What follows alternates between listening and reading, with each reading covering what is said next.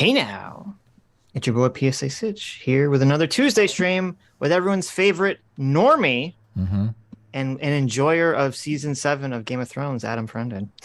Well, I mean, I didn't hate it, so. We're joined today by Godless Girl. What's How you up? Hi. So you did a video recently with Skyler Fiction, who Skyler Fiction has been on the show before. And I mean, I don't think very highly of Skyler Fiction, obviously, if you We can talked tell. to Skyler Fiction? Yeah, we did.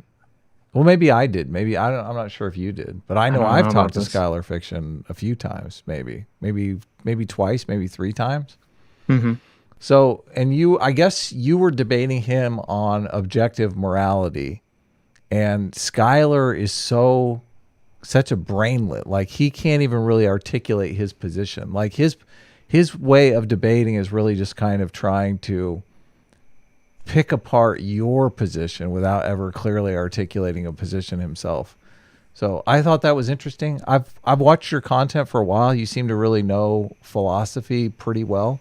How would you gauge your scholastics on philosophy? Where would you say you're at? Well, it's all self-taught. I've never had any formal education. Just maybe philosophy 101 when I'm a college dropout though. But I've just taken it up as a hobby online. So like I could name a lot of different positions on morality. Skylar couldn't.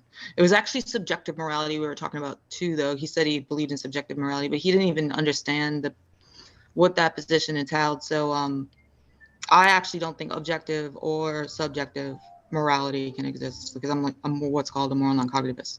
So I don't think moral propositions are either true or false, especially on the atheist worldview. Okay, I myself am an atheist, but I make the distinction between atheist and anti-theist. I think anti-theists do have a worldview, and that worldview is that the world would be a better place without religion. I don't believe in God, but I don't think the world would be a better place without religion. So I kind of make that distinction. Which category would you be in? Well, I mean, anti-theists are usually atheists, but Oh, obviously, but I think the anti-theists. world would be. I think the world would be a better place without those fucking internet atheist anti-theists because they're so whiny. They're so whiny, aren't they? And they tend to be really like low intelligence. God, I love I love that you said funny. that. So I guess maybe you aren't an anti-theist. I didn't know. No, You're I'm anti-theist. I used to be a really long time ago when I was like new to the atheist community. I was crazy. I was like arrogant and militant, anti-Christian, but I've come to despise a lot of my fellow atheists. I spend more time online attacking them. I spend more time online attacking them now than I do like debating Christians. I've been around the debate community for over a decade. Yeah, no, you're really good. I listen to your stuff a lot, and I like the way you kind of go in on people's positions, and that's why I have my position. I'm kind of discovering, and I'm in this weird position where I feel intuitively that my position is objective, but I don't really have the enough knowledge about philosophy to really spell it out, articulate it in a way that makes sense as being objective. So I thought maybe you could. Your position on what? Morality. Yeah. Oh, okay. So let me give an example. Like, Well, wait. Before we get into that, there's 2 things I want to ask. The first was, what changed your mind on the atheist community? Like because you said you started kind of anti-theist and now you're kind of anti-theist. Okay, so one thing was I used to think I was like, I think the atheists are actually really bad at defending their position. I used to be really biased when I would watch debates and like think the atheist always won. And then this brand of Christian debaters called presuppositionalists came along and they were just destroying atheists left and right. But then also when it comes to like the actual atheist movement with like those secular organizations, I watched them destroy themselves with this third wave feminism bullshit. Right. It just completely came in and took over, clouded their minds. And I watched a lot of the leaders of the atheist movements. Ironically, the men who had helped feminism come in and poison the movement were taken down by it because they were, falsely accused of rape and sexual harassment. And these people who call themselves fucking skeptics will, like, you destroy a whole man's career just with an allegation. It's insane. And it's interesting too, or ironic, I guess, that a lot of these people that are atheists kind of have this religious fervor for wokeness or for feminism or these other ideologies. Exactly. And the other thing was, you said that you were not you don't believe in objective morality, but you also don't believe in subjective morality. And then you had a term which I've never heard before for what you believe. It's called non-cognitivism, and then it's also there's different kinds of non-cognitivism, but mine's called emotivism, because I think people are just expressing, like when they say something is wrong, it's like they're saying boo, boo, that's bad. And when they say that's bad, they're saying boo, don't do that. Like they're expressing their moral intuition. Yeah, but I don't think that it's like propositional, even though they put it to say, like, when they say like X it's emotional. Is that what you're saying? Like it's just an emotional reaction? Yeah, it's their preference, and I don't think preferences can be true or false. Right. Well, but how is that not subjective though? Well, it's neither objective or subject, because if it's not true or false, then it's not subjectively true, because it's neither true or false. Just so you know, I don't know how familiar you are with, but in like philosophy, like objective morality is going to mean it's these moral propositions are true, independent of minds. That's what objective means. Right. It's independent of any minds. Right. So I actually used to think I even knew what that meant, but recently one of my friends on Clubhouse was like dissecting what I thought about it, and I realized it's kind of like just gibberish, I think, because what does it even mean for there to be reasons when we say something is objectively morally true? That means like we ought do it independent of our desires. And what does it mean for there to be reasons independent of our desires? I'm not sure that that's even meaningful. Well, I guess the way that I viewed it is something objective is something that exists outside of like human experience. So, I mean, water is going to have it's going to be H2O chemically. Like that's just a fact of nature. It's an objective fact, regardless of what humans think about it. And I guess if there was objective morality, and this is probably going to come up, I think what most people mean by objective morality is that there's some kind of moral truth that exists outside of humans, that exists in the fabric of nature itself. But I guess what I'm a little confused about is that I thought that the word subjective generally meant, it meant your preferences, it meant your opinion or something. So that's why I don't understand, because you're saying that you're not talking about something that's subjective when you're talking about someone's personal preferences. No, I am talking. I mean, I do think that when people make moral statements, it's their preferences. But where I disagree with moral subjectivists, like say a moral relativist will say, well, it's true to them. I don't think that preferences can be true or false. So maybe I'm just like conceptually impoverished, but I can't even wrap my head around what it means to say, like, if you prefer to eat chocolate, we ought eat chocolate. It's true that we ought eat chocolate. It just sounds like you're saying that you like chocolate, and it can be true that you like chocolate, but it's when you bring in this like normative ought thing, then I'm just I don't think it's a proposition. Well, maybe I guess maybe I don't know, because I don't know like philosophical terms. I don't know what is moral. What does it mean to be a moral subjectivist? What does that mean? Well, they think that moral propositions can be true or false, but they don't think that they're objectively true. They think they're dependent on minds. And there's going to be different positions. So they can be true or false to each individual? Is that? Yeah, that's what like a moral relativism I see. relativist would be. Yeah, a moral I see. relativist is a moral subjectivist. And you're And then saying they there's some can't be other, true or false at all. yeah. So I'm just like it's Generally, relevant. though, moral relativism encompasses like a political understanding that, different communities have different moral standards, and those moral standards, we shouldn't judge those moral standards. That's Okay, so normally there's what people. probably Yeah, go ahead. so there's probably going to be we might be talking past it's some points we might be talking past each other, and because there's like what it's used as colloquially, and then in politics, like everyday language, and Hmm. then what I'm just talking about Okay, is in philosophy. I So I'm gotcha. not even, yeah, I don't really have anything to say about like what's when people say in everyday language, like if somebody says we ought not it's wrong to kick puppies. I That's in everyday language, I know what they mean there. it's Right. Right. it's when we're like dissecting it in analytic philosophy that So, what is the philosophical moral relativism definition? more, I'm not sure, I'm not Okay. confident, but I think it's moral propositions are true relative to a person, true and false Okay. relative to a person. But I'm saying that I just don't even know what that means. Sitch, you. Okay, you can go back to your question, Adam. Well, Sorry. I interrupted. It's funny that you're saying you're an emotivist. I feel like we have some overlap there because I mean we talk all the time on the show about how people are just driven by their moral intuitions, like they have some gut intuition, and you summed it up perfectly when you're like, "Boo." I mean, they're just saying, "Yuck, that's disgusting. I don't want any part of that. That's that I don't like that," or they say, "I do like that," and therefore that makes it correct.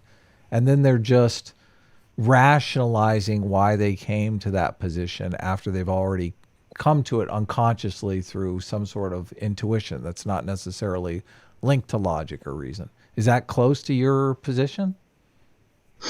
Well, the thing is, when somebody says boo, I don't think that boo is true or false. Right. And other people seem to think that, well, I guess they're disagreeing that people are saying boo.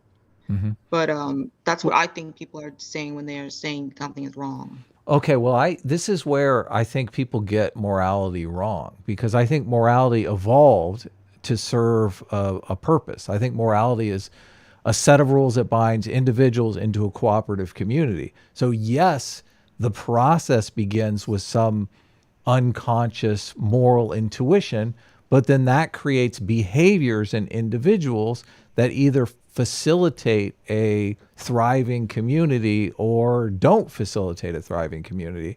And it's the set of rules that facilitate thriving communities competing against other communities that end up becoming like a moral system that survives over time in a very evolutionary way. So if you're looking at that system, and like an analogy might be like the human eye. Obviously, the human eye has evolved to take in light, and there's a certain design principles that work well with an eye. The eye has even evolved in other species, not there's been parallel development between species where how evolution works. It's basically building on things over time. The eye has evolved in two separate evolutionary tracks just because the design features of the environment force that same kind of, round structure with some sort of iris that takes light in and focuses on the back of some sort of photoreceptive palette of cells. Like that's a design feature that's there. But my question is really like how it seems wrong to say that the design features of an eye are subjective because you're wanting to accomplish a certain goal. Like aren't design features in themselves somewhat objective or need to be objective?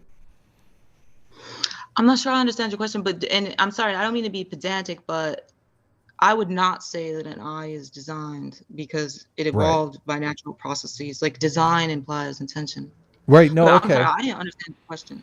So I'm just using, I agree with you. I don't think the eye was designed in any way, shape or form. I think the eye evolved and it evolved in small steps based on feedback from the environment, right? So, maybe an eye, I'm sure, from the old atheist debates, people have talked about the structure of the eye, and many creationists come in and they point to the eye saying, obviously this is so complex, it had to be designed.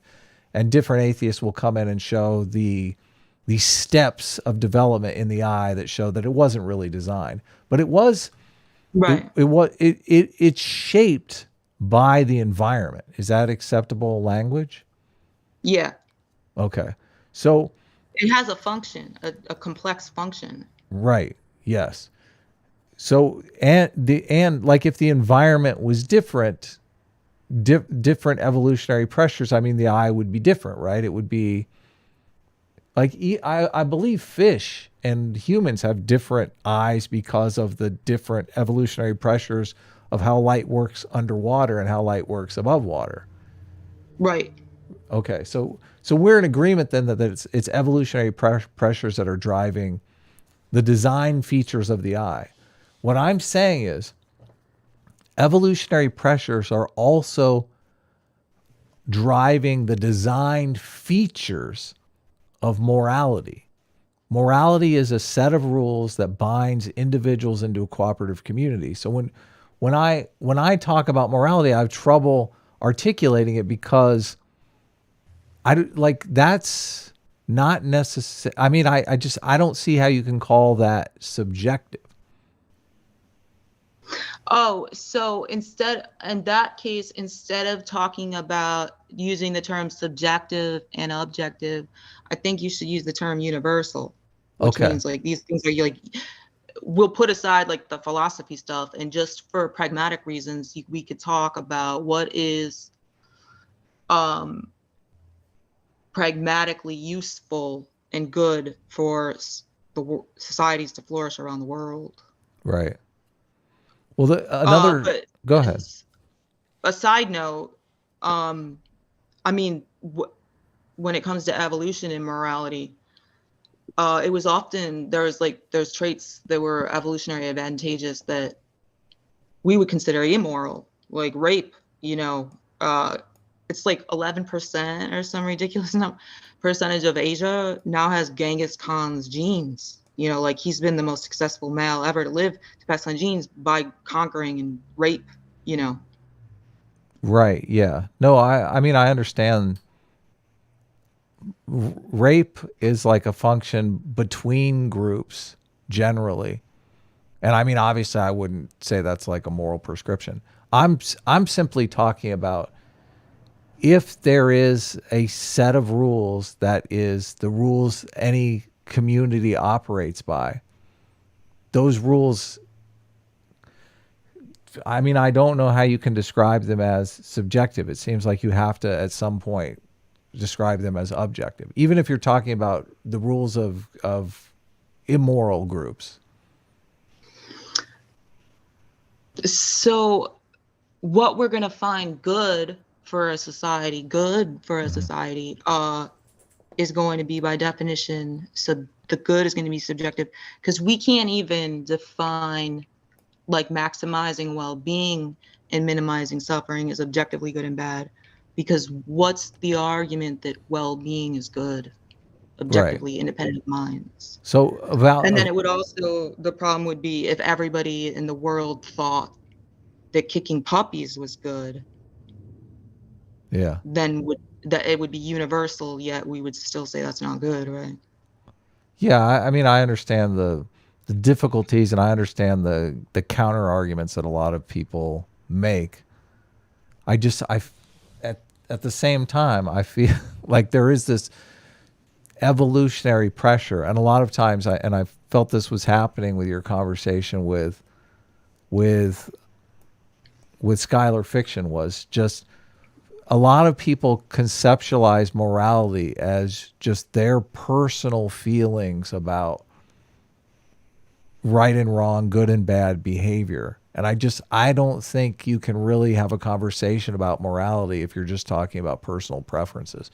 And even if you're in a situation where, you can say that your personal preferences are subjective. Those personal preferences are going to elicit some sort of behavior, that there's going to be this feedback with other people around you, with your society, with the law, with law enforcement.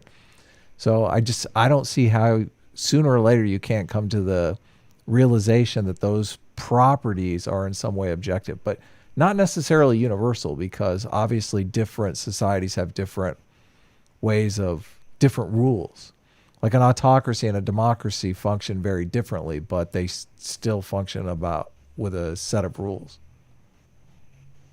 Yeah, so I don't really disagree with what you said at all, and in like everyday language. It's just that I don't debate, like I'm not used to debating politics with I'm always talking to people about philosophy.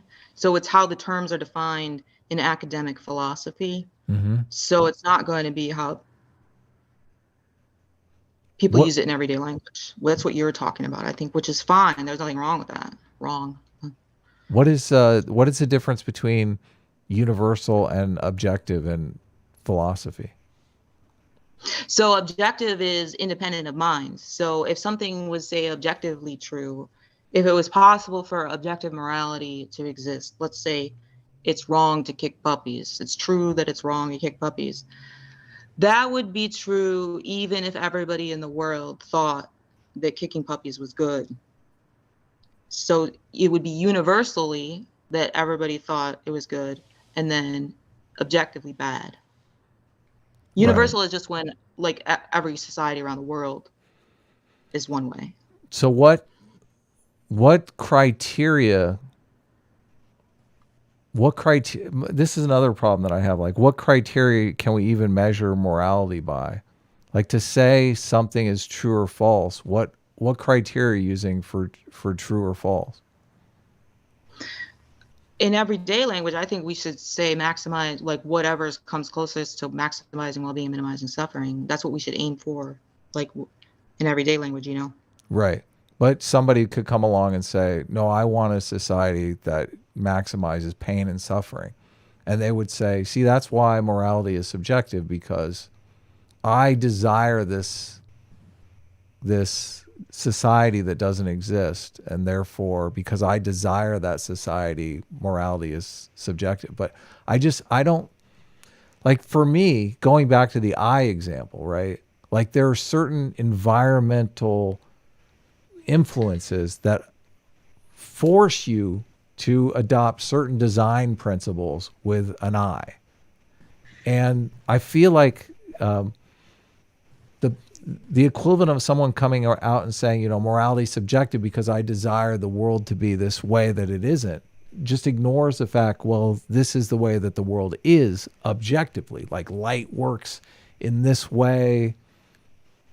You know, it has these certain properties that we've measured. So this is the thing that I have the most trouble getting past when I'm having conversations about morality.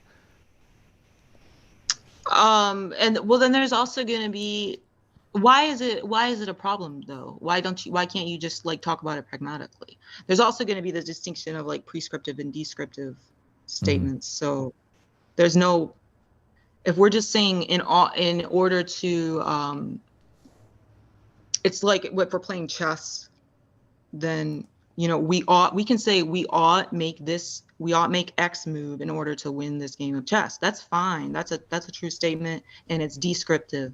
And it's even objectively true that we ought make this one move in order to accomplish winning chess.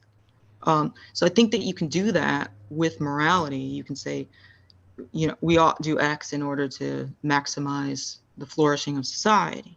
Right. So the thing though, and it's difficult because people always go to the fact that it's maximizing the flourishing of society. I think that is like the evolutionary objective, in the same way that the evolutionary objective of the eye is to create some structure that allows us to see a pictographic depiction of the world around us. It's harder with morality because people, I don't know why this is, but they just want to rebel at the idea that morality evolved to facilitate human flourishing. Like they don't like that. I'm not sure. You'd have to show me like a clip of who you're talking about and exactly the context and stuff. But I would also disagree with that. It's more. It's like an evolution. It's evolutionary advantageous often to take advantage of weaker tribes or weaker countries. Like I assume you live in the United States. So like we have these people living in third world horrid poverty conditions, and well we're kind of like the Western world is ruling the world, Mm-hmm. So that's not what we would say is to make humanity flourish, but it's an evolutionary. The fact that we're willing to do that is evolutionary advantageous to us, because they have like these horrible infant mortality rates, for example, because they don't have health care and our infants are living. Do you understand what I'm saying? Yeah, no, I actually did a debate with Kent Hovind over like the evolutionary, how slavery is immoral and how evolution basically proves that. So I understand what you're saying, but if the goal of society is to build like the largest society, like evidently, obviously, if you're playing basketball, a team with 100 members is going to beat a team with 2 members, right? Like a society, the bigger society is going to beat the smaller society in productivity and flourishing. Potentially. I mean, obviously, it depends upon the rules. If you set up rules that the larger society, it doesn't work. It doesn't facilitate cooperation in the larger society, and the smaller society has more cooperative rule set, then they can potentially outcompete this larger society. But all of these variables figure in, and I would argue that subjugating people is one of the rules that we've discovered doesn't facilitate a thriving society, and actually moves you more away from a thriving society. So don't you think that the United States is thriving? The United States is thriving, but I don't think we're subjugating people.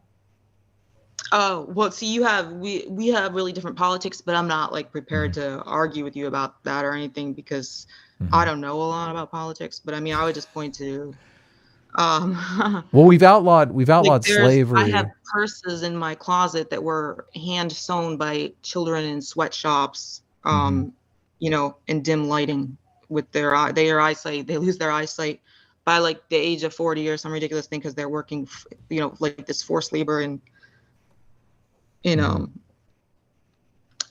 lighting, which is just absolutely horrible. And then Americans have this cognitive dissonance about it. Right. So those people are subjugated. Well, do you think that people intuitively want to subjugate those people, or do you think morally people don't want to subjugate those people? Like you seem to intuitively be saying we're subjugating those people and that's wrong. Yeah, it is an intuition, but I think that Americans are just they turn a blind eye to it. So because it's not in their face and it's happening across the sea, then they have cognitive dissonance about it. My interest really is how to get to the objective measure that subjugating people is wrong. Like you seem to intuitively think subjugating people is wrong. I intuitively think subjugating people is wrong.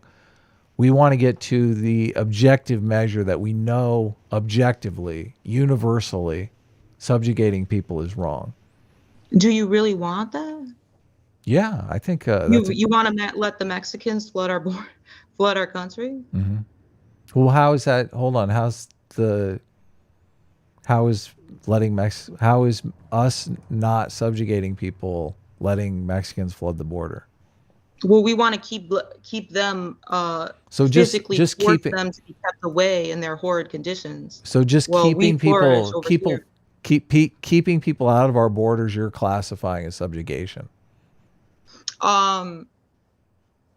I mean, I wouldn't classify that in as a way. subjugation, but Well, then I don't know the details because I don't know a lot of politics, but like there's going to be stuff with commerce and taxes, I think, sure. but I'm not educated enough on the What is topic your to discuss. what is your moral position? What are you're a subjectivist or an objectivist? I guess you're I'm neither, so I don't. Well, in philosophy, I'm neither. But I mean, I can talk about shared moral intuitions with you, right. which is like talking about preferences. But you just think you stop at personal preferences. Yeah, I don't think it's anything more than a preference. Okay. But I think that there's like some universal. Not every single person is going to agree, but universally, they're going to have the same moral intuitions. Do you accept that there's a link between morality and the structure of society? Oh yeah, definitely. Okay. So if there's a link between morality and the structure of society, those personal preferences, the personal preferences that everybody in the society has will generate a certain society, a certain level of thriving versus not thriving, correct? Sometimes, but like so in our society, people don't even like even if we're just looking at America, like what is it? Like 0.01% of the population owns like 90% of the wealth or something. That's not the right statistic, but it's some ridiculous thing like that. We have this ruling class, and then it's depending on your definition of subjugated, you could say all the rest of us are like subjugated, even people who are like doctors. Like the gap in wealth is so drastic that if we were to just overthrow the ruling class, us Americans, like this 0.01% of the population, we would be thriving so much more. We're allowing them to subjugate us. So, but I assume you drastically disagree with me about that. Well, I think income inequality presents problems if there are, a lot of people living in destitute conditions. I don't necessarily know that it matters much on the upper end. I mean, if you have rich people who are rent seeking and literally subjugating people, that's obviously not good. But I mean, if our society's structured in a way where they're creating value and producing value for people, I think that's obviously good. But everything that we're talking about, objective things that we can objectively measure about the health of society, right? You brought up income inequality. So that's something we can measure, right? We can measure what everybody makes and look at the disparity between those that make a lot and those that make a little. Yeah, But that's not I subjective. overthink stuff because then I want to say that health is even relative. Like, what is healthy of a society? We'd have to. But if you pick a specific thing, and then we can objectively talk about in just a descriptive sense what we need to do in order to accomplish that. Mm-hmm. Right. Am I not following what you said? Maybe. What's that? Am I not following what you said? Maybe. I think we might be talking past each other a little. No. I think we're doing fine. How are you doing, Sitch? Our surrogate father, Daddy J-Mac. Thank you so much. J-Mac gave us $400. Holy shit. Thanks so much, J-Mac. Yes. J-Mac says, what's morality. The biggest you guys ever got? 2,000, right? I think, yeah, $2,000. We used it in our video. We got 2,000, and then I think J-Mac's given us 1,000 before. So yeah. Or maybe it was J-Mac that gave us 2,000. I don't know. But J-Mac's given us a crap ton of money. J-Mac says, morality is all about prescriptive outcomes. It's like buying a car. I have to convince you why the car I want is the best car, safest ratings, great gas mileage, etc. However, at the end of the day, maybe all you care about is driving fast. Only through convincing the group can your moral prescription win out. Yes. Okay. There you go. Okay. It is, I mean, the problem is that people's interests aren't always aligned, but I always feel like society is kind of working on getting the most people's interests aligned. That's kind of how things work in politics. Go ahead. Another thing about that is what's objectively good for a society in that way is going to change over time, right? Well, So it's not constant. I think the environment is going to change, but I think the goal is universal and objective. It's to create it's to thrive. It's to create a society that sustains itself over time. Right. Yeah. I mean, that's the same as nations. Nations obviously are about sustaining themselves over time. I always, whenever I listen to these conversations about morality, people talking about morality, they never really get to the society portion of it.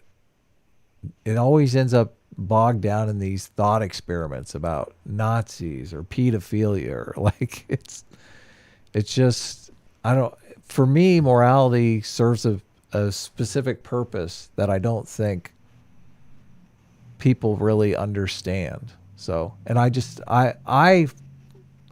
have a very different way of looking at morality, but my gut intuition is that everything I'm talking about is objective, not subjective, because the environment is objective.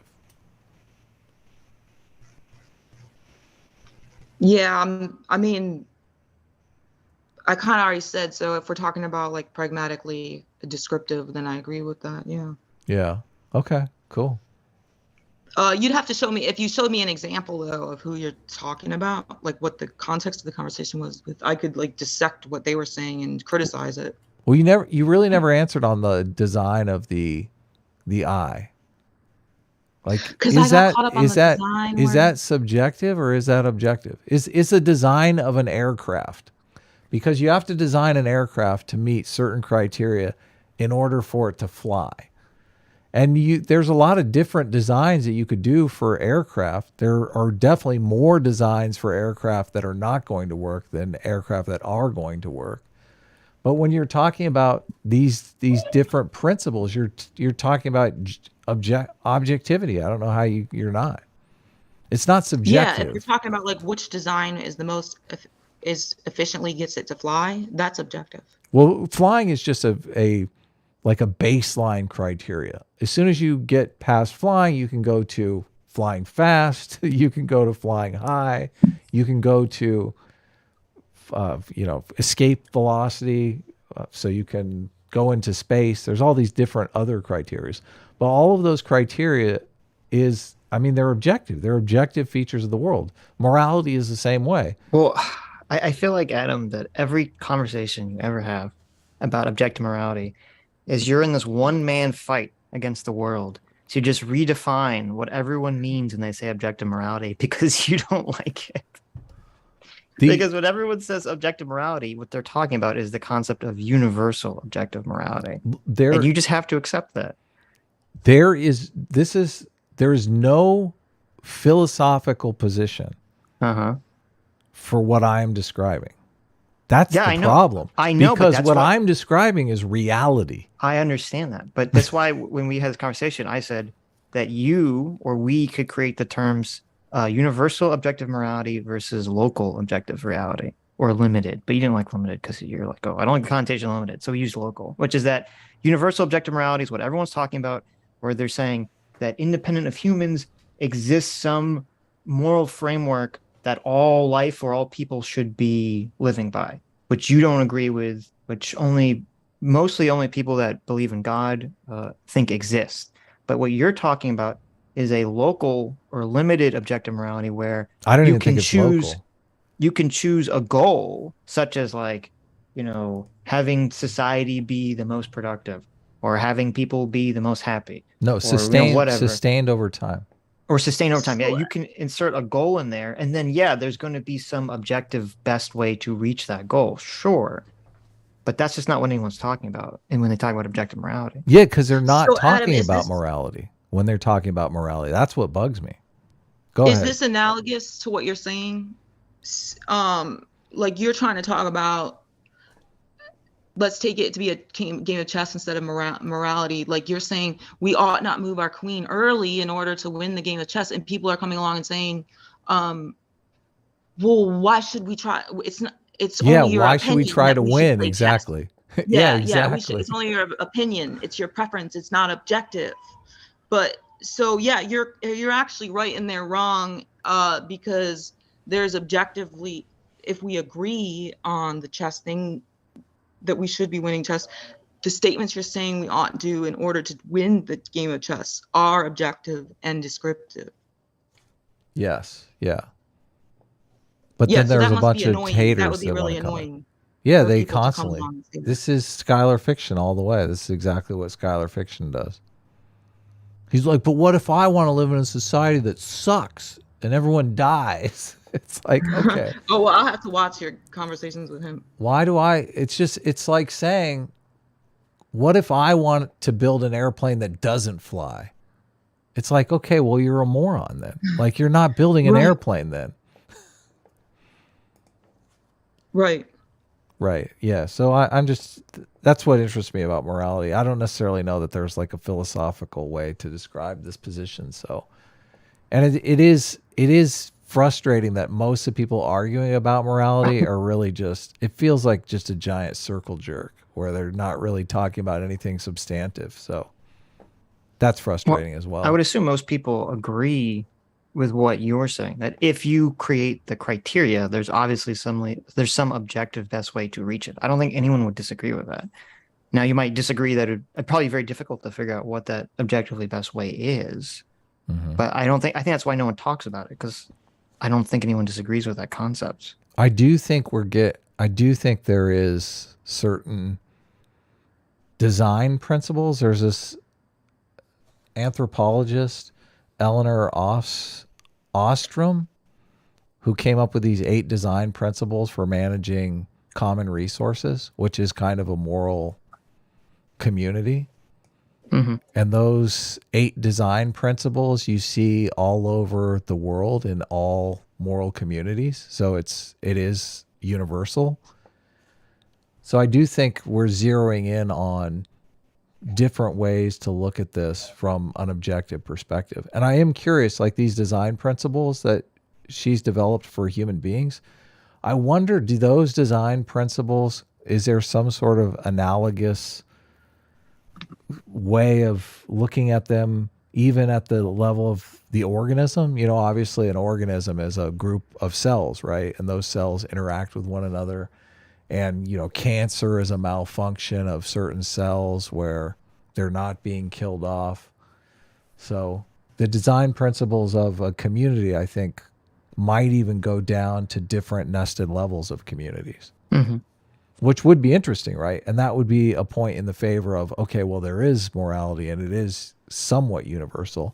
I mean, if the same sort of rules that govern an organism at the cellular level are the same rules that govern a society, that would be pretty crazy. It's not universal because you don't know, well, not no one. Most people would not want to base a moral system on biology at all. I mean, that would lead to horrible moral outcomes, I think. Well, it depends. I mean, it depends upon where the competition and cooperate, like the level of competition and cooperation. Like if we could get one world society, then all of a sudden, which, I mean, that's the direction we're going.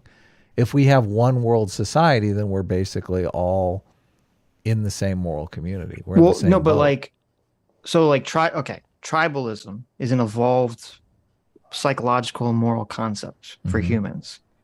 You know, we're going to treat our in-group one way, we're going to treat our out-group the other way, and we're going to generally treat the out-group as, you know, we can do whatever we want to them. We could kill them, we can rape them, we can take all their stuff. That moral prescription, though, is not in every moral community, obviously. No, but that's from biology, though. That's a biological moral system. So why would you want to base morality on biology? I mean, is it? What do Of you? What do course it you? is. Where Look, does tribalism is an you're evolved saying tendency.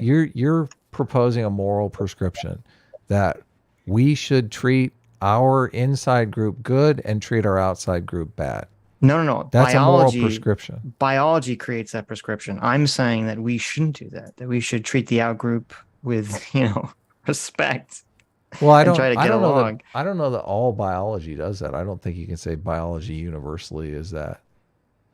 What if it has to? What do you mean? The way that the in-group out-group evolved was by making distinctions between, this is your offspring, so feed it, versus this is a potential threat, kill it or run away from it. Are you saying that we shouldn't base our moral communities on biology? Is that what you're saying? Are you saying biology sets up rules that are abhorrent and that we shouldn't adopt those rules in our? Yes, of course. Okay. And this was a conversation that you had with Christian. Well, no, I'm biology sets up law of the jungle. So why would we want that to be a moral framework?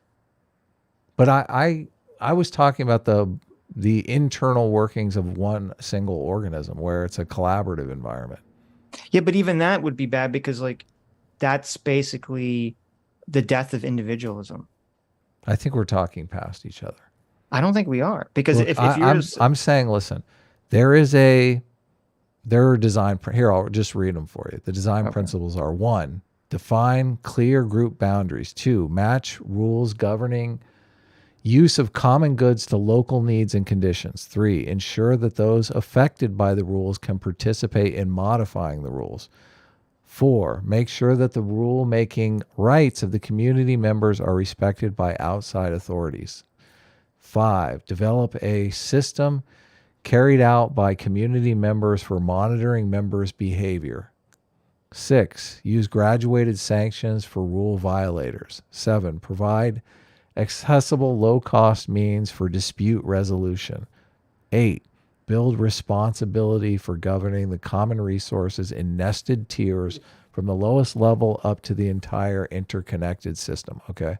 So these design principles are used over institutions and moral communities and all over the world to design common resource. None of that's biological though. So I don't know what you're talking about. Well, I'm saying that in your body, which is also a community of cells, sometimes some of those cells, sometimes some of those members get out of hand, right? And it's called cancer. They start monopolizing resources for themselves and not sharing with the community and growing.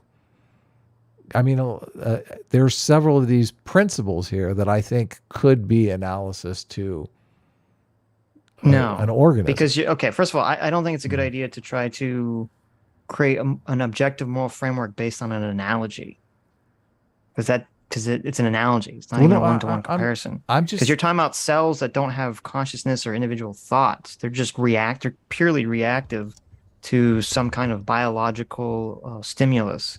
And so when you have cancer cells and stuff like that, it's an accident. It's not like the cell is a bad actor in society or something. Let's go through them. Look, your body, a sitch. Yes. A sitch. Yes. Define clear group boundaries. Okay. You got your skin, you got your personal space around you, right? 1 has been met by the Sitch organism. 2, match rules governing use of common goods to local needs and conditions. I'm assuming that I think you said you're lactose intolerant, so you don't eat milk. So you are using rules to your own local conditions, right? Yeah. That one meets the criteria for the Sitch moral community. Ensure that those affected by the rules can participate in modifying the rules. That's you. That's all the cells of your body. But that's not true. The cells can't modify the rules. Yeah, that one definitely breaks down, right? Because the cells are. Well, I don't know about that. Certain cells can modify certain cells can change the environment, the local environment in their body and make you feel differently.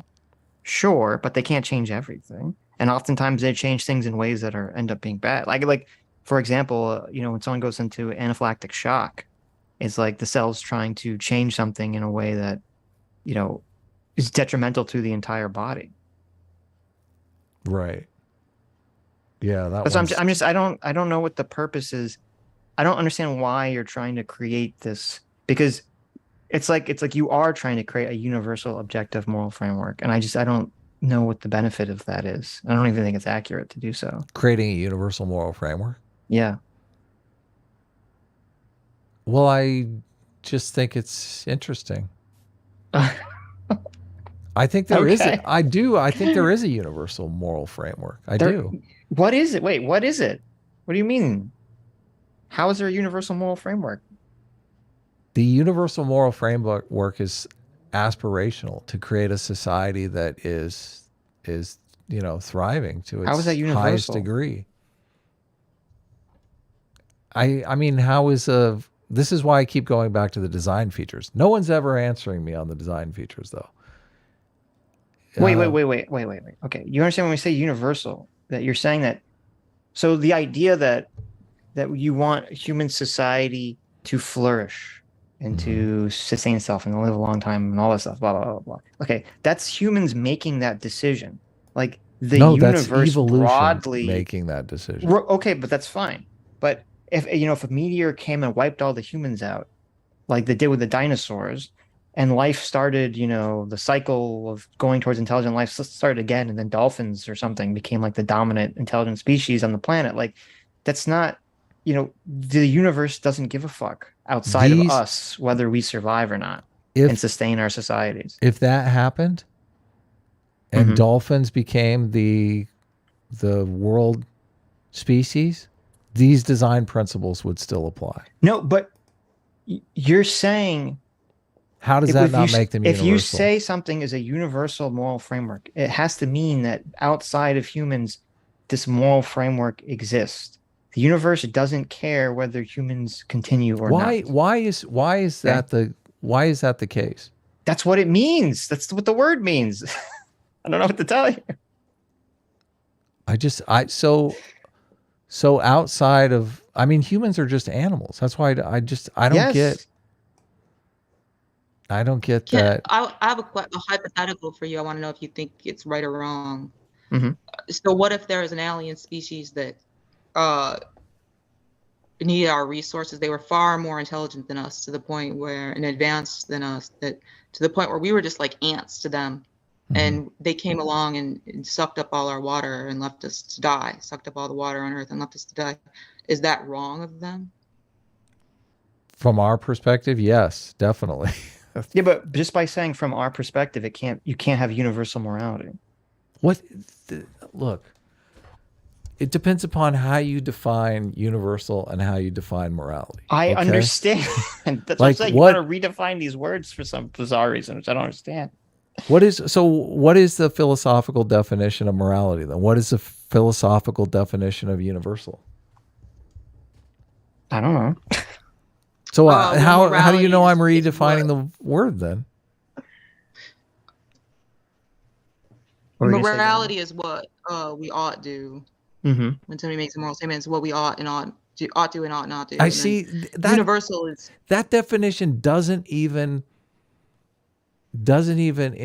embody some sort of objective. Like what do you mean what we ought or ought not do? That's ridiculous. Like it's do you mean? completely completely dependent upon the environment. Like you somebody don't said in the live chat, you're trying to solve the is-ought gap. Do you know what that is? Oh yeah. Do you think that's what you're doing? The is-ought gap? That no, not really. I mean, Are you trying to get an ought from an is? Like you're describing how the world is and then saying we ought to do things this way because of the world is this way? well, I'm not sure that I really buy into this whole is-ought thing. I mean, it seems like it's just a definitional thing. They're saying, obviously, if you're looking at things in the objective world, you're in the is category, and if you're in the looking at moral systems or design systems, you're in the ought category. But I don't, you have to, if you're going to design something, you have to take into account the pressures from the environment. I don't think you can, I mean, you can't do anything without considering what the goal is. So I just, the whole idea that there is some universal behavior, I mean, it's completely contingent on what the environment is. So maybe here will be your lifeline, okay? Because some people define moral objectivism as that there's an objective universal moral principle that is valid for all people. So if you're just going to limit it just to that definition, that it only has to be valid for, people, i.e. humans, you could make some argument that there's some moral system, I guess, that you think, well, actually, no, you still wouldn't be morally objective because you're still embedding in it the goal of a sustainable society. So to me, that makes it not objective by the fact that you're doing that. Well, it's just life embeds it in there, though. That's the problem. Well, no, but I don't even think that. So, like, for example, if we created AI that could put us all in like a matrix, where that we could all do whatever we wanted in VR and we all lived in little like pods and the robots just control it and, produced more humans and we just live like that for 1,000,000 years. Would that be a moral way to live? Would that be a way to live for humans that you'd want? I mean, sure. I don't. Okay, I feel like most people would say what no. are we? They What don't are want we? that way. This is why I can't stand the moral talk, because it always Yeah. ends up in thought experiments to prove that morality can't be objective. So you basically create a world that doesn't exist. It's like it's Wait a minute. What I suggested it's like is not- talking it's like talking about the design of aircraft and then saying, well, what if air was concrete? Okay. It's like, so wait a minute. Okay, well, I don't really know how to have a conversation Wait a about minute. designing aircraft. If It's air very is possible concrete. that we could create the society I just talked about. That's not within the realms of impossibility. Sure. Okay. And so what I'm saying is that a lot of people would say, well, and we can even add an extra element where people that are born in the matrix don't even know that there's a matrix. They're completely unaware of this. Okay. Sure. But I think a lot of people would intuitively and logically and rationally say, I don't think it's moral to basically have people be born in the matrix, even if it means that humanity will continue indefinitely for millions and millions of years safely because our bodies are protected by the robots. Do those people have a say in modifying the rules? No, they don't. So those people that are affected by the rules don't have a say in modifying the rules. Bam! They've not met criteria 3 of objective morality, and but that's your subjective. Therefore, they are being subjugated by whoever created this matrix. Now, wait a minute. Who created the matrix? Do they have a say? Wait a minute. You deciding that people should have a choice in the system that they live under is a subjective criteria. No, it's not. It's why is that? Why is that valid? Why is that important? Well, every single functioning moral community over the entire globe uses that as a design principle. When they don't use that as a design principle, they fail. What do you mean moral community? I don't know what that means. So I'm saying that if you don't adopt that moral community, and the movies, The Matrix, even play this out, because the people who don't have a say in modifying the rules rebel and destroy the Matrix. So okay, so what there you have it. Okay, we've had lots of societies that were constructed historically where people could change the outcomes of their society, and that society for one reason or another would end up dying out. So if you have a society where people can choose and vote how their society should be run, and that society dies out, but you have another society where there's an authoritarian ruler or a king that makes those decisions and that society thrives and continues, which one of those is the more moral society? Well, this is the thing. Mm-hmm.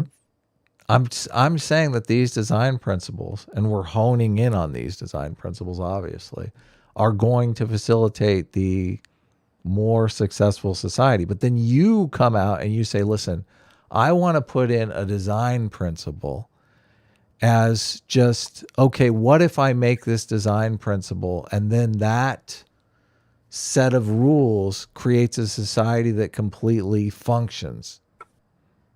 But you're putting in a design principle that's just like obviously abhorrent to people because, I mean, I would argue that that design principle is going to make a society that doesn't function. No, no, what I'm saying is that you're trying to create some sort of framework for objective morality. And I'm saying it doesn't work because the ultimate goal of your objective morality is to create a sustainable society that goes forward into the future.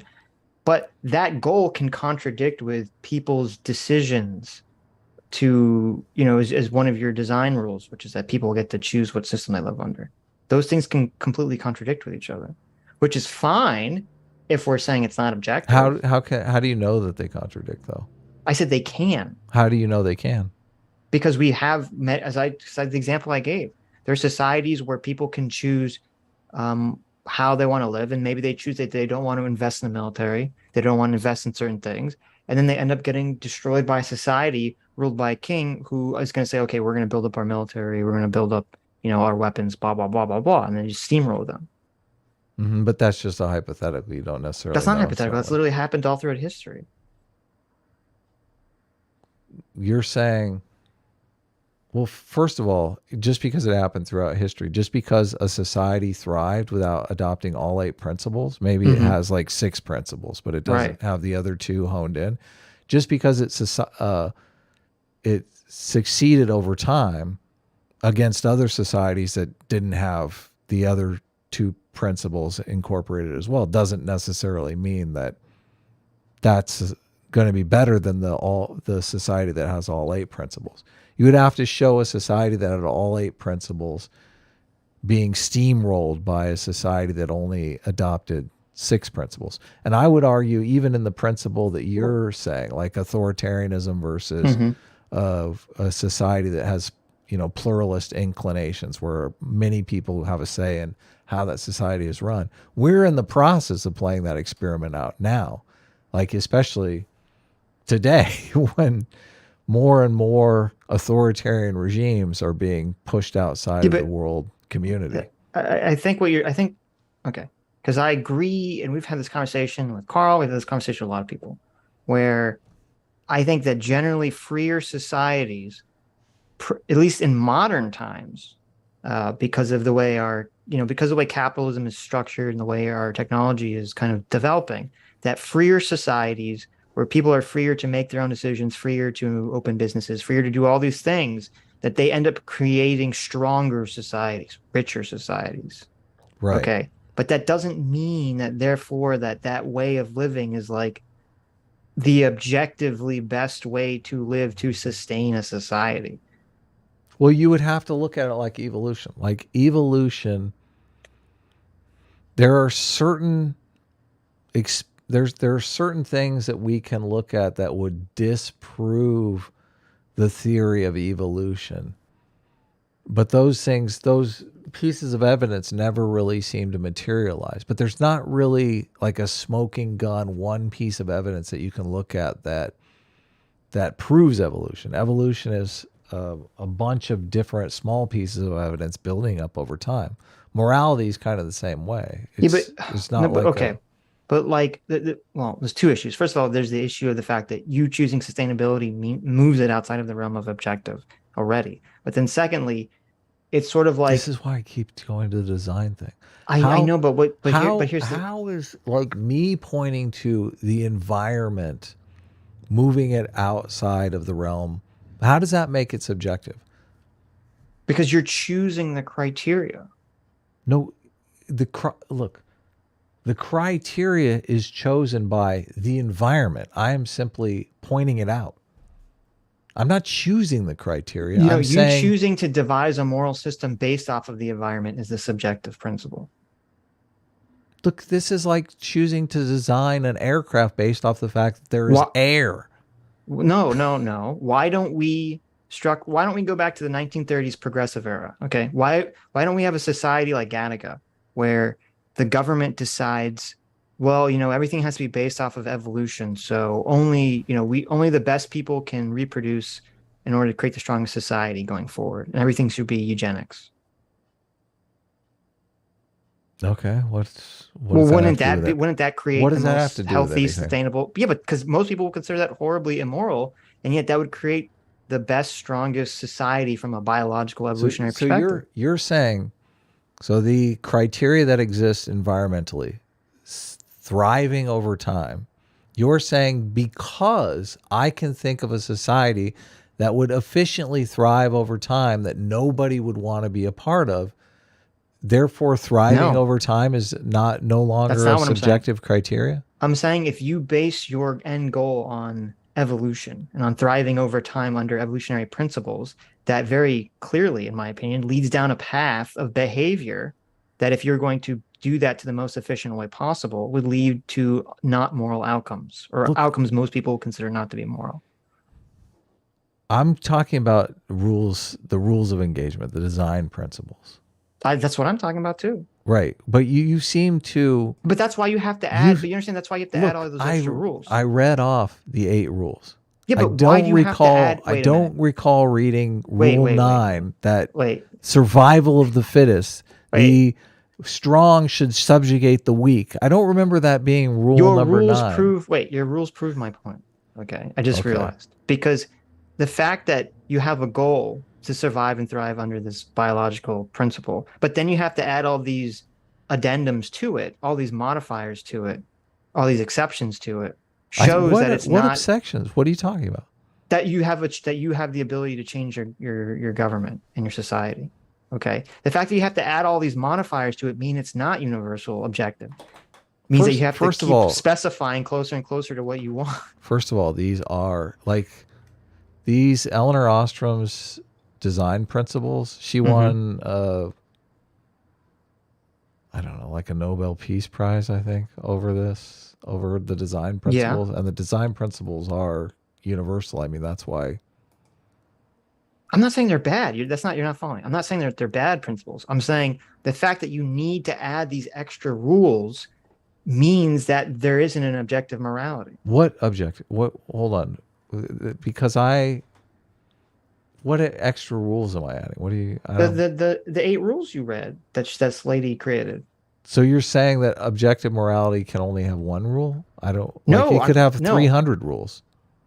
No, I'm saying okay, we're talking about universal objective morality, not Right. objective morality. And under universal objective morality, you're creating an end goal, an end point. You're saying to thrive and survive. Okay, under some sort of evolutionary principle. Right. Right. Okay, that is not a universal objective moral framework, and because you have to add all these extra things on top of that to say, well, I can see all the bad directions that following that principle would go, so I have to add a bunch of extra rules to it. That means you're already limiting it to it, and it's already not a limit, and that's already not a universal objective moral system. Say that again. The fact that you have an end point, an end goal, that you have to add all these limiting factors to, proves it's not a universally objective moral system. What limiting factors? All those rules that you laid out are limiting factors. Well, that's the whole purpose of rules. I mean, obviously, we're talking about morality, which I is understand that. the rules of right and wrong behavior. But then that already means that the idea of thriving and surviving is not a universal objective moral framework or position. I feel like we're just disagreeing over the definitions of words. I don't think we are, but well, I just you're saying we can't, and this is a common refrain. We can't think about evolution when we're talking about morality because evolution has to do with survival of the fittest, and obviously survival of the fittest is bad.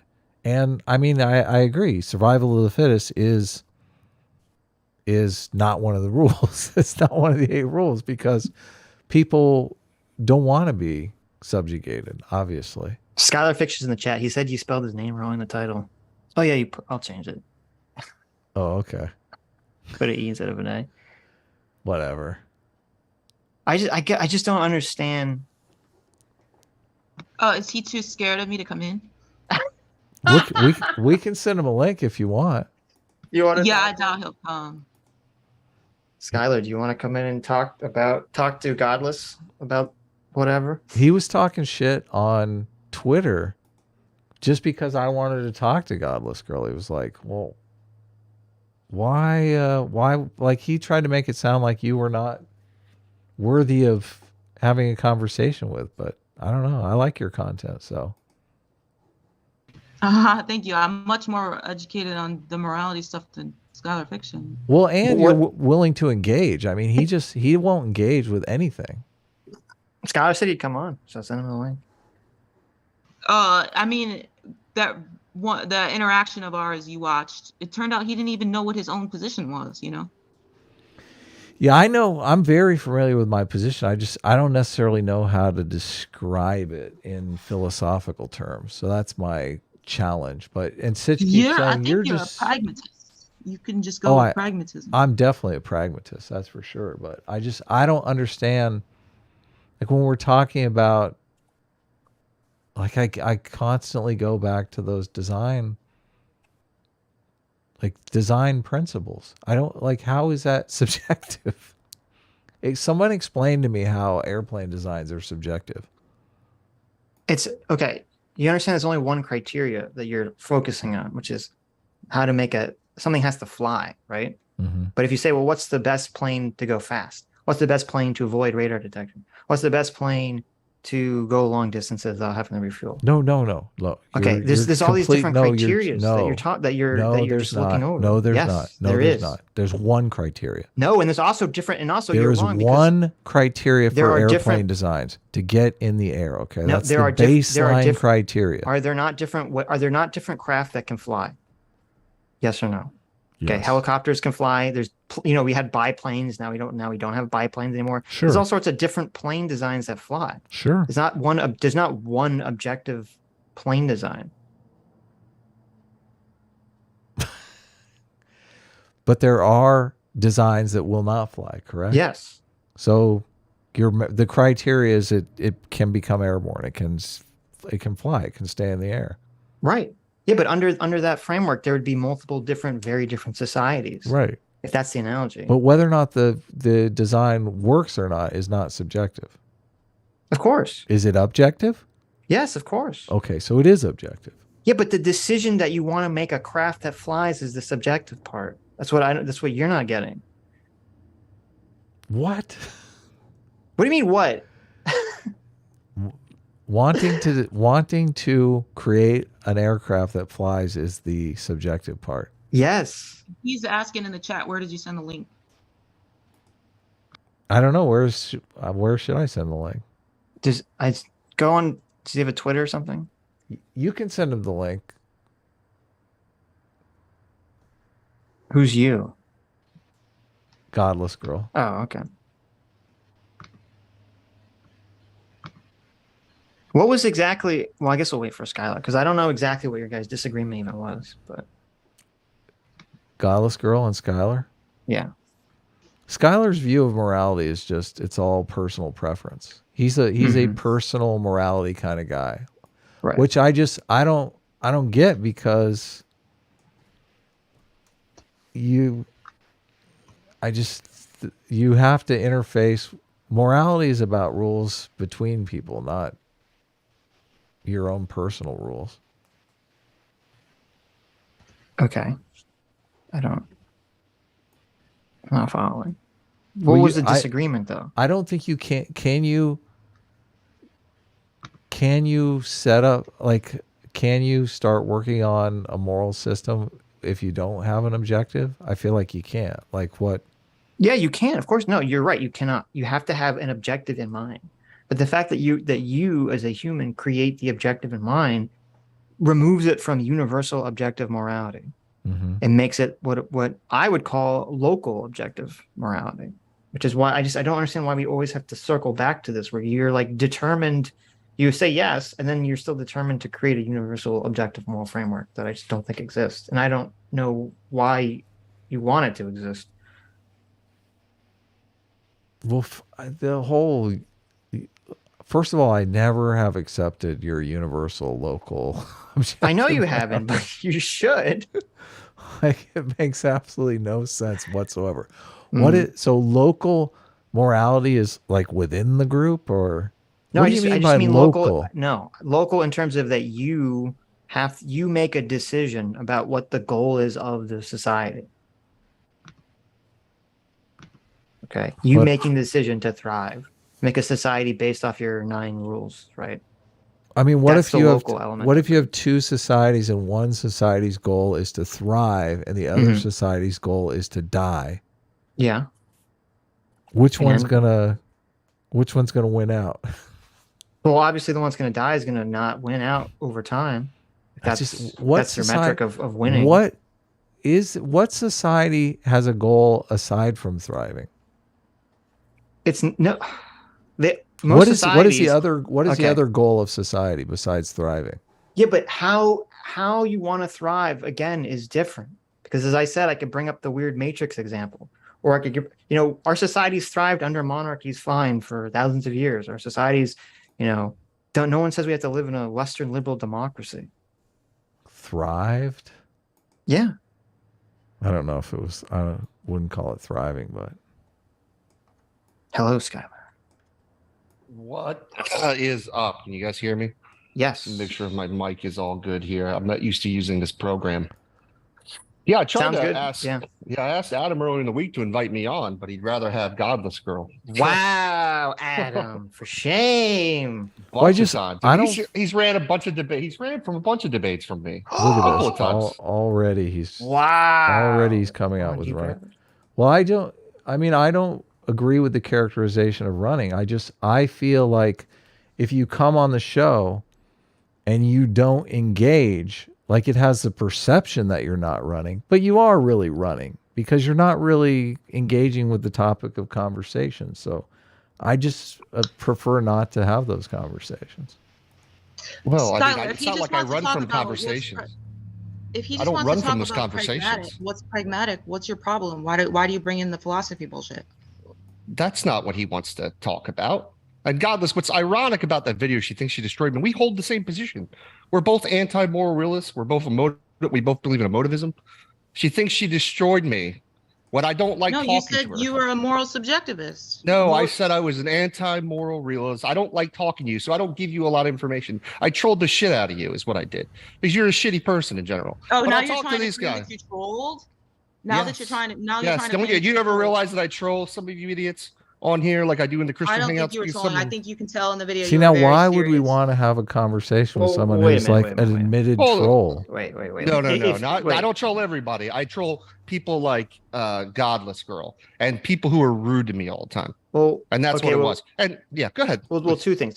First of all, I'm not familiar. I didn't watch the video that anyone's talking about here. Yeah. But if you told Godless something that wasn't your actual position, and then she destroys that position in the video, I mean, it's not her fault. Doesn't. That she doesn't. Yeah, but I'm saying it's not her fault if it's not really your position. If that's what you said your position was. Yeah. When I said I was a moral subjectivist, what I meant is that morals come from me. The idea, it's still morality, even emotivism. It's still describing a version of morality. Incompatible, you retard. Emotivism is incompatible. See, this is why I told you guys I don't like her. She's a clown. She just calls names when she gets angry and doesn't like to be told when she's wrong. Please. Moral subjectivism is incompatible with emotivism. It's not true. It's still not moral realism. You don't believe moral facts exist. And that was the first statement I said to you. I don't believe in objective moral facts. Right. That's not what I'm talking you had no about. goal. You had no goal. And you're taking one sentence I had, what I said, which said moral subjectivist, which is the reason I just say that it's easier for people to understand opposed to saying moral objectivist or moral realist or anti-moral realist, because a lot of these people don't understand these terms. right? I said one sentence, which is moral subjectivism, and then you ran with it. And then when you asked follow-up questions, we came to the same conclusion. We have the same moral position. No, that's not what happened in the video. Well, I'm everybody okay. can watch it. Go back Let- and watch it on my Happy Let channel. to me watch video. maybe I can act as the moderator. Maybe I can build the bridge here. Okay.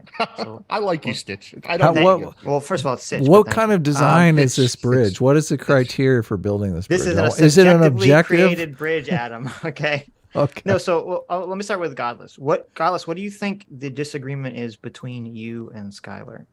Well, I think he just didn't even understand what his position was. And when he's called himself a moral subjectivist, so he was saying that he thought moral propositions were true relative to him, subjective to him. And then when I started to argue that preferences cannot be true or false, he's like, "Oh yeah, Godless girl, I actually agree with you. I'm an emotivist too."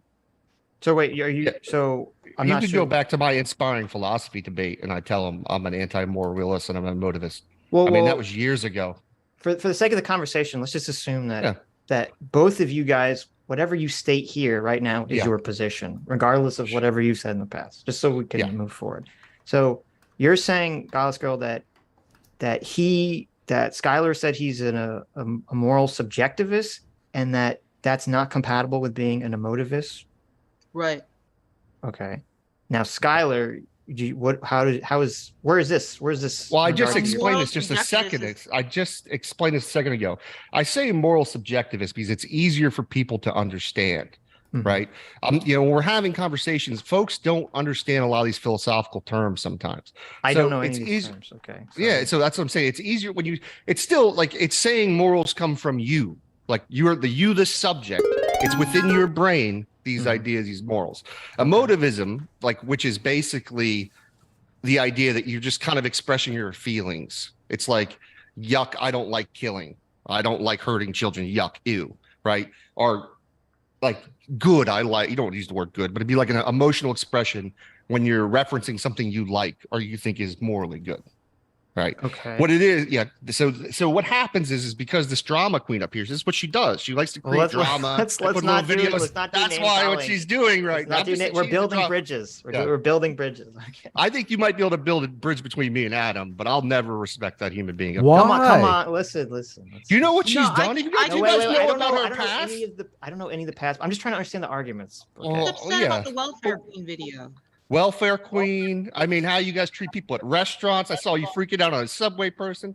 Okay, God so- knows the so- cat story. Okay, so before Other we move on stories to that I don't need to get too before we move personal on to on. the life Back drama off. between the two of you, the blood feud. Okay, so your position is that when you said moral subjectivist, you just meant emotivist, right? That's what you're saying, Skylar? Well, I'm just saying, I'm like, in general, when you talk morality, usually people just say subjective, objective, traditionally, right? Unless you're having a deep philosophical conversation, okay. where then you'll go into something that's more like, well, I'm an anti-realist.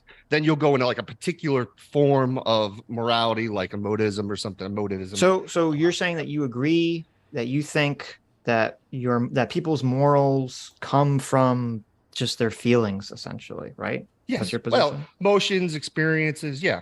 Okay. Now, No, I can Godless- be if I want to be charitable to him. Yeah. Saying, "Well, I just say moral subjectivism because that's easy for people to understand."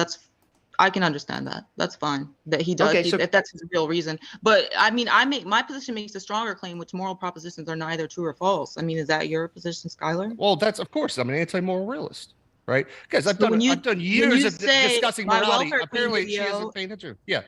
When you Hold say my on, hold welfare on. Let queen me video explain to the is a audience. shitty thing to do, that's not I'm true. You're not expressing. saying something I'm that's expressing. true. True or false based Exactly. on what though? That's my question. Like, how do you isn't- say true or false? wait, no, Adam. Before we get into we need to build the bridge Yeah. before we have the conversation. Yeah. Okay. So it's opinions aren't true or false, right? Expressions of your emotions aren't true or false. That's the point, right? So like you asked me this question in the video last time, guys, so I don't understand why you're asking it again. So it's literally, if you're an anti-moral realist, you don't believe in moral facts. It's that simple. You Okay. don't believe there. Yeah. Good. Okay, that's fine. What makes Okay, so- something a fact? So, but wait. So was the disagreement just a misunderstanding, or that you guys were using different definitions for different terms? Is that just She, for the she just disagreement? tried to be dramatic and put it on her channel for attention. Well, let's not ascribe the That's- negative motivation, but there was no real difference. That's what I was laughing about. Her and I's positions are actually the same. Yeah, but it's okay. So I have this thing called Sitch's law. And Sitch's law is that the majority of arguments and disagreements are really disagreements over definitions, and people just don't realize that they're arguing. Yeah, I actually think that's very true. Okay. So, but is that what's happening? I agree here? with. Okay, Yeah, well, thank you. That's why she ran. She misunderstood me, ran with it, thought she owned me, and made a video about it. Well, she did own you, though. That's why the drama. That's objective. That's what happened. That's well, yes, it is an objective fact that happened, right? that thing, and whether she owned me would be your. That's the objective part. Yeah. See, that's where Adam. This is why he confuses opinions with facts, and that's why Adam. Well, what is a moral fact? So incoherent. They don't exist. Like a Christian would, or like if you were a Christian, right? You would root God's morality in His nature, right? So that would be an objective fact outside. Like God's morals would be outside of the human mind.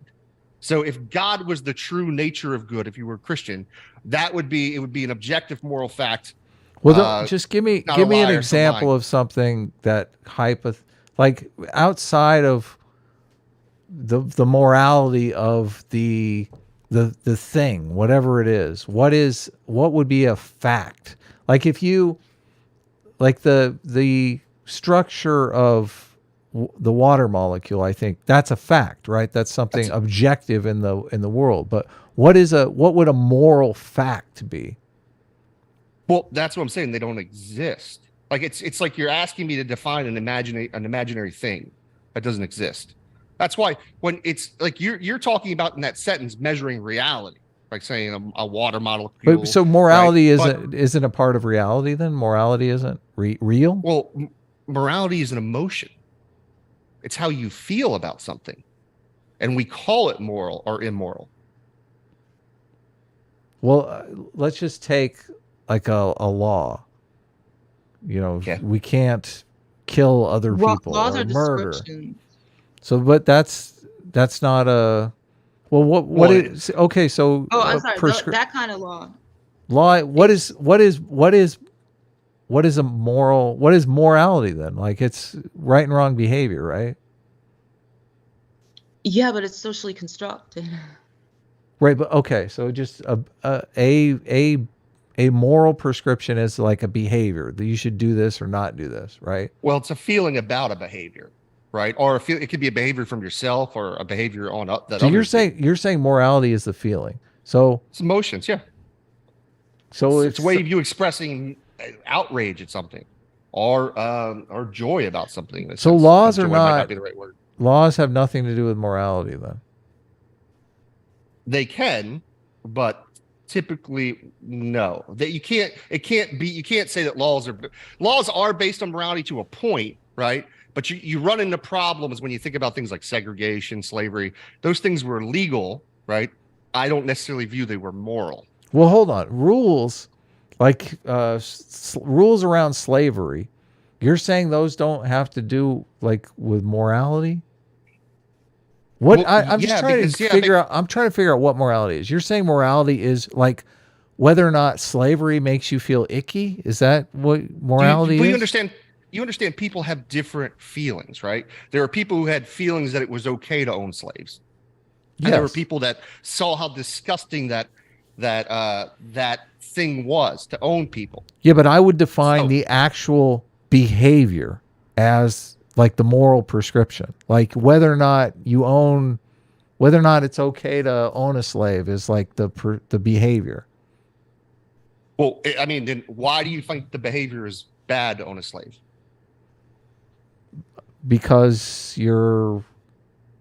first of all, I don't think it's good to subjugate people. And also I think society's better off if people are able to pursue their own projects. Perfect. Why is it bad to subjugate people? Why is it bad to subjugate people? Well, yeah. I think you'll form a better society if you don't subjugate people. I think a better society is better. Watch this. We just keep going. Why is it better to form? It's ultimately to come down to your opinion and your emotions, because you feel we should have a society that thrives. Why do you feel you should have a society that thrives? Based on things like you feel people should not be mistreated, they shouldn't be hurt, they should have access to food, and if a society strives, See, this these is emotions are fulfilled. You're talking about ontology of morality, and the problem is, Adam, you're not familiar with the topic well enough. Well, Godless no. Girl will tell you this stuff too. Godless Girl, I'm sure, will agree with a lot of the stuff. Yeah, he's right, but emotions drive behavior, though. But do you deny that evolution exists? Of course, I believe evolution exists. Okay, so what is the purpose of evolution? It doesn't. See, The yeah, purpose, there you go, though, there's a Godless. problem with. There's going to be a problem with purpose. Implies intention, and there's no intention with evolution. Bingo. It has a function. Okay, so what is the function of evolution? Eyes getting better. Teeth Better, your better. pituitary- Oh, that sounds like a moral term. What That's is not a moral To term? survive and pass on your genes. better is not a moral Exactly. term. No, What I is- mean you what could is- say like, well, what if I said What does better my mean? mom's cooking? If my mom's cooking is better than my sister's cooking, that's not a moral situation. The What- word what is- better, there's so- just- It would it's be- a So what did you personal mean? What did you preference. mean by better? To be clear, it would be Personal better, preference, and it would be better at surviving in whatever the current environment and Yes, situation. thank you, Sitch. Okay, so what is it? So what is the function of surviving? Because most people naturally don't want to die. But these aren't. You're not basing this on emotion, though. This isn't based on your subjective emotion. This is based it's not on. a moral. It's not a moral issue. Surviving. You're just trying to survive. So is that an objective criteria or subjective criteria for the functioning of evolution? That's describing in an objective. It's descriptive and objective. Okay. So what you have various emotions that drive you to certain behaviors. What are those emotions? What are the purposes of those emotions? Why did those emotions evolve in you? Well, some emotions could have evolved as a byproduct of evolution, so they didn't actually have an advantage or a disadvantage. They were just That's Okay. true. So they could be neutral, but are they all neutral? Would that make a lot of sense? Well, fear is a good example, right? Okay. Something that evolved. Fear is a very powerful thing, and it gives you caution, and you have to be aware of your environment, especially if you're trying to survive. Sure.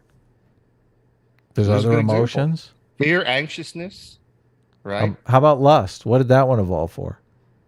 to pass don't on your think- genes. Yeah, there you go. I mean, that's actually a pretty simple one. No. Well, and also like love is just to get us to rear offspring together. So all these emotions are driving us towards subjective behaviors or objective behaviors?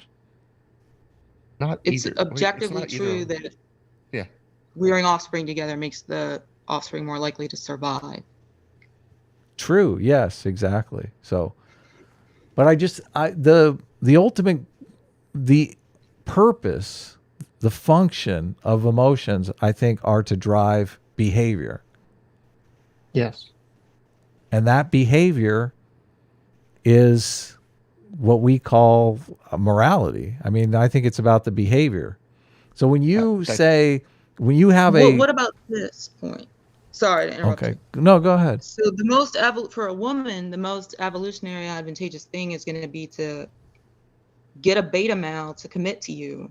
That's going to be willing to rear the offspring with you, but actually go and cheat and mate with the alpha male, get his genes, and then have the beta male rear them. But we would say that woman's being immoral by cheating, right? But that's going to be what's True. Great. most That's a evolutionary great point. advantageous. Yes. Well, it would be good for her at the individual level, but I'm not sure that it would be good for society at the societal level.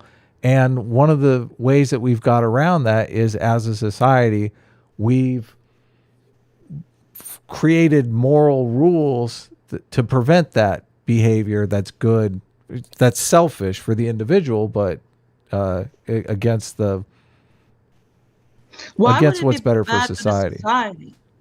You want the women to be upfront that they're only going to fuck like alpha males and then a couple males own all the females? That wouldn't be good for a society, right? Well, society has, I mean, we have this institution called marriage. Have you ever heard of it? Yeah, Like, it's- it Oh, was so you're originally saying she created shouldn't to mate with profit. alpha males. Well, no, this is where morality comes into play, because there's always going to be a tension between the needs and desires of the individual and the needs and desires of society. And like I said, morality is a set of rules that binds individuals into a collective group that can cooperate.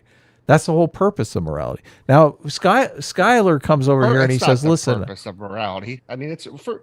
Do you understand? Like you brought up marriage. Do you know the history of marriage? That it's basically women and property. Let's not. For most of the whole history of marriage, women were property, bought and sold.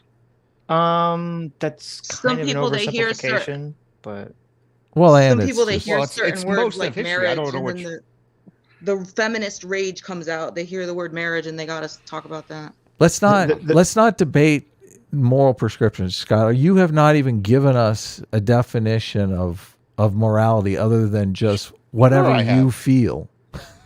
I give you a specific definition of the form of morality I hold to in philosophy. Mm-hmm. You just don't understand it is the problem. I already gave it to you. You're so Godless girl.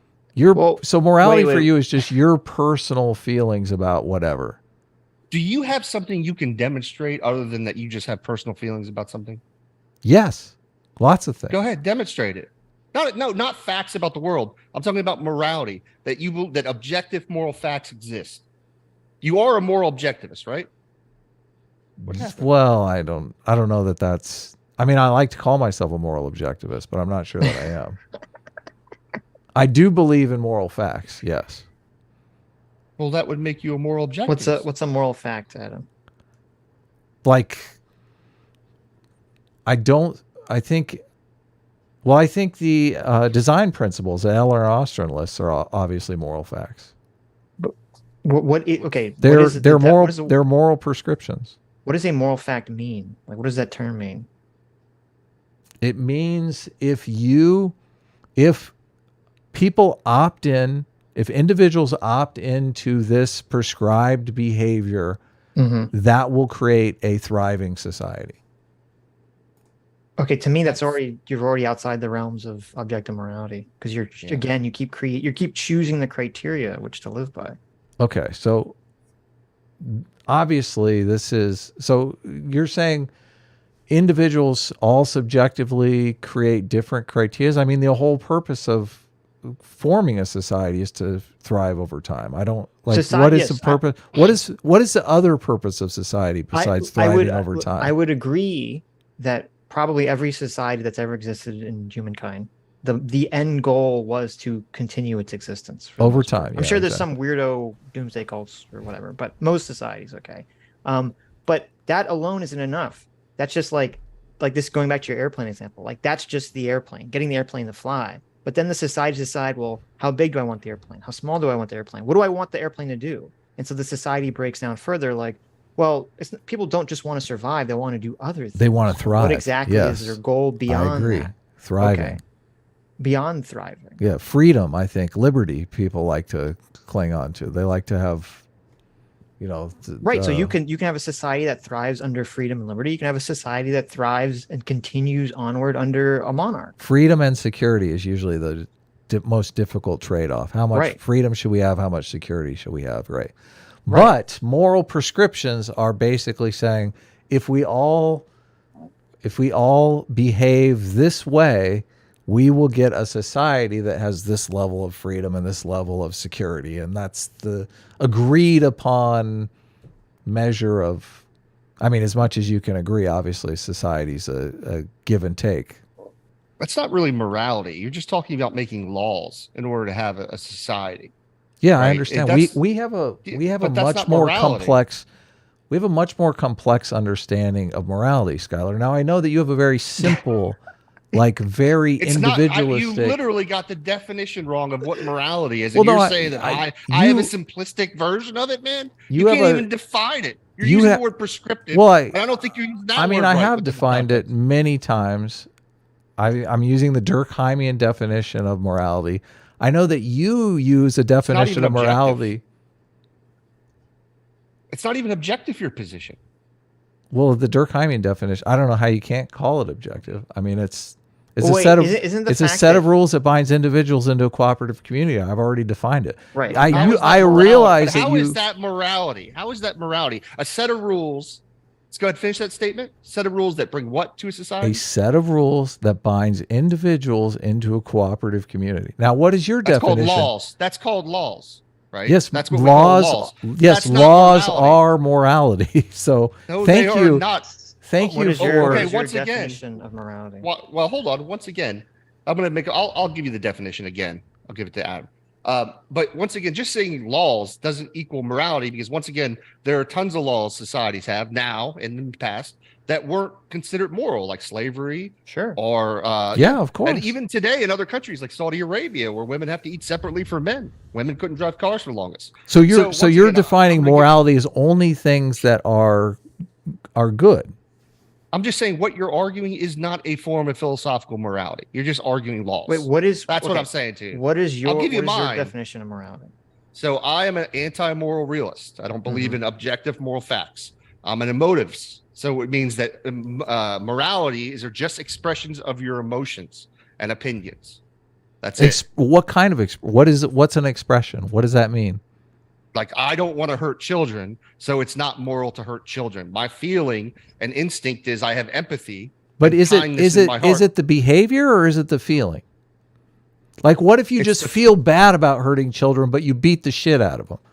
Well, they would still. That's a great example, actually, Adam. Right? Some people do that. They still feel wrong about it, but they Okay. do it. So that person So, is but moral it's then still by the- your criteria. It's not the behavior, it's just the feeling. So you can do whatever you feeling. want as long as you feel bad about it. No, I wouldn't say that. you Okay, so misunderstood. is it the They- behavior or is Adam, it they the don't feeling? feel it's the feeling. It's not a behavior. Well, okay, wait a minute. What Maybe it's a better. I think No, it's so- a better way to conceptualize Yeah. this. So, like, if Adam you have, laughs, but he doesn't understand is the if, problem. well, it's, Well, it's not that he doesn't it's understand. it's You guys- incoherent what you're No, saying. no. It's there's a different definition against the Sitch law of how we're going to conceptualize morality. So, for example, Skylar, if we had someone who, some baby was, like Tarzan, was dropped off on an island somewhere, and it somehow survived and to adulthood, and it lived all by itself, never had any Yeah. interaction with any human being ever in its Yeah. entire life, would that person be operating under any sort of moral framework?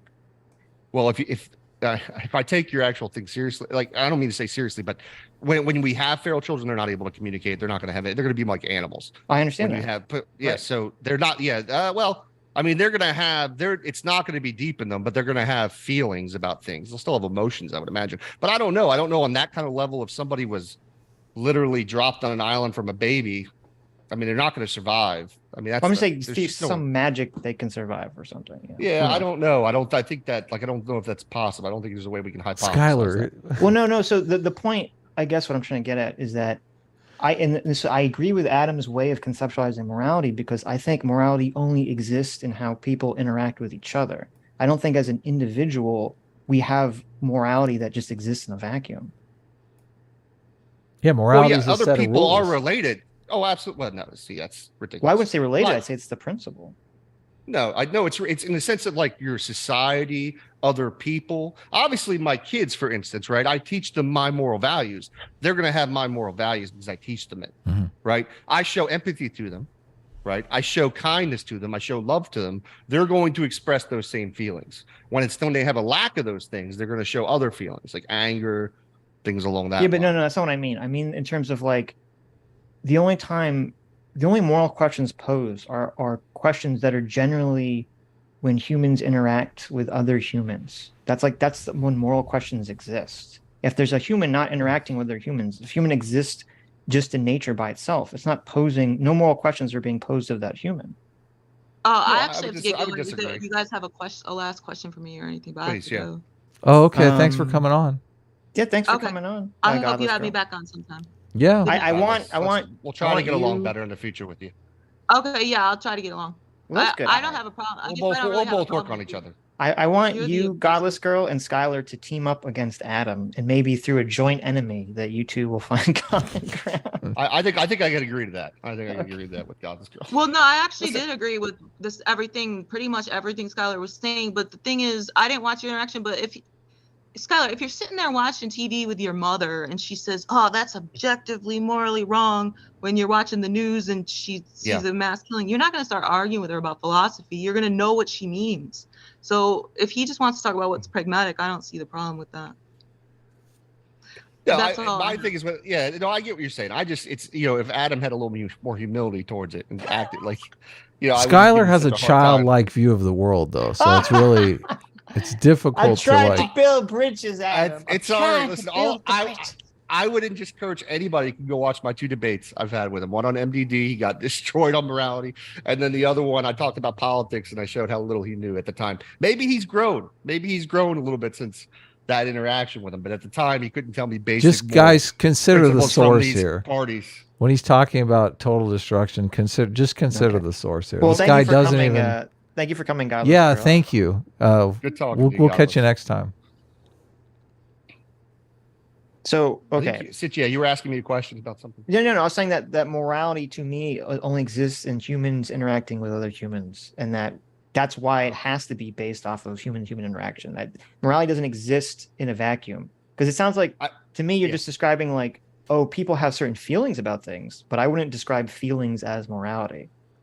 Hey, we hold different positions on what morality is. Right. But I would say, though, I don't think it needs other because there are things that morally I would feel wrong for, in a sense, under my morals. Like if I were to smoke meth or something, like I would.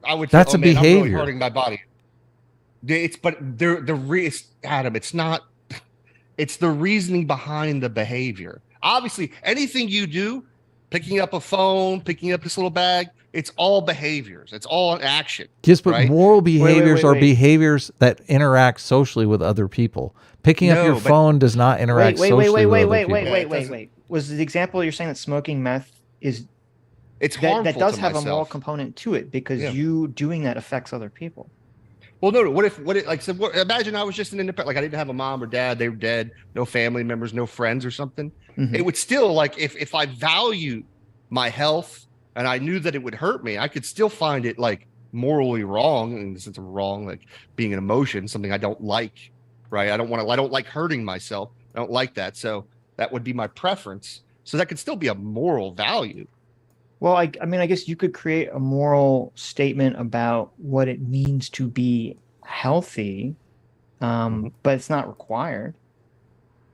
I mean, required by what standard? Like you can, I could say I'm going to go to the gym because I want to be healthy. There's no, that doesn't require like a moral thought. Depends on how you define morals. That's what I'm saying. Well, I understand that, but that's what I'm saying. That's You what and we're Adam just asking define you. morals Well, very different. Jesus Christ.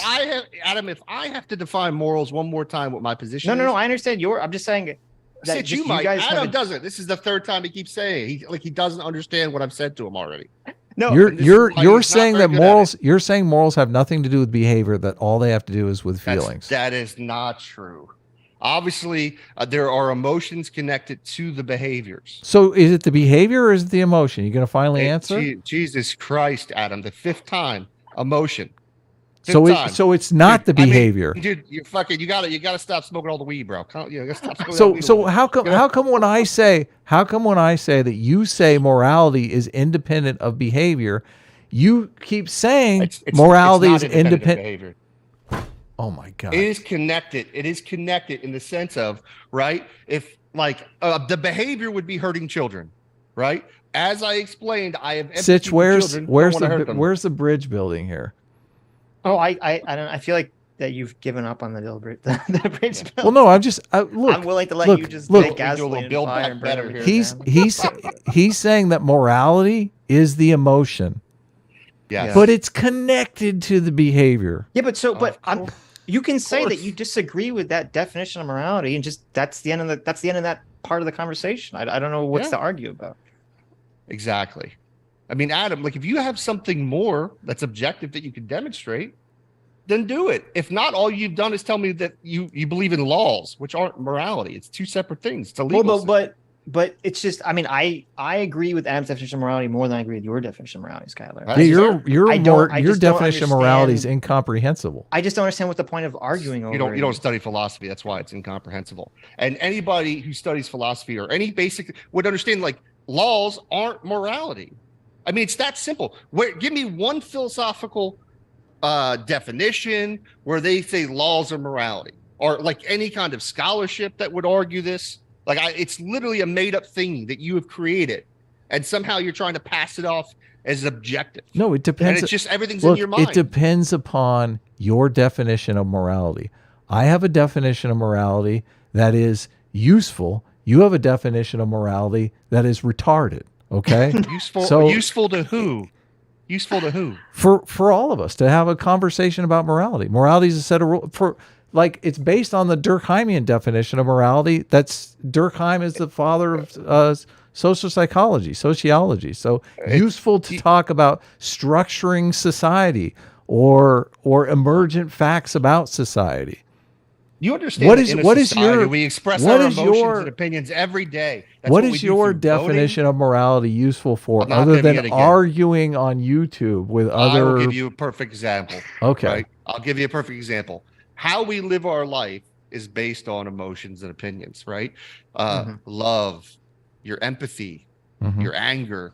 These are all emotions, right? Now also throw in opinions, right? Because those are still subjective, right? Still not moral facts. We do this through the process of voting. We try to change people's minds in a society all the time. People change, right? People change the way they look at things, usually based on their emotions, right? How they feel about what somebody's saying to them. You do it every day. You're just not realizing that's how it works. And next to them, that makes them more similar these days, is we have more modern society. We have more technology. We have more structure, more stableness to it, to where we have more things in common than we did in the past. I'm just waiting for the crystals to come out. Do crystals come with this demonstration, or is it just I'm not crystals? Well, you don't even know what you're asking. What are you talking about? Demonstration? You didn't ask what are the purpose Jesus Christ, keep up with the conversation, Adam. What is the purpose of emotions? Why do emotions exist in the world today? You should ask a biologist, someone who studies evolution. Oh my God. That's where it came from. Why Skylar, would I know? How would I know what is a woman? Skylar, what is a woman? No. I want to ask you a question. What is a woman? A woman has a vagina, as okay. Wow, you turf. So how are you able to answer? He thinks I'm a social justice warrior. Well, no, this is what's funny. He's the social justice warrior. Look, I wanted to see if you could answer. I wanted to see if you could answer a question about biology without being a biologist. I didn't realize you had to be a biologist to understand what emotions. That's a little different. Asking a definition of what a woman is compared to can you explain to me how evolution created emotions is a little bit more complex than describing what a woman is. It's not that complex. Yes. It isn't. Go ahead. Go ahead. Go ahead, Adam. Explain the evolutionary process in which we have emotions now. Explaining the process in detail. Explain the process in which evolution granted animals emotions is very complicated, but trying to conceptualize why emotions exist, I think we already said in this conversation, simple. Is to motivate behavior in animals. We've already given an example. Me and Godless already gave examples. Fear, anxiety. Right. You act like we didn't do this earlier. We just talked about this 10 minutes ago, Adam. Keep up with the conversation. Stop bringing up irrelevant questions you've asked already. Where were we going with the why emotions exist? Because I wasn't tracking the conversation at that point. Yeah, I mean, Adam. What was the you said you asked why emotions exist, and where do we go from there? Well, emotions exist obviously to elicit behavior. Right. Yeah. Yes. Okay. And I wasn't tracking the conversation, so I don't know where you're going with that point. Behavior is obviously what different people interacting with one another is behavior, and that behavior creates society. Correct? Behavior isn't different just people to work. Wait a minute. What causes different people to react to each other in different ways? Is it their emotions and opinions? Well, it could be social prescriptions. I mean, what's the word? It's not prescribed. You keep using that word prescription. You're not using it right. Social convention. That's the word. Okay. Why do social conventions exist? They could be passed down through tradition. They could be taught. Okay. Keep going. Why did they originally exist? Just like the evolution question. Right? They exist to facilitate a thriving society. That's why they exist. Yes, emotion is the genesis of them. Yes, that's exactly where they come from. That's what we call the ontology. But you're saying that would be the moral foundation. That's what we call in the moral foundations the ontology, which be emotions, which is not objective. Okay, I don't know what we're even talking. I don't know what was the point of this sidetrack. How I'm is just this? correcting Adam. How's this a sidetrack? Why do I don't understand what the broader point is being argued. Are we talking about whether objective morality exists? Are we talking about whether or you guys are still arguing about the definition of morality? I kind of I'm read the just chat and correcting Adam lost. when he says something that's not connected or isn't like using prescriptive wrong over and over again. Okay. I mean, what do you, Adam? What is your point? Like, what is your overall point? My point is that objective moral values don't exist. Yeah, but you guys are Right. using different definitions of morality. Yes. And that's So a maybe perfect you should example say- why That's my objective point. Well, right, moral but values maybe- don't exist. Well, but maybe you should say, I guess the question would be, under Adam's definition of morality, would objective morality exist? Well, isn't this like what do you call this? Isn't this the same thing you were just doing with arguing about a woman, right? You're creating a different definition and then expecting others to follow it when it's not even a philosophical definition. Has nothing to do with morality. Like you just literally asked me for a definition of Look, a woman. I gave it to you. First of all, I'm using the definition that most sociologists use. So, I mean, you're the one you- using this. No, you uses, are not. Who uses your You are definition of not. morality? Don't lie to these folks. What are you talking Lots about? of people, tons of people are anti-moral realists. No, but that's That's an actual philosophical moral position. No, what you no, but- have is legality. but anti-moral, that's not relevant to It's not the majority. under It's not- under that in like is. the field of sociology, to my understanding, I just looked up morality sociology definition, and it says morality refers to the set of standards that enables people to live cooperatively in groups. So I mean, you can like maybe that's not the philosophical definition of morality, but that's definitely the sociological definition of morality. Listen, if we're just arguing everybody has their own definition of morality, it just falls right into what I'm talking about. Yeah, but Right? there's Adam could have his, this person mean, could have why- theirs. We all why- have different morals. why do different scholastic fields adopt different definitions? Because they're- there's the no fields are such about thing as different things. objective moral facts. This is why it's like, why do so many people have different opinions? The same reason why different fields But have this different is but do positions. you guys see where this is why Sitch's law is so important? Okay, the two of you like have some animosity towards each other, which I'm not. I don't know what the backstory is here because I don't think I've heard. Well, either of you he's guys' run from a conversation. bunch of debates from these. And he's Okay, been fair enough. dishonest. I haven't heard That's any of what the it is. conversation. I don't know any of the lore, but it seems like You're all running of from a this- debate right now, I Skylar. feel like- You're here wait, running. Literally right. I'm literally right here. I What are you feel talking like about, clown? all of this animosity literally stems from the fact that you guys had initial disagreement over the definition of a word. Like that's like all this stems from just this definition of word. I have which no- you just look- accept that each other have different definitions for different terms. Sitch, I've accepted that he has a different definition, a totally useless definition of morality that is inconsequential and makes absolutely no sense. But I don't care. Okay. Like it makes So absolutely no what if- difference to me. His definition of morality is not useful in having any kind of meaningful conversation Well, but- about but the structure of society or whether or not laws are right or wrong. Like he hasn't even articulated how these emotions are connected to the behaviors. Yes, we have. And, How? I've said it over.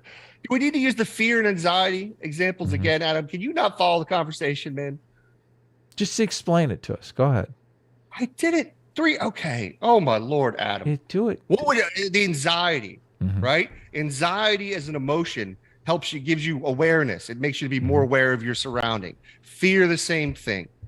Yes, Love but can't fear Is a elicit? chemical so that way you can reproduce. We went over all this already. You But can't keep up. those emotions elicit behaviors that are not good for society or not good for you at the individual? Can course. emotions elicit behavior that's immoral behavior? Sitch, you see what he's doing? He keeps talking about his standard as if it's the standard. You're saying that morality. No, is, I'm not. I'm is asking what- you. Yes, I'm you are. asking you a You're very like, simple why Are you question. asking a question? Yes, of course. Right? Look at Saudi Arabia right now and how they treat women. That's not good for women and a society. And their emotions, based on information, experience they've had, makes them feel like women shouldn't have rights. Well, you're saying that the emotion is the morality, though. Yes, that's what emotivism is. Okay, So so it's kind of funny. Anti-moral realism I've position.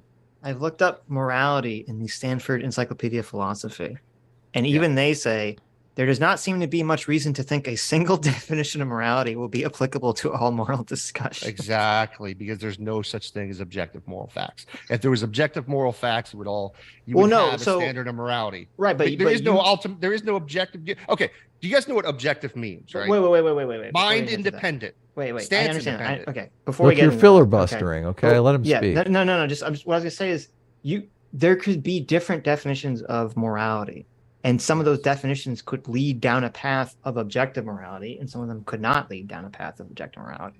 Right? Like, I mean, listen, just if because you're multiple defining your way definitions into doesn't it- mean there's no objective morality. No.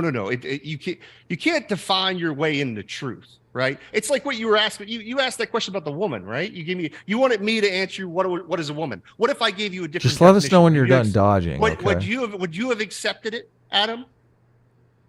I don't. You- If I had given you a different definition of woman, would you have accepted it and been like, well, we all have different definitions of women? Look, Well, no. So, like- I am happy to use Oh, whatever no, this is the definitions same you want. thing. Someone says, "What is the best car?" Okay, and then that could mean something an different opinion. to every person, right? But if Yes, that's someone an opinion. Right. But if someone says, what is the best car in the context of a class that's, I don't know, about the fastest car in the world. And so you understand that when they're saying best car, they mean what is the fastest car in the world. That has an objective that's answer. poor right? language. No, it's poor language. Now, if you want to say what is the fastest car in the world, that has an objective No, but answer. I'm just using that as That I'm just morality trying to does not. use an But it's not a- analogy. And because- I'm responding to your analogy, showing you that you're just stating an opinion, right? If you word the question correctly, which would be, what is the fastest car in the world, right? Then you can get an objective answer. If you say, hey, driving a Mustang is a good car to drive, that's an opinion, and there is no answer to No, it. but with the morality question, if there's different definitions of morality, one of those definitions could potentially lead you to an objective outcome. It doesn't necessarily dictate the that there's only no objective way- morality. Well, in the same sense, right, that a teacher creates an objective standard for her classroom. Mm-hmm. That's the only way you're going to get to some form, but it's not mind independent, right? That's based on the standard that you created Right. in your mind, but that's what you would be describing. The only kind of objective morality you're going to get is if you create a standard based on your emotions and your opinions. and I then agree you apply that completely. standard. I don't believe in objective morality, even under I do. Adam's definition. I'm just saying that just conceptually, because there's more definitions of morality, doesn't necessitate that objective morality doesn't exist. That's my only point. Well, I mean, yeah. Listen, that's like I said. As I described it, that form of objective morality could exist. Will you right? look But up that was my point about the question about the woman, right? Like, if I had applied a different definition of a woman and said, well, there's all different definitions of woman, what would have Adam's response had been? He would have called you a social justice warrior. Exactly. Right? Because now, but when he does the same thing with morality, he's like, well, what about, there could be this definition of morality. Why is this definition versus this definition? It's like, dude, you're doing the same thing. You're sitting there and saying, my definition's right. And if you have a different definition, that's what it is. Anyways. Do you guys want me to read the two definitions of morality that they give you in the Stanford Encyclopedia of Philosophy? Sure. Not really Does anyone necessary. care? Read it. Where? No, What I do you said you mean? could read it. Oh, okay. It says there does not seem to be reason to think a single definition of morality will be applicable to all moral discussions. One reason for this is that morality seems to be used in two distinct broad senses. One is a descriptive sense and one is a normative sense. More particularly, the term morality can be used to either 1. Descriptively refer to certain codes of conduct put forward by a society or group, such as a religion, or accepted by an individual for his or her own behavior, or 2. Normatively to refer to a code of conduct that, given specific conditions, would be put forward by all rational people. Which of these two senses of morality a moral philosopher is using plays a crucial, although sometimes unacknowledgeable, role in the development of any ethical theory. I don't know if that helps the conversation at all, but there you go. I think we kind of hit like a wall. I don't think there's really more we can go. Well, I'll answer questions if there's more questions. Well, I think what it sounds to me that both your guys' definition of morality is accepted in philosophy generally. I don't agree. He's literally just describing laws. That's not morality. Law. Well, it says morality a is certain not codes of conduct put forward by society or group. codes of conduct. Yeah. Right. That's not laws. that's based on morality. Laws aren't codes of conduct. Interesting. No, Well, but Adam right? didn't say laws. He Segregation said, was that a good segregation? Was that a good code of conduct? Adam didn't say laws in his definition. He said, what was it? Give the What was your definition again. definition, Adam? My definition of morality: Yeah. a set of rules that binds individuals into a cooperative community. Yeah, rules. I mean, I guess we can argue about whether rules means codes of conduct or rules means laws, but Well, he Law- was arguing for laws- laws earlier. That's what he was saying. Laws Right. aren't rules. So if you can't They park aren't next to a laws red, aren't rules, Adam. what are you're the one that's saying laws aren't They're rules. rules with penalties. That's what you just argued. Look, yeah, but there can be both You are rules the that are one- laws and rules. you that are the not one laws, that's right? saying laws are not rules. Okay, not me. No, That's laws aren't that- more. I said laws aren't morality. I understand what happened. Okay, What I is understand that? what happened. I understand what happened in this conversation. This is very common in most internet conversations. Okay, Adam, you gave your definition of morality. Skyler said that said that rules equals laws, and then Adam, instead of you saying no that they don't, you sort of got baited into defending that position, which isn't Look. really true. tell true. me, That's what tell he me, did. Sitch. Yeah. Yes. Tell me that laws are not rules. Okay. No, no. Well, laws That's not what are he's saying. rules, but there Oh, are laws rules that are are not. rules. Wait. Let me finish my but sentence. they're okay. Let go me ahead. finish my sentence. Laws are rules, but there are lots of rules in our society that are not laws. I completely agree. Yes, there's Okay. social rules. Not all Yeah. squares are rectangles. Yeah. and not all But you rectangles have, are squares. And then but you code of have conduct is a Skylar little here. bit different. But you have Skylar here arguing that laws are not rules, which is moronic. No, that's not what I. No. So I was what saying are you arguing? That's then? not you what I keep said. Look, what do you? So listen. What our I'm arguing is you our don't know laws- anything about this topic. is our what I'm laws arguing. rules. My simple question: Right. Our laws rules. Yes. So then, when I say Your When I definition of say code of conduct morality- didn't say rules. Yeah, but Code of I don't think conduct is You a moral. just said- It's not a rule. It's not. we're a having rule. a conversation about Let's look. morality and how it's motivated by our feelings. Okay. Sitch, Now, don't let I him. Don't let I him. feel- Sitch, please You stop, don't know where Sitch. you You're don't know where letting I'm it. going No, at. you're You have letting him no get idea- away with this. Adam, I'm not Look, letting he's- anyone get away with he just Adam, said- let me look, finish. No, let me finish. No, you don't let me I'm finish. literally about to defend you, Adam. Okay, before you interrupted me. Defend me in a second. He just said, I said morality is a set of rules that binds individuals in a cooperative community. He said to me, no, that's law. But then Right. he says, No. but then he's saying here that rules are not laws. Let me no. First of all, your definition is code of conduct. So let me read you a definition of code of conduct. Look, right? we're just Three arguing. definitions. No. Wait. Let you skip continue. all of this. A, Just skip a all code of this. of conduct is the most common policy within an organization. The policy lays out the company's principles, standards, and moral, ethical expectations.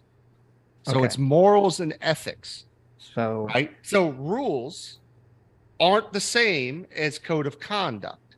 okay. Now, laws and rules, you could say laws are rules with penalties. Okay. That's the So bigger picture. another big reason that Sitch's law, arguing over definitions, happens is because not only do people have different definitions of things, but also people have different emotional feelings towards each other. So I think what happens, Skylar, is that because you have previous beef with Adam, that you're interpreting what he's saying in in a way to make him wrong. Yeah, Or if that's you're it. more That's all charitable, that's going what he's on saying here. is actually correct. If you Well, give him some charity it's- with his language. I'll say what he's talking about. Here's what I'll do. I'll give him some charity, but I'll tell him it's still not objective. Our It isn't laws objective. rules. Well, I agree it's Skylar? not objective, but it's Yeah, it's an acceptable definition of morality. I'll give him that he can accept that definition of morality. Okay. Our We've made laws rules. progress, chat. Yeah. Our laws rules. Skylar. He doesn't listen, Sitch. I don't know if he doesn't listen or what happens. He has listening comprehension skills, but I can't repeat myself. Adam, 100 times. we're trying to. Skylar says that he accepts your definition of morality. Well, first of accept all, it. It's just he not said. objective. First of all, he said Right. my definition of morality is laws. It's just law. He says my definition of morality is just law. Well, you defended that. You agreed with it instead of correcting like Sitch Yes, said. because- you should have corrected me and said it wasn't a law. Because laws you should've said are it was. rules. How are You laws should've not forgotten. rules? Sitch. I think he missed. What is a law that's not a What rule? what is your overall point you're trying to make, Adam? Because I'm not sure I'm following what you're trying to get at.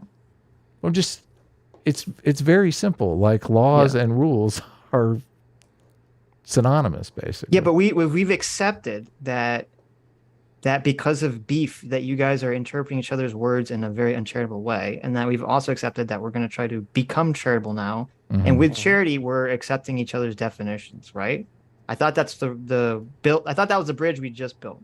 Well, So I'd be we can interested. move beyond this question. I'm walking across that. Yes. I'd be interested to see what Skylar's definition of morality is beyond just feelings in your head. I mean, evidently his definition of morality connects to behavior in some way, but it doesn't describe the behavior.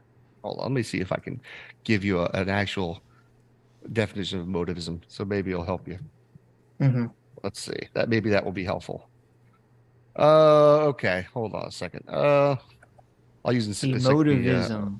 The view that moral judgments do not function as statements of facts, but rather expressions of the speaker's or writer's feelings. Yep. According to the motivist, when we say you acted wrongly in stealing that money, we are not expressing any fact beyond stated that you stole that money. It is, however, if we had stated the fact with a special tone of it, that's actually not even relevant, this last part. But yeah, no, I think that's a good definition. That's fine. Does that help you, Adam? What was it again? The view that moral judgments do not function as a statement of fact, but rather as expressions of the speaker or writer's feelings. So we're only talking about judgments. We're not talking about behaviors. Are those judgments of behavior? On behaviors. Yes. Okay, so it does. Self-behavior, other behaviors. I've told you that a couple times. So your view of morality is judging whether or not a behavior is right or wrong based on your feelings. Everything's behaviors. Okay. Yes. I think that was just the misunderstanding. That yes, behaviors obviously is the central element here. Right. Okay. So you agree, So what's the Skylar, that point? behavior is the essential element? No, the essential element is the emotions. Okay. Well, it's an emotion about a That's behavior. the though, right?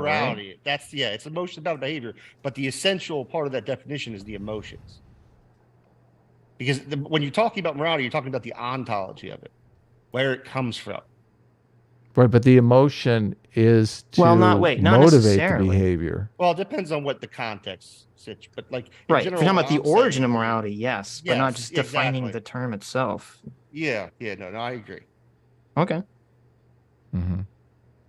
So, okay. Why? So I feel like you guys I would say it's- agree-ish, even if you don't accept it. I feel like you guys do agree on the well, we have definition of different- morality to some extent. But Well, like I would say, under this, I would say like, yuck, Donald Trump, right? Like he's an awful human being. right, Like, and I you're would basing that express off of his emotion behaviors. Right. Correct. Yes. Okay. And my emotions towards those behaviors, like cheating on his wife and all the times and paying off porn stars to keep it secret. Right. And So, lying but to you're you saying those every single- behaviors are wrong based on your emotion. Right. No, they're not, but they're not objectively wrong. They're not moral facts. Yeah, based on your feelings, they're Yeah, wrong. They're yes. they're expressing some emotion. Yeah. Right.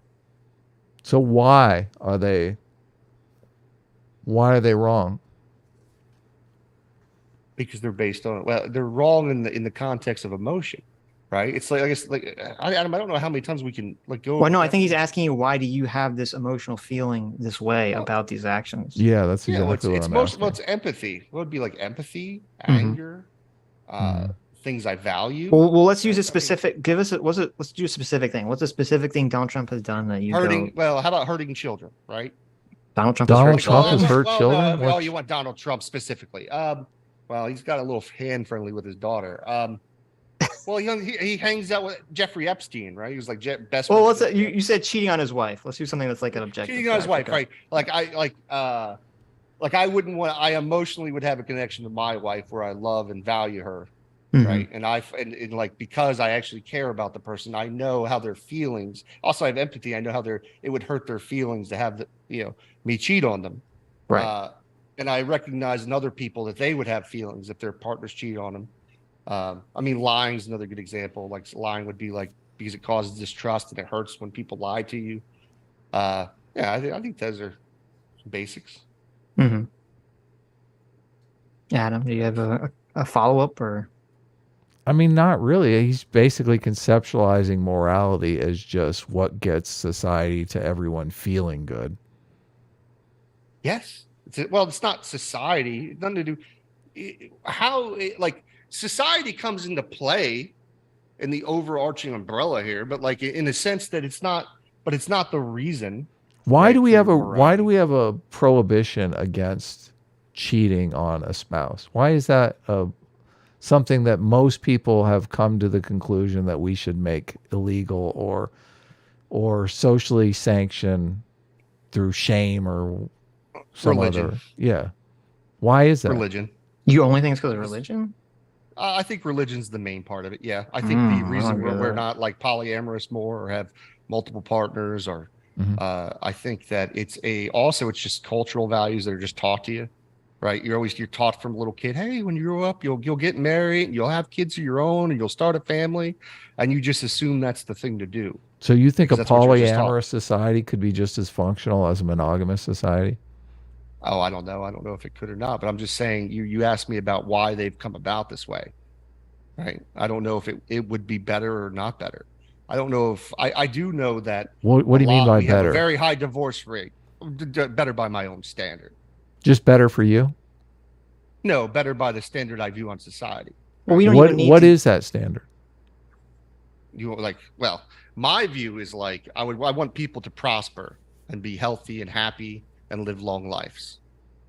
Okay. Most people or some people or a few people or Oh, I want everybody. Yeah, I want everyone to be happy, live long lives, and prosper. okay, so it's kind of a utilitarian outlook. It's like the most prosperity for the most people. Well, Okay. here's a question. Do you think that we could construct a society where we teach women, and this was in the past to some extent, we teach women that they should accept that a man can basically fuck around and that the woman can't, and that we can construct a society where women will just generally be okay with that and not feel, betrayed or not feel emotionally upset that their man's fucking other women. I mean, is it possible that we could do that? Right, that's what I'm saying. Do you think that's possible? Well, I mean, I don't think it's realistic. No. Is I it don't think- I possible? think Is it I don't moral? think you can put that back. I don't think you could put that back into once women have gotten freedoms and stuff. It's out of the box right now. I mean, you can see what's happening in Iran as a perfect example.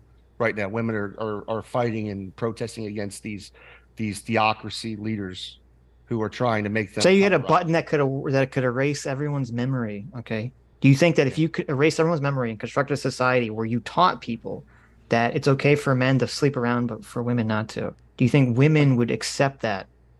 Well, if you like, I don't agree with it, but if you're saying you touch a button and it would happen, of course it would happen. No, I'm saying the button only erases people's memory, and then you condition through society that this is the acceptable way to live. Oh, Do you think yeah, that? I think there's you can condition people on I anything. guess what I'm trying to get at is Religion. That's what religion's done in a lot right, of ways. but I guess what I'm trying to focus in on here is that I believe that women get upset with men cheating not because they're told to be upset with men engaging in this behavior. I think that this is based off of biology, a fear that if a man is sleeping around, then they lose their own safety and security for their own offspring. I don't think it's like I don't think society has to tell a woman to not want their man to fuck around, essentially. Yeah, I can see that. I can see there's like ideas, feelings of jealousy, emotions, things along that line that would do that. But I do think there also, though, I think there are also factors that come in with societal influences, and that's Sure. what religion does. Sure. I mean, But you look at something like suicide bombers or things Mhm. like that. They're Sure. convinced by their society that and they feel emotionally good about it. They don't even necessarily emotionally feel bad about it. Right. They've been right. convinced this is such a good thing that emotionally they respond in a positive way Right. to it. Yeah. No, definitely. I guess to me, it's always a question of like, it's like a chicken and egg thing. Like how much of society and religion is controlling the thing, and how much of is religion society sort of playing catch up to justify biological intuitions and emotions. I don't know if this is directly related, but I think our biggest worry we have today when it comes to religion is the mix of politics and religion that has happened, where the churches they didn't used to be this political as they were. They used to just fight each other a lot, actually, over different doctrines. But now the Republican Party has become like, well, definitely less libertarian and more like this new kind of Trumpism that really, really scares me, like these religious fanatics. And I think that's my biggest fear with religion these days. It's not the Christians in general who just go home, pray, and enjoy their time with their families and do what Jesus told them to do. But the religion aspect, man, some of these folks are scary that are coming out.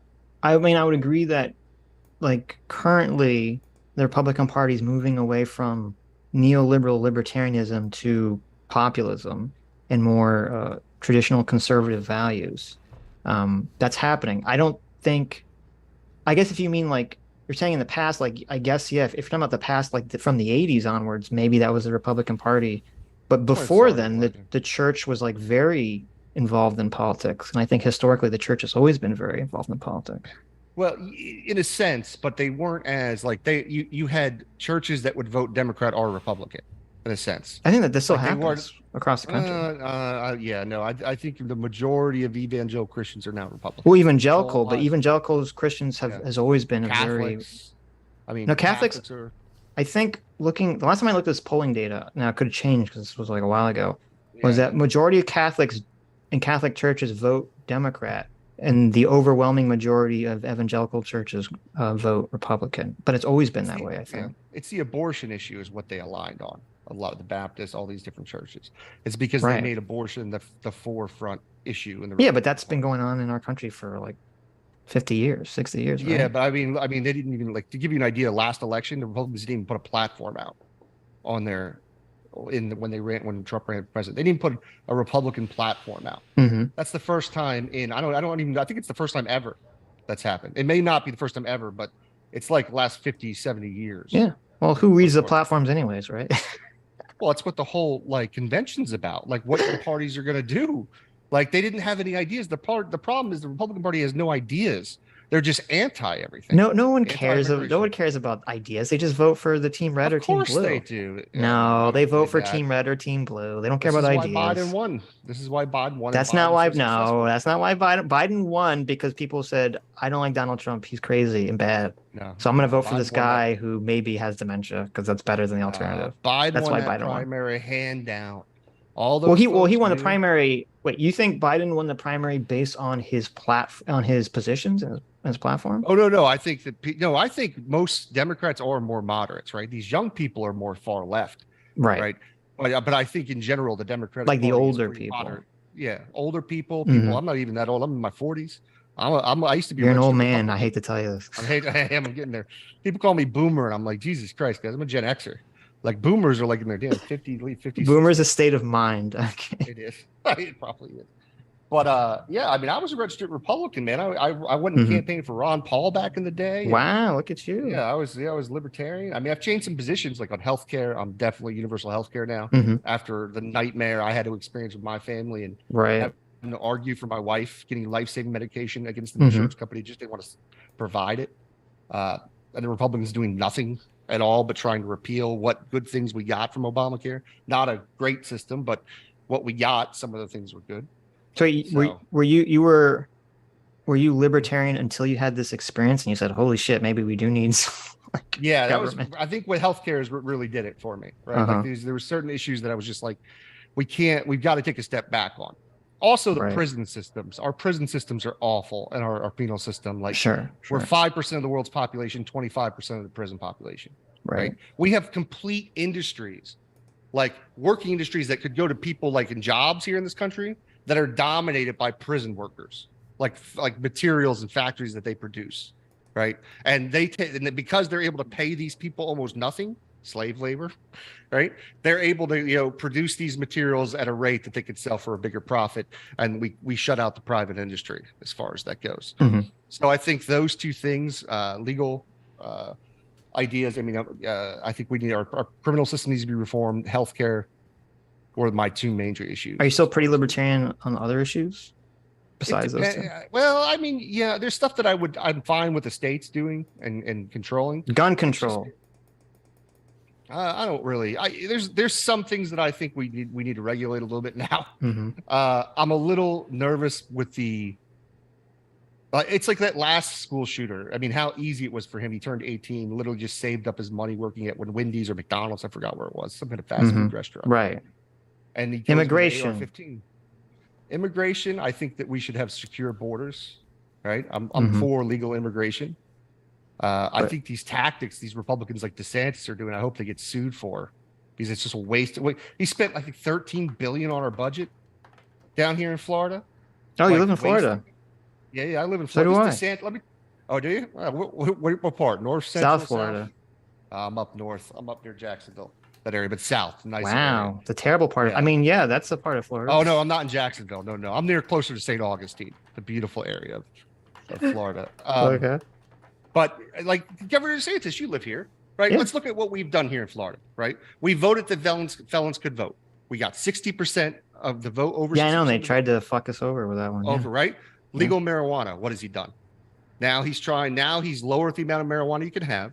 He made it to where only $1 million companies could apply to be able to open up businesses here, right?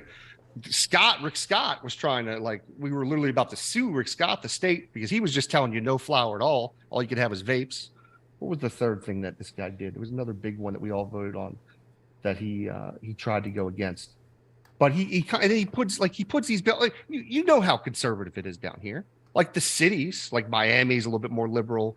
Orlando, not even Tampa. It's not even that liberal, right?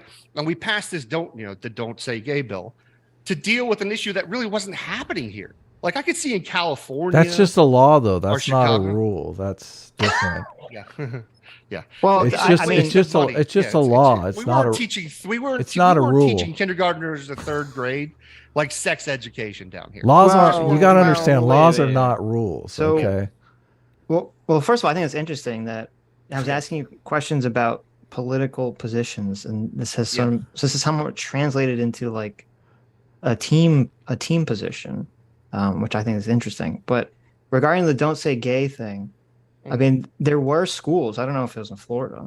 There might not have been, but I know that there were schools in the United States that were trying to teach kids under 8, things about the gender spectrum and things of that nature, which I don't think is appropriate. Well, I mean, these are extreme liberal examples that aren't happening here in Florida, right? Florida is not. That you could proactively pass a law, right? No, I mean, who sets the curriculum down here? The state? The Florida state, yes. Right. So why would they? And it's controlled by Republicans. We even had a Democrat controlled. I can't even remember. I think it was in high school. Well, doesn't each county have control to some degree over the curriculum? I don't think so. There might be, but it's still very little over. No, I don't think. Well, but I think this, if I recall correctly, the state only creates the general standards, and then the teachers have leeway to operate within those standards. And so if you pass a law that says you don't want them to teach X, I mean, it'd be like if they passed a law that said I don't want you to teach creationism. I wouldn't have a problem with that, even if it's not happening in Florida currently. Yeah. Well, it's about here's what it's about. Is abortion a law or a rule? I just want to be clear. I don't even take Adam serious anymore. No, but I was going to say is it's about where you're putting your energy into is what I'm talking about. It's a virtue signal. If that's what you're saying, I agree. It's a virtue signal. Oh yeah, absolutely. It's just to get votes, right? It's like, well, and then what was that law that law he made about?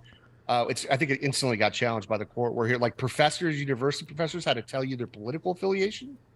No, it was I can hear you guys. It was. I remember that one. That one. There's been a lot of misreporting. I believe it was a. Oh, he's gone. Let's read some super chats. Finally, it was a survey or poll about whether teachers at colleges felt like their political ideology was being suppressed or in the minority or something to that extent. I just think you can say with the "don't say gay" thing. Going back to that for a second, I feel like a lot of people on the left kind of bungled the response to that, which is that you could say it's a virtue signal because 100% was. But just say, okay, it's a virtue signal and then move on. People were really getting, triggered over this law that doesn't really make that shouldn't make that huge of a difference on people's lives. I think it's the way that it's the constant attack on teachers down here. It's a force of intimidation, another level of intimidation. We already have the 48th worst education system in the country, right? We've had to resort. Yeah, it's like we are 48th. Right. We've now had to resort to allowing veterans and not only veterans, but their wives, the ability to be able to go and teach without having a college degree.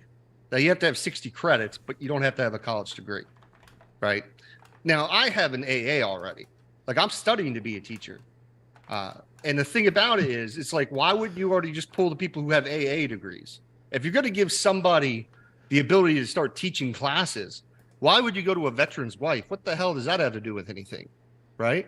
Like, it's not like she's got a college degree in something that's going to matter. But we have terrible infrastructure with our roads down here. We have so much traffic.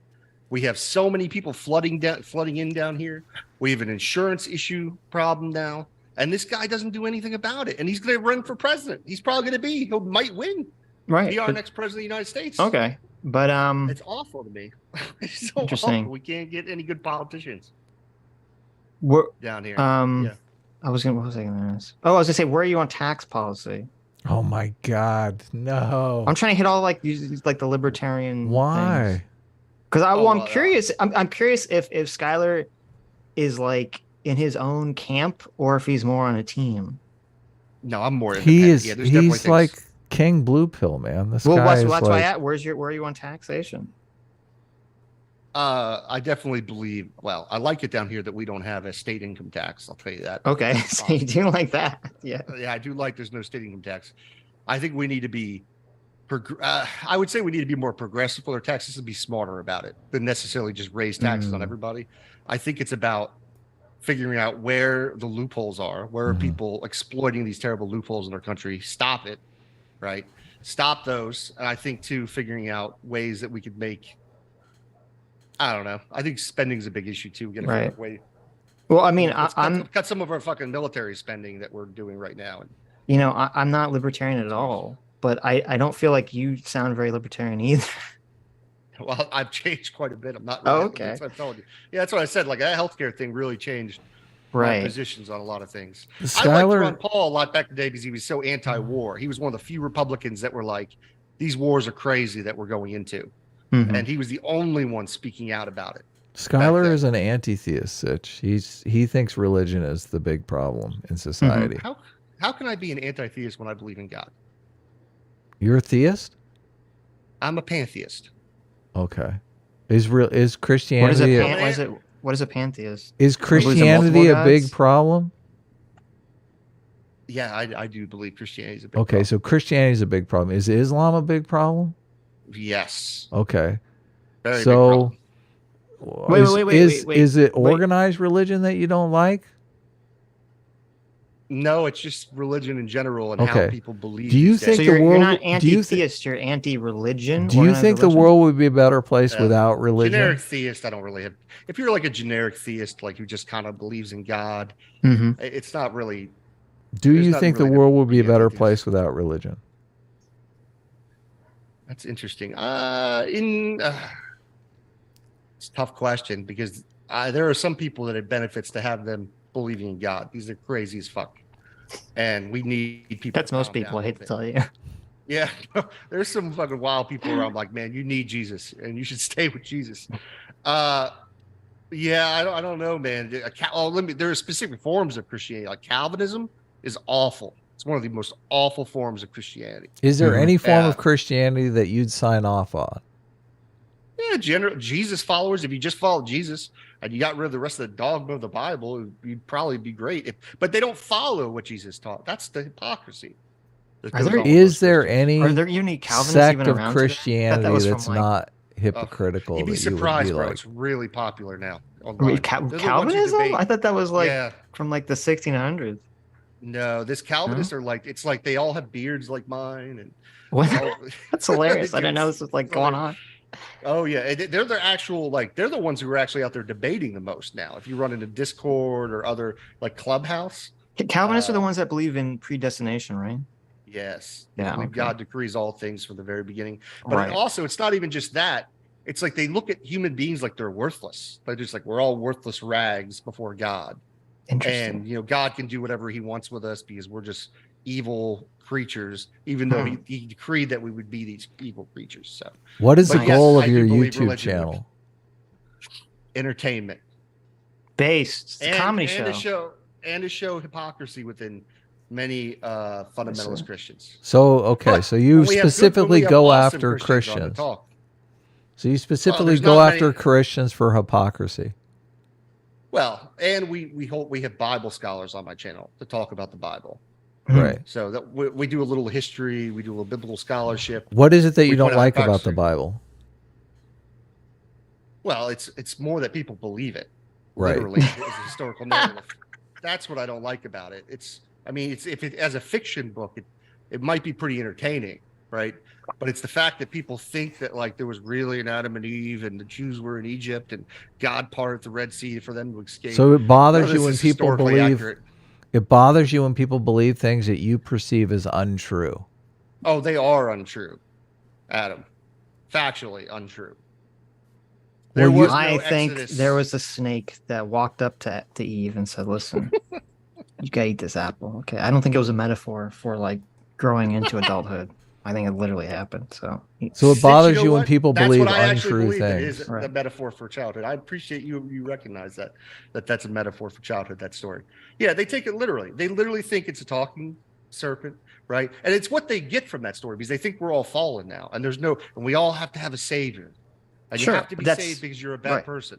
well, that's We're the not- basis we're of not bad people. Christianity. Yeah. Yes, exactly. That's what I don't like. I don't like that idea. Okay. But I don't like telling people they're bad people. You're not a bad person. You're not born bad. You are Wait, born bad. well, I think I disagree with that. I think we're born savage.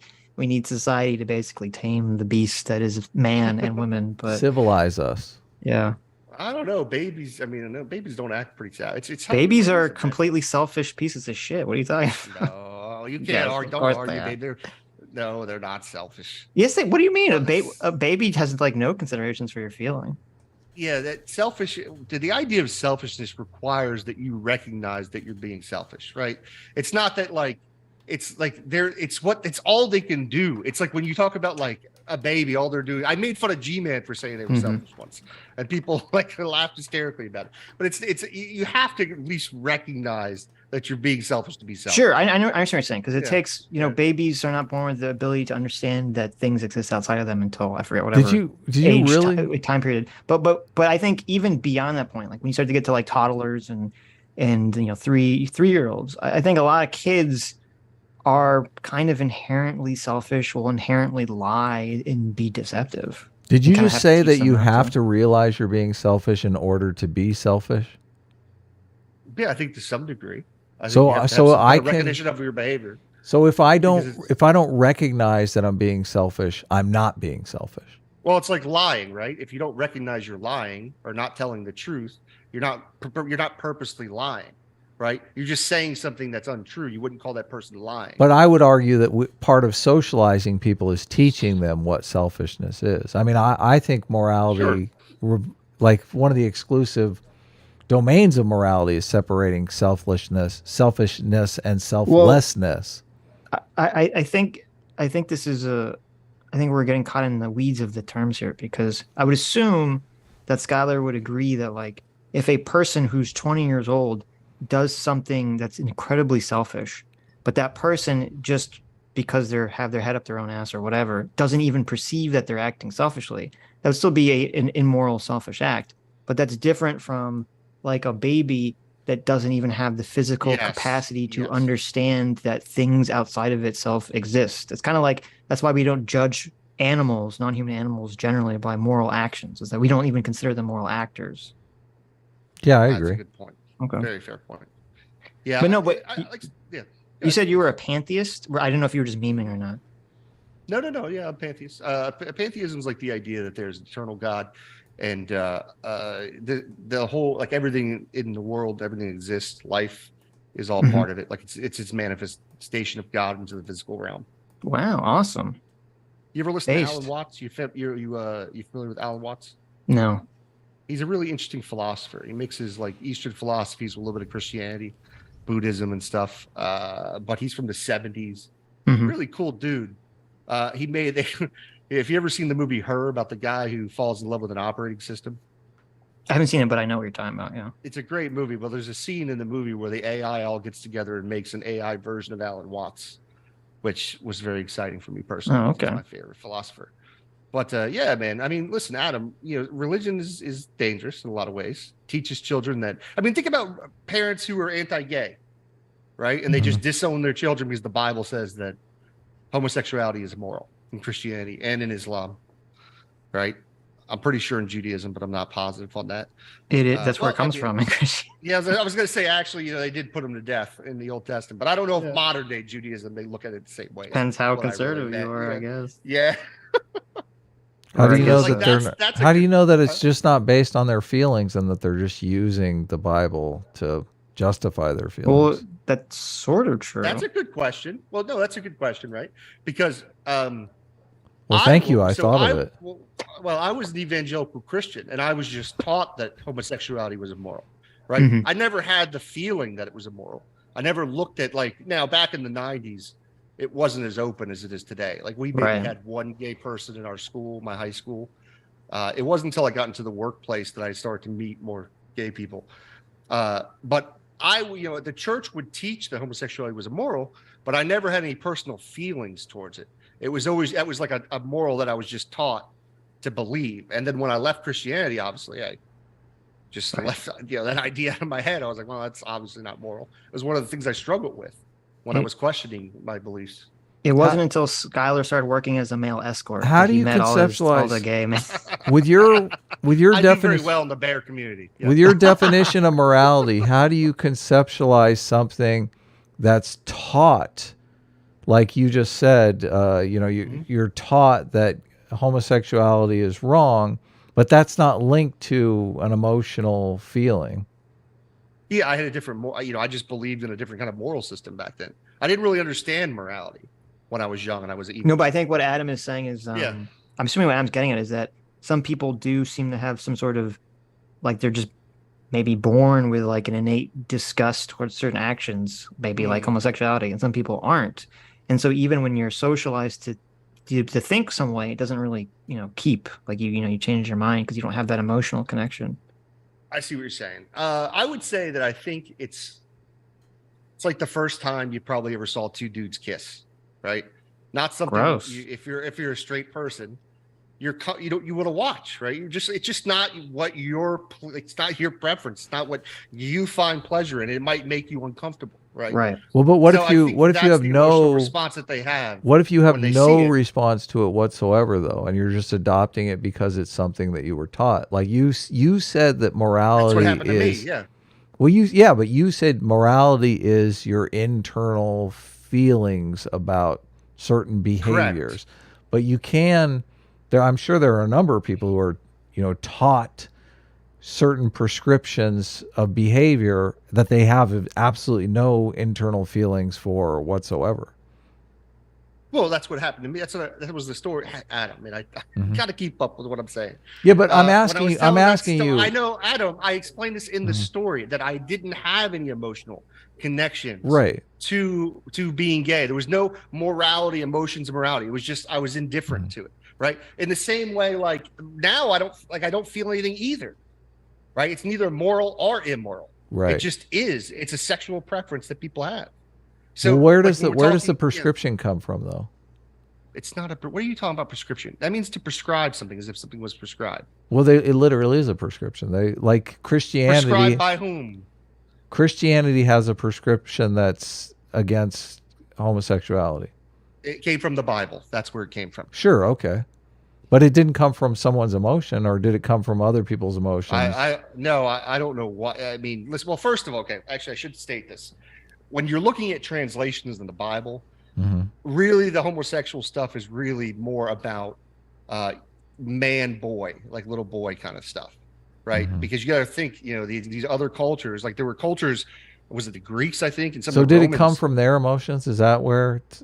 I don't know. I don't know if it was a religious thing that was taught to them. I don't know if they just didn't feel comfortable, like with gay people, it was so abnormal to them that they saw it, felt uncomfortable, and then they made a religion. They said religious information and told people, hey, this is not something we should do. I don't know. I know the biblical aspect of what's going on, which was it really wasn't talking about gay people in a lot of this context. It was talking about men with little boys. Right. Okay, Sitch, you want to read some super chats?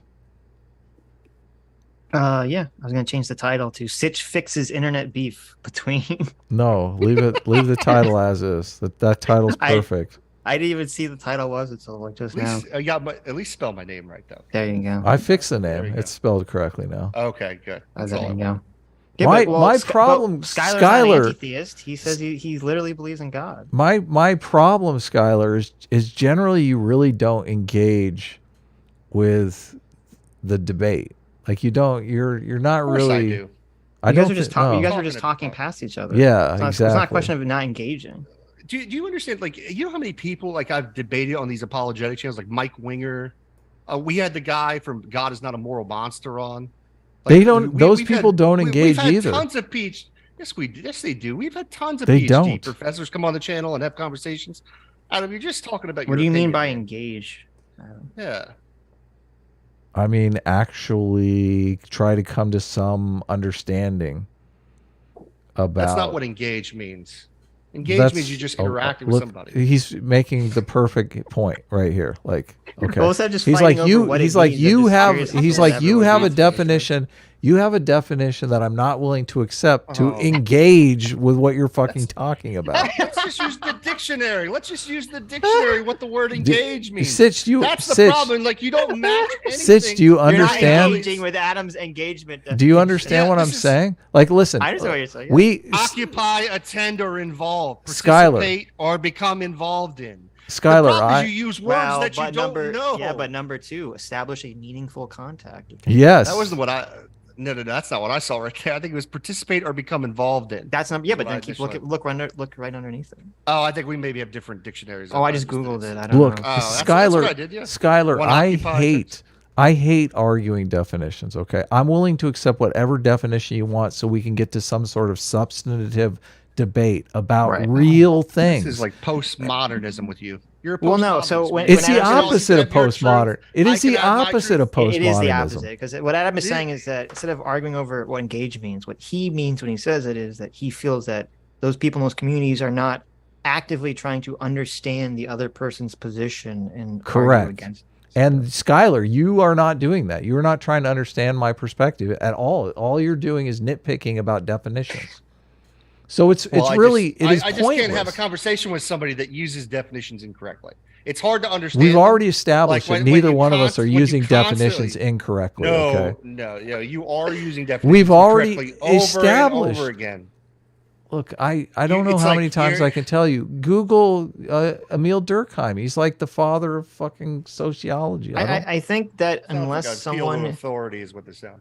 I think that generally when you're having any conversation with any person, that most people are using definitions in ways that are somewhat unique to themselves, and that the only time I generally try to push back is that if it's like the "what is a woman" debate, because that's someone trying to, or like when people try to redefine racism so that you can be racist against white people, like that's someone trying to use a definition to win an argument. That's what Skylar does. That's exactly what Skylar is doing. Well, no, I what just- Skylar is doing is Skylar has a problem with the definition and just doesn't want to move on beyond that part of the conversation. Right. He which I think wants is you. somewhat it different. just needs to be. He but it just wants needs to be you to corrected. adopt his definition so that It's he not can my win the definition. I didn't argument. create it. I didn't create the definition. You're just using the words wrong. And How, I've got to tell how you is when that you're not using the what he's words doing? wrong. Look, he's saying it right here. You're using the words wrong. How you is not he not believe- saying this?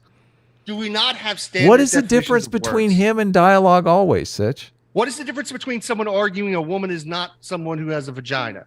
If you're going to do this route, Well, because the difference is that the person who's arguing like, oh, there's the woman is whatever you self-identify as woman.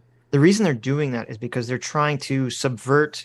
They're trying to get around the argument about whether trans women should have the same access to same places in life as cis women. Like that's why they're arguing it. It's like the definition is secondary to whatever point they're trying to make. I They're can trying see to your point. get I see around the your point argument by completely. defining it in a specific way. Which I Yeah, don't I'm think not- I'm either not- you or Adam is doing that in this conversation. I think you guys are just talking past each other with your definitions. Which means that you can never get to the substance of the debate because obviously we're not really Yeah. having a debate. We're just arguing. We're quibbling over definitions. And I don't like to quibble, man. it's not my style. I think it's just Adam and I have a lot of history. And Maybe. I don't, hard for us to it's get not really, Well, you I did don't, put brainlet in the title. I d- That's And it's the fact he he ran from a bunch of debates with me from NBT that I have frustrated me. I'm sorry, man. You did. Oh my He god. made excuses and he tried to ask. He asked me questions till I say something he doesn't like. Then he's like, "This will be a pointless conversation," which is what he did when I asked him to invite me on tonight. Did I told not him, "Oh, you're just talking-" did I not just perfectly I had to reject- articulate why it's a pointless conversation? It's not. I'm not running. I just what is the point of having a pointless conversation? we were going to have specific topics we were going to debate, and you refused to do it. When was this? To be fair, I don't think you Bunch guys of could have a times. productive conversation unless I'm like moderating it. So I agree Well, that it would we be had a good productive. topic on MDD. Like when we had our morality debate on modern day debate, it was a really good one. Oh, And then he okay. came on my channel. And we talked about politics, and I showed everybody how he didn't understand basic political positions of the parties. I think he's come a long way, though. I think Sitch, you've kind of helped him understand these political parties and how they work. But during the civil, for instance, during modern day debate, he tried to argue that the reason the North boss. won the Civil War was based on moral values, not based on the infrastructure and what the North had. Okay. That's I mean, not you my could- you position. could- What are you talking Well, first of all, about? someone could make that argument. I don't see what the problem with that argument is. Well, I'll tell you what the problem is. The North, the reason why the North was always going to win, it had all the factories. I know they had all the railroads. Right. The Right, reason the South. But The only Adam's reason it wasn't because of morals. No. He was saying it was because of moral values. The South, the North. No. Okay, so I've you I've weren't heard there. this. I was No, I've heard Adam make this argument. I know Look, exactly what you're talking about. Hold on, before you go, Sitch. Is this not exactly what I was talking about actually engaging? Like, he doesn't even understand the fucking argument, okay? Sitch is going to explain to you because Sitch everyone in the audience engages. laughed at you when you said it, dude.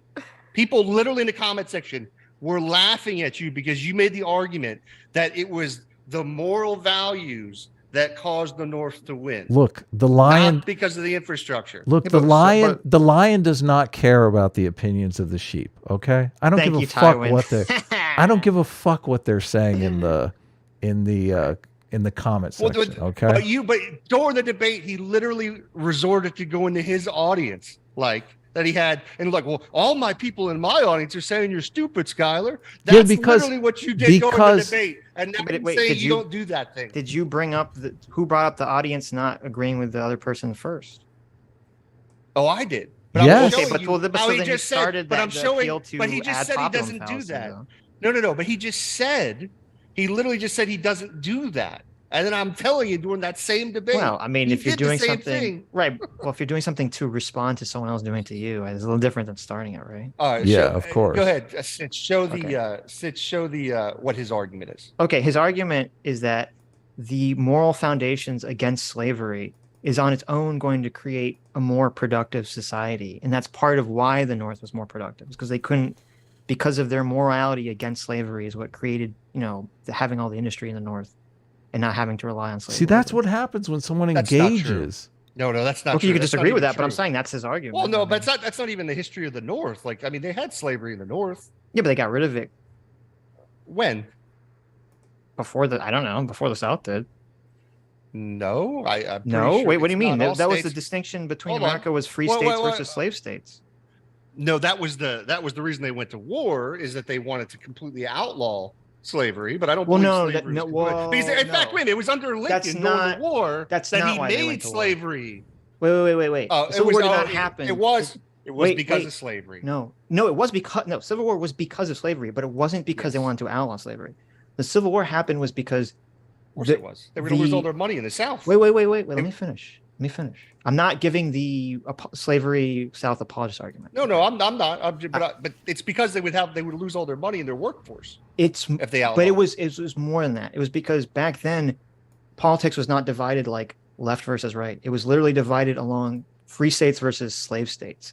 And so whenever a new state was added to the Union when they were moving west, it was always complicated because they wanted to have this exact balance of free states versus slave states, because as soon as one state, like one side had more states than the other side, then it would fuck up like the Senate and the House. And they felt like whichever side outnumbered the other side would use their political power to subjugate the other side. And so once they had a situation where the federal government basically violated the law technically by saying that free states didn't have to return slave states to slaves to slave states. That's what caused the Civil War. It wasn't about abolishing slavery. It was about maintaining that free state slave state balance. So I don't know when the exact time that the free states became quote unquote free. Well, I'm looking at it now. But that was definitely a thing. That was definitely before the war. That was definitely how it was set up. Well, you had, I mean, let's look here. The Civil War started in 1861. Mm-hmm. All right. So let's see here. Yeah, when did it end in the North? That's what I'm looking at. I have to read. It's like a said by chart. 1804, all northern states had abolished slavery. Yes. And when was the Civil War, you said? It said 1861. Okay, so you got like 60 years or so. 60 years. But we had the Industrial Revolution also going on here. Mm-hmm. But that's either here nor there. The point is that the reason the South didn't want that we had the war was because they didn't want to lose their slave labor. It would have crushed their economy. Yes. They would have, that's the reason for the Civil War. Well, it would crush their current incarnation of their economy. Yeah. And also, I mean, there was slavery in the North before that. Right? Yeah, of course. So a lot of that those railroads were built by slaves. Yeah, but I guess the question would be, might as well have been slavery too. Right. Not really. Well, I don't know. The question, and I don't know the answer to this, but the question would be, if you wanted to fight Adam's point, would be to say, well, in those 60 years of the northern, or each state abolished slavery, some even earlier than that, but did those northern states did their industry really take off because they didn't have slave labor, right, to rely on? Was making that moral decision actually, in the end of the road, making those states stronger at the end of the day? Well, yeah, and just to be clear, you're making a better argument than Adam did. I'm wording it better, but that is Adam's argument. I mean, what do you said it like times. Hold on a second. I could word it perfectly fine if I'm not dealing with someone who is not engaging with the actual argument. Like, I'm listening to Sitch, Skylar is going out of his way to like misunderstand me. So no. Sitch actually took the time and explained it in an actually fair way that I could understand and agree with. I get it. Your performance was embarrassing. Like, it was not nowhere to this. Like, you were just saying it was a war of ideas. And which ideas won? I'm like, no, it was a war of might. It wasn't about why the Civil War happened. It was like why they won the war, right? And his idea was it was about ideas. It's like, no, it wasn't ideas at that point. It was literally might and the power. The only thing the South had was good military generals, and that's why they were so successful. I say something, and rather than trying to get at what I mean, your ultimate goal is to mischaracterize what I am saying. Like, it's gone as far as you even saying that laws are not rules. Okay. Go watch the videos, folks. Just go and watch the debates. Yeah, go ahead. Go watch the watch them debates. On my channel. You can watch them on Modern Day Debate. Watch the political ones on my channel. But anyways, guys, hey, Sitch, thank you guys for having me on. Adam, eat a bag of dicks. Love you guys. Everybody have a great night. Appreciate y'all. Thanks for coming on. Might be some super chats for him, but whatever. Oh, he left. It's okay. Yeah. Well, there you go. That was an interesting conversation. Was it? I thought it was fun. How do you get around this like complete mischaracterization of? You can't. Well, if someone is emotionally upset at you, they're going to interpret everything you say in the least charitable way. Yeah, bad faith, completely bad faith. Sure. But you're like, I'm not really.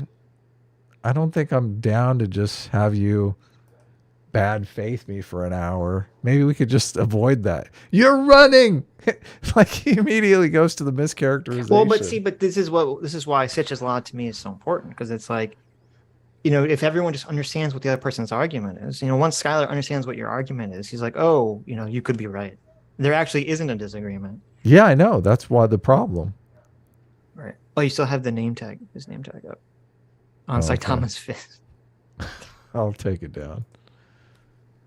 Oh, look, it's Dialogue Always. He heard that you name dropped. Now I feel bad. Come on. How often does Dialogue Always? I always feel like I don't know. Here's my question for Dialogue Always. Do you watch us regularly, or Just someone just like say like, "Oh, you've been mentioned," and they alert you like, "What's going on here?" Before I read, I haven't read the super chat yet, but I think dialogue always, though I do think he doesn't really make an effort to engage with what we're saying. I don't think dialogue always is mean spirited, but I do think Skyler Fiction is mean. Skylar is mean spirited, yes, of course. Yeah. Yeah. Yeah. Dialogue always for $5 says, Adam, are you really mad that he's dodging your meaning and trying to mischaracterize your words? LOL. Thus, I guess implying that you or I do that to him. The dialogue always. That's what he accuses us of doing to him. Yeah. Right. Yes. I know. See, I don't know. Last time we had the conversation with dialogue always, I like 100% felt like I understood exactly what he was saying, and I would rephrase it back to him, and he wasn't understanding what I was saying. So I feel like it felt like it was the other direction for me. But I feel like we restate dialogue always' argument, but we restate it in a way that makes it not sound as good. So he immediately is like, no, that's not my argument. Maybe because my argument doesn't sound that ridiculous. It sounds great. Yeah. Yeah.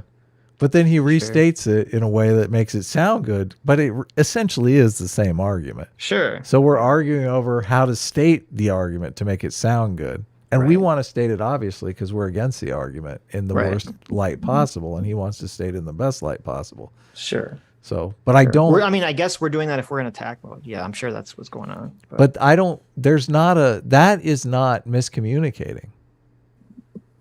Well, it's not Well, it depends. If someone says something and you rephrase it back to them in the worst way possible, if you're changing the meaning of what they're saying, it would be. But that's what I'm saying. I'm saying that I essentially don't think we're changing the meaning. Where I do feel like Skylar is changing the meaning.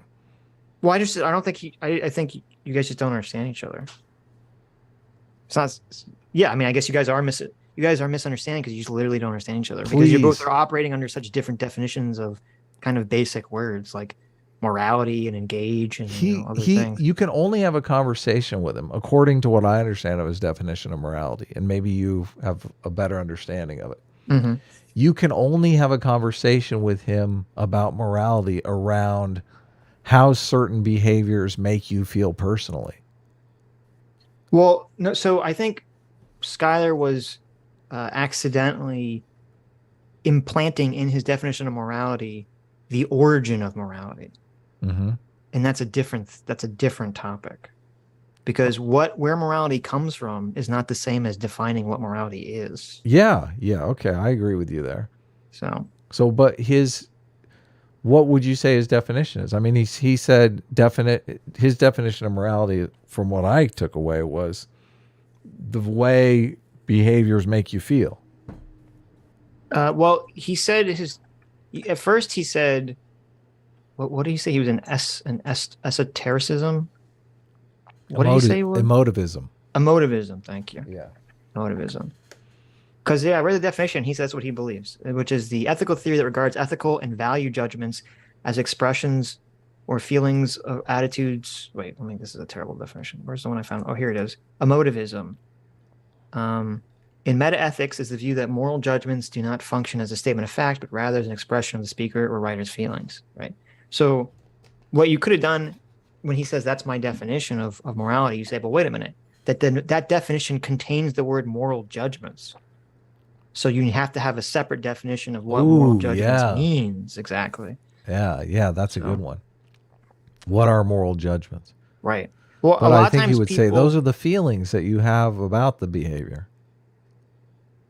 Well, maybe, but then you could say, because that is actually, I think, a unique definition of morality. Because most of standard definitions of morality don't say that. They say of relating to principles of right or wrong, expressing or teaching conception of the right behavior, conforming to a standard of right behavior. I think he's kind of, because he's an emotivist, I think he's sort of embedding in his definition of morality emotivism already. So, are you saying he has a rare and strange definition of morality that most people don't accept? I don't think it's the standard definition. I no. agree, and that's Right. that's what's funny is that he's coming here and saying Adam has this strange definition of morality Well, that no one accepts. I'll be honest. I was shocked to find that your definition of morality is actually a standard philosophical definition of morality. I didn't think it was, but it is. Yeah, it is totally Right. is. But your definition, I don't think, like if you ask them, like the person on the street, how do you define morality? I don't think they would define it the way you. Of the way course you they do. wouldn't, but No. they intuitively know because whenever anybody argues about politics, they say, "Oh, if we let this policy pass, society's going to fall apart." That's the argument that they always make. So intuitively they know Right. that those behaviors create either a thriving society or a dying society. Well, interestingly, I think people on the right generally have that conception more. I think people on the left don't conceptualize society falling apart as like the moral hazard. What about, I mean, they do for different things though. Like racism, obviously. They're like, racism is going to drive. I don't think so. They might conceptualize it as driving society back to a previous state where it was Right, a previous state where worse. people were more oppressed, but not falling apart. Yeah. Well, I mean, People on the left are generally not afraid of society falling apart, I don't think. yeah, I guess you're right. They do conceptualize it as the individuals being oppressed. Right. They're worried about creating a society that oppresses people. Yes. That for them is society. Right. Yeah. Exactly. Yeah. The left Yeah. is worried about society that oppresses. The right is worried about the society that degrades. Right. That Right. that doesn't cohere, that no longer Right. functions. Yeah. That's why the Nazis were left wing, everybody, because they were worried about oppressing people. So, but their A little prescriptions, shade at Drew if he's listening. their moral prescriptions function around not oppressing people. Yes. Right. So they do get that behaviors add up to some sort of societal outcome. Oh yeah, of course. Of course. Of course. But you can't have this conversation with Skylar because, you know, Well, because you guys have such, I don't know where it started. You guys have some sort of bad blood somewhere. So I mean, to have a deep conversation requires charity on both actors. I mean, I could do charity. Skylar's just one of these people that, well, Skylar, I'm going to give in kind, and Skylar just Okay. snipes at me, and so Okay. I snipe back. I feel like you're both sniping at each other. Look, you but- heard all. I mean, if you want to go back and hear when the first snipe came in, I'm sure it was Skylar. Well, the first snipe technically came in the title, so. Yeah, but that was after today when he was sniping at me on Twitter.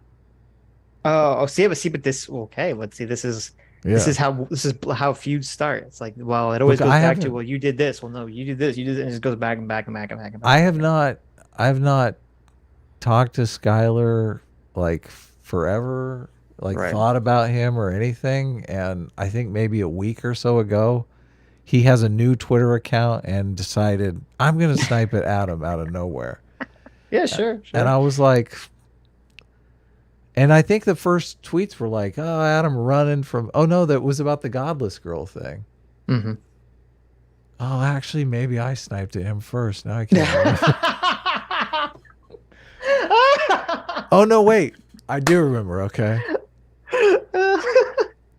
Okay, I do remember. He sniped at Yeah? me first. Okay. Okay. So I kind of wish it would be. So you first Godless, would be funnier. I know it would be, but so Godless girl made a video where she had this debate with Skylar, Yeah. and I in the comment section said, "Hey, would you like to come on the show and talk about morality?" And I didn't even mention Skylar in the comment, and he screenshotted that comment and tagged me and Godless girl in the comment and sniped at both of us.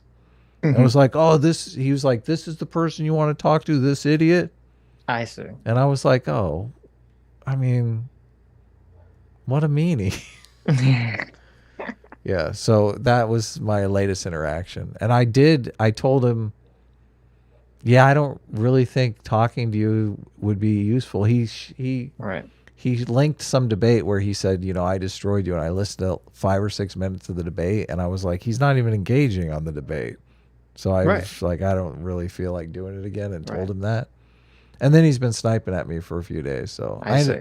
I ended up blocking him today because I was just like, Well, fuck this. hopefully some modicum of bridge building occurred. I'm not sure Nah, if it did. I'm gonna keep him blocked. Like, Okay. I'm really not interested. Well, maybe it's lost between you and him, but maybe between Godless Girl and Skylar, there could be Well, that would be cool. I mean, yeah, sure. some reconciliation. He's really mad Um, that she fed that lobster to her dog, I think.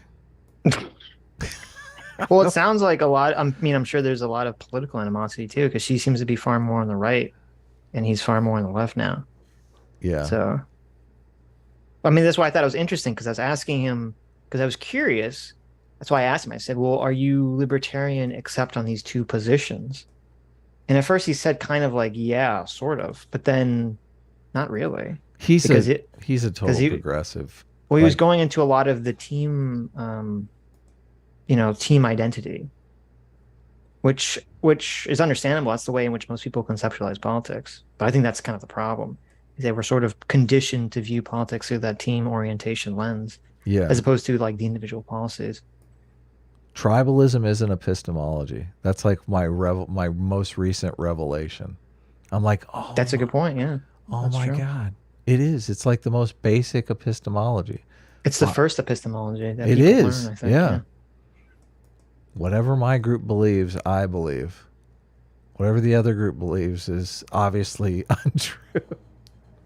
JP Mexican says he was doing the thing where he acts like he's winning and Adam is dumb so that people that are only listening a little bit will think that he is. Yeah, that's super bad faith. Right. Yeah. And it was working. I mean, people in the chat were like, Adam, just totally playing into it. Sure. Right. Sitch is building bridges today on Putin's birthday. Sitch is a secret Putin simp. He's building bridges instead of blowing them up like the Ukraine. There you go. Yeah, wow. There you go. You got me. You caught me. You caught me. We had super mixed reviews on our On our what? talk with Kurt. People do not like our Ukraine take.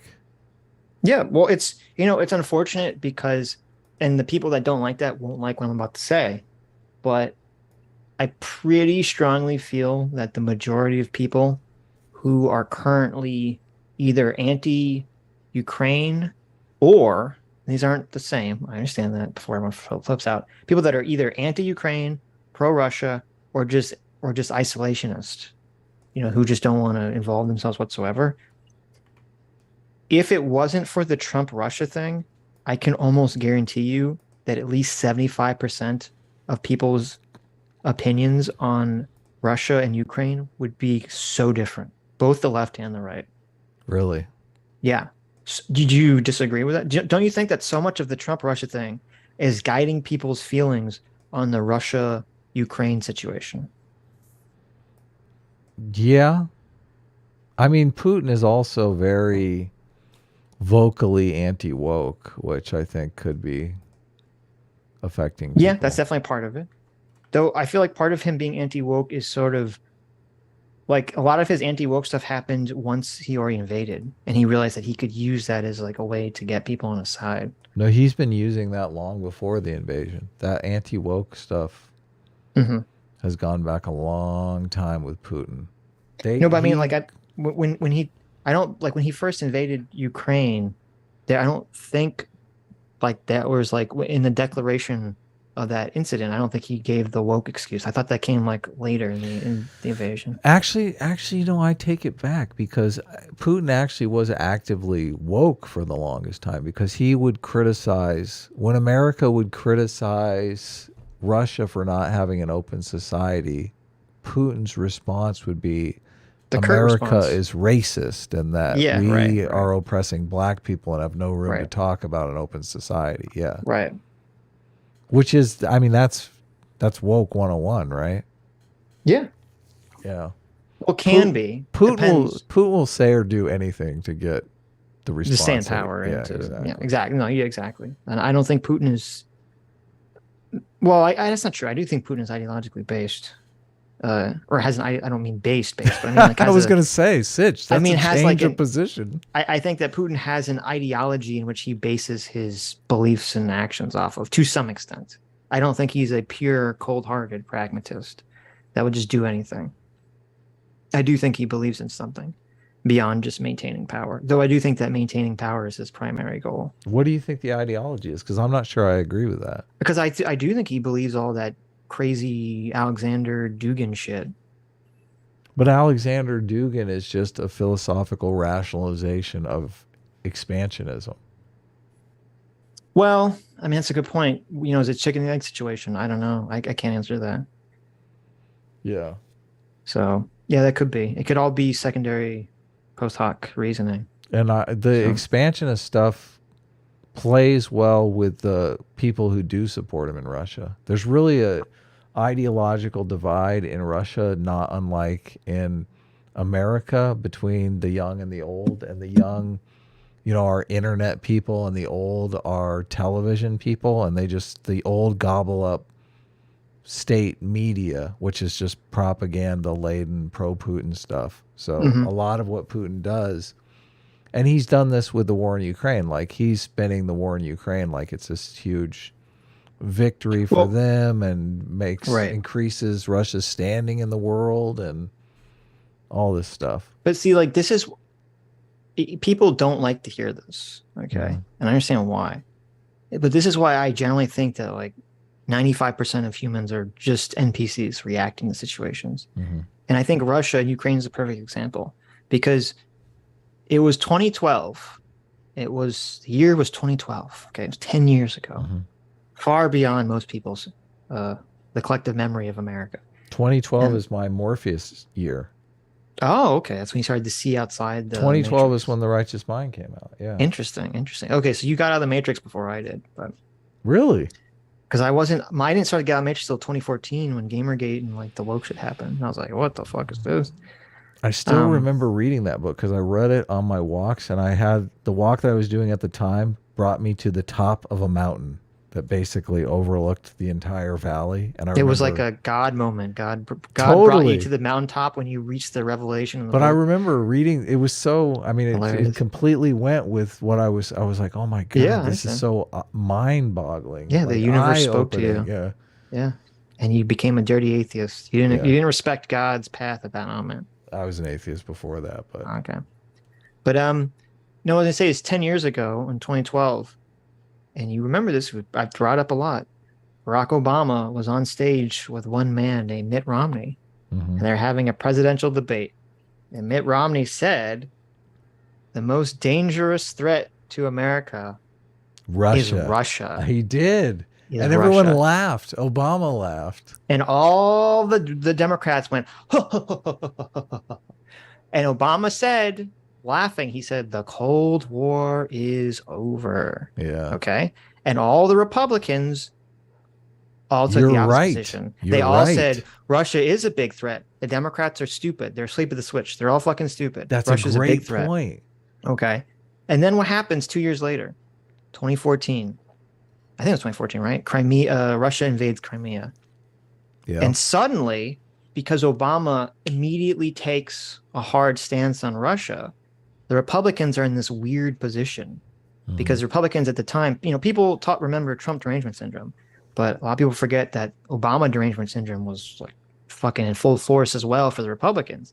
And so the fact that Obama took such a hard stance against Russia in the immediate invasion of Crimea, a lot of the Republicans felt like they couldn't strongly support because of the Obama being against Russia at that moment. Yeah. Because of the tribalism epistemology. Right. And then that gets that feeling, that's sort of like the weird reversal of now, like the left is becoming hard on Russia and the right's becoming soft on Russia, which for all of American history before then, it was the inverse of that. The right was like super hard against Russia and the left was more soft on Russia. And then that gets sort of magnified with the whole, the Russia releases Hillary's emails thing, and then the Trump-Russia investigation. And so those events, it's my opinion that those events sort of dictate a lot of people's feelings on Russia and the Russian war in Ukraine, even though it doesn't really have anything to do with the actual, like, logical facts of the invasion of Russia and Ukraine. Yeah. And if those things hadn't happened, or say like if Russia had invaded Crimea during say Mitt Romney won, Okay, say Mitt Romney wins the 2012 election, and he's the president when Russia invades Crimea, and he takes a very strong stance against I know we Russia. could have gotten another war. Well, no, I just think I think the politics and the political thoughts on Russia would be completely inverted. Yeah. That it would be the right now that would be saying we need to protect Russia from we need to protect Ukraine from Russia, and they're such a menace, and we got to be rah pro freedom. Like they'd be harkening back to all the Team America Spreading democracy. Right. Which was generally a in right-wing Eastern position. Europe. Right. And it would be the left that'd be like the isolationist position. They'd be like, Right. well, war, why do no we have more to... war. Why are we making our corporations rich? Boo hoo hoo. Bingo. So it'd be Iraq Part 2. It would be. So I just to me that's what it means to see outside the matrix. I just don't think most people's positions on things are based off of the actual individual situations. I think it's based off tribalism. The problem is that our positions trying to be fact-based and reality-based, nobody gives a fuck about the truth. I know, it's sad. The truth is like this rare third position that nobody ever talks about. Or cares about. Yeah, it sucks. It totally sucks. Mm-hmm. I feel like there's a big opportunity in Ukraine that I don't want to. I mean, it's a little painful because we had the conversation with Kurt. Kurt is so anti doing anything in Ukraine. You can't even really have a conversation about the opportunity there. And I mean, even like we've had V on the show and he's in the same position. Like he just views it as Iraq Part 2. Well, I don't remember exactly, but I felt like V's position was a little bit more nuanced than Kurt's was. But I don't remember exactly what. Yeah, you're right. V was actually more about Ukraine than he was, or about Iraq than Ukraine. I mean, I don't. If your position, it's unfortunate because I like Kurt. He has the America bad lens that's guiding his thoughts. Yeah. And it's very difficult to have a conversation about anything geopolitical if you have the America bad lens. Because it's like, whenever we bring up something, he'd say, yeah, but what about America? And it's like, okay, well, that would only be relevant if we're trying to dismiss America's behavior or say that, That's the most frustrating comment that is ubiquitous in the comment section. That somehow you and I are America exceptionalists and that we think America is perfect. I'm like, what the fuck? When did we say that? I mean, I'm an American exceptionalist in the fact that I think America's one of the best countries in terms of creating a good society. Yeah, but by no means do we think America sort of. But to spin that into we think America is flawless? No, of course not. Yeah, I mean, of course we spend like 90% of the show complaining about behavior of Americans. Like how could anyone conceptualize that as us saying America is flawless? Yeah, there's plenty of policy that we get completely wrong. Of course. And we talk about it constantly. I mean, wokeness is, complain about wokeness in America all the time. That's definitely an American behavior. Yeah. Definitely not American exceptionalist by any. We're definitely not. I definitely don't think America is a perfect country, and I would never say something that stupid, unless I'm making a joke, about how we should take over Canada or something. Yeah, but, we do joke a lot about. Right, but no, it's just there's just a lot of people that have the America bad lens, and they engage in this weird whataboutism. And you can't have a conversation about anything because they just what about America doing this? What about America doing that? And you're like, well, America's not perfect. I forget who said it. There's a good saying. Don't let perfection be the enemy of the good. Yeah, that's it. And it's like, don't let the fact that something can't be perfect get in the way of doing a good job or doing good in the world. Yeah. Basically, don't be a perfectionist. Right. Perfectionism is its own curse. It really is. How do we get, what is a strategy with someone like Kurt? That conversation lingered with me, not in a bad way, just in a what could I have said? I felt like maybe we should have asked, Like, can you name one good thing about America? Like, let's just start little baby steps, right? Right. Is there anything that America has done right? Like, I understand and a lot of people in the comments are echoing this sentiment. They're saying, yes, America is just as corrupt as Russia, only we hide our corruption. And, while the justice system appears to be only arresting people for laws, those laws are either unjust or they're all these other laws that we don't really think about, but are just Right. as bad as Russia. Well, I mean, I would be surprised if people saying that are like really our fans. Because I don't like live my life in fear that I'm going to be arrested for something wrong. And I feel right, like but people right. in I'm China and saying Russia do. like someone saying that America is just as corrupt as China or Russia is so like they're the same level of privilege delusion as the socialist kid who says, "Oh, we can, because they've lived in a rich or upper middle class America, and they lay out all these prescriptions for how they think, capitalism is bad." When Carlos Maza talked about how capitalism is bad when his parents are millionaires Mm-hmm. and they basically pay for him to live in like nice houses and get him a job and all these other things. And he has that level of privilege and he hasn't experienced the real world outside of having this social safety net of his parents and having all this money. Like that's the same level of privilege and delusion it is for people that says that America is just as corrupt as Russia or China, because those people have never lived in Russia and China. They have literally no concept of what they're talking about. Like it's just so delusional. It's such a delusional level of privilege that they think it's the same.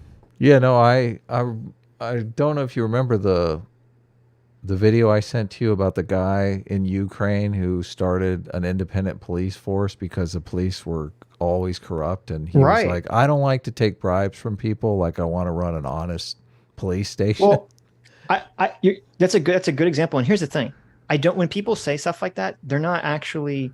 This is why it's difficult to talk to them, because you have to talk to their elephant, because they're not talking logically or rationally. Because the same people who say that, oh, America is just as corrupt as Russia and China, will then in the next sentence say Ukraine is the most corrupt country in Europe.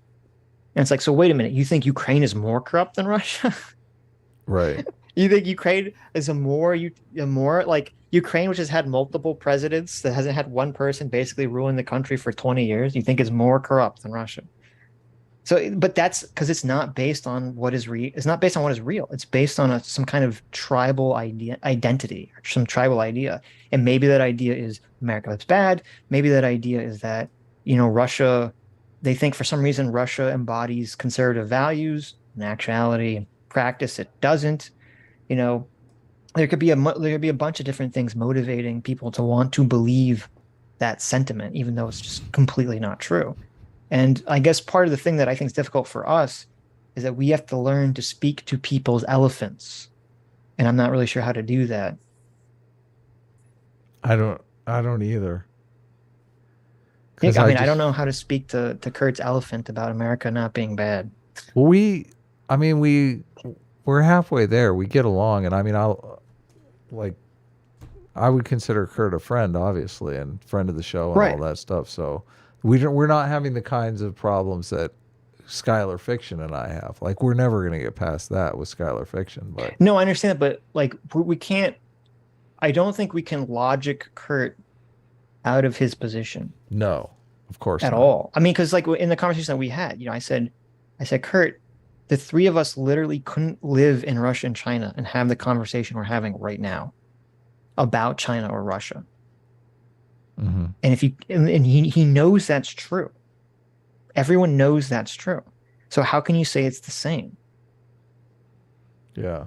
How can you say that we don't live in a freer society? We, the three of us could sit here and we can criticize the American government. And I'm not even worried about, you don't even get demonetized for criticizing the American government. You can criticize the American government all day and not get demonetized. So I don't, if someone's not willing to accept that, I don't know. You have to somehow find whatever is driving the elephant at that point, because it's just a fact. I keep looking for this comment in the comment section. I can't find it. It was someone who was in China, Mm-hmm. and they said that they had talked shit about their dentist or something online, and they almost got thrown in jail for it, and they were super worried that Holy they were. shit. Yeah, exactly. they were like, wow, I don't know. I mean, it's like way different over here than you guys are describing. Yeah, I mean, they literally have this is what it's, it's weird because people get just so whataboutism brained because I'll say like, oh, they have this social credit score in China where that's run by the government, where, if you say something that they decide goes against the harmony of the society, Right. Or you your lose. dentist is friends with someone who's a party member who's like, oh, I'm gonna Right. fucking deal with you, little Right. shit. Yeah, you can go to jail. You can lose the ability to buy groceries. You can lose the ability to use public transportation. Like like things that would make every right-wing libertarian in this country like Okay, I found pick up it. their gun and start, storming, the various Capitol buildings. I like If there was a modicum of the social credit score that goes on in China is happening in America, we would literally be in the Tim Pool violent civil war, and people just we don't would understand that. Yes. You and I would be joining a Right. militia. I would be. But then people say, no, Sitch, what about getting canceled on Twitter? And you're like, well, that's bad, but that's not even remotely comparable to what's happening in China. And I don't understand the emotional process that's happening in your brain that makes you want to say, what about America?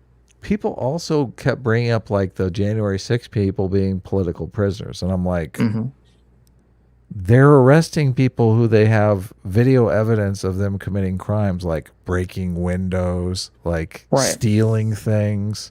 I mean, this isn't protest. Like, you should know. You can't fucking break a window into the building and think, I'm not committing a crime here. I'm just protesting. It's very childish to have like a binary thinking on that, because, you could say, oh, a lot of the people, I mean, I don't know each individual person that's being charged with January 6 crimes, but I'm sure that a lot of the people that are charged with January 6 stuff, they're being overcharged to some extent, and they're being used as a political football. I definitely agree that that's probably happening. But there's still people that broke into the Capitol in a riot that ended up temporarily suspending or slowing down the process to have the next president, assume power.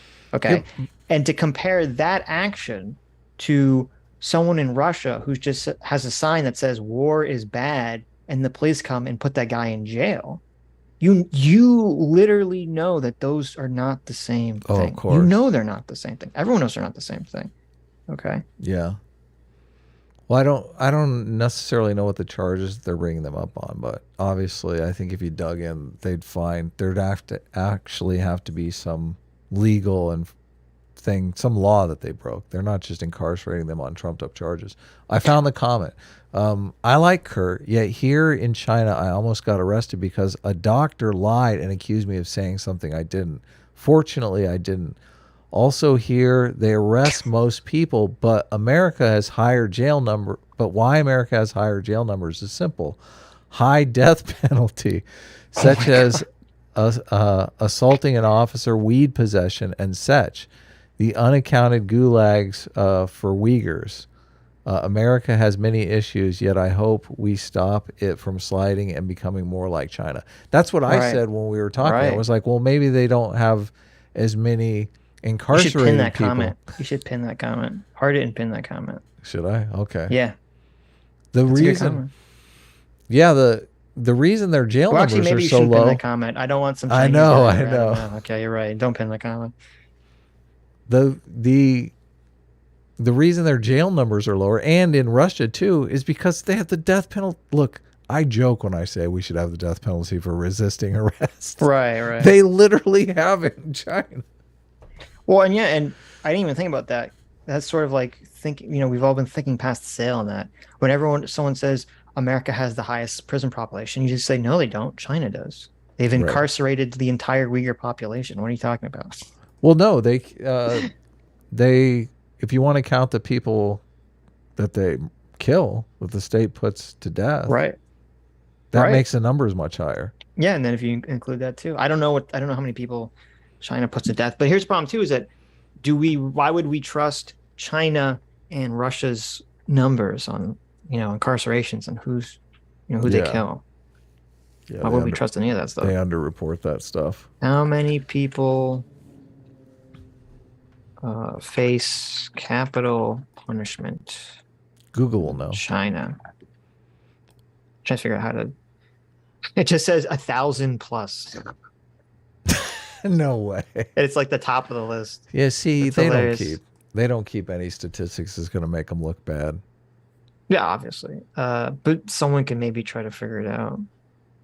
Where's the capital punishment in China?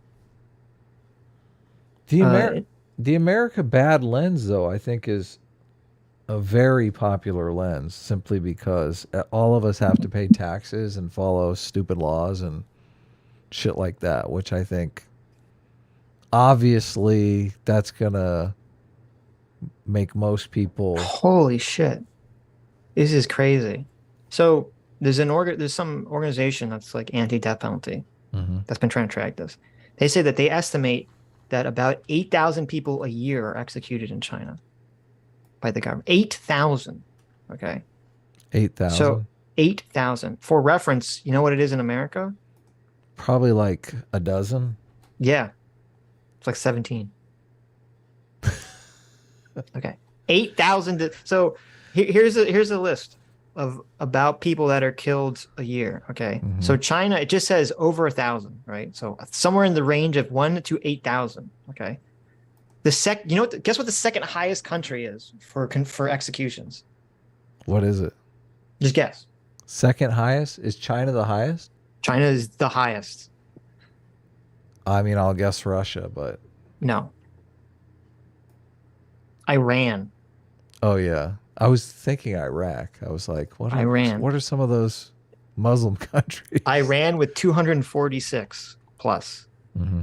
So we No go from way. 8,000 to Oh my God. 246. So Iran isn't even that bad by comparison. Well, the 246 is still a huge number compared to all the other countries. How do I do a percentage of that? 8,000. You'd have to see whatever I don't know, you have to do what the population is. I mean, it's true. China has a way bigger population than Iran. So I don't know what the per capita is for 8,000. I was trying to do how many percent more than us that is, because it's like 10,000% more.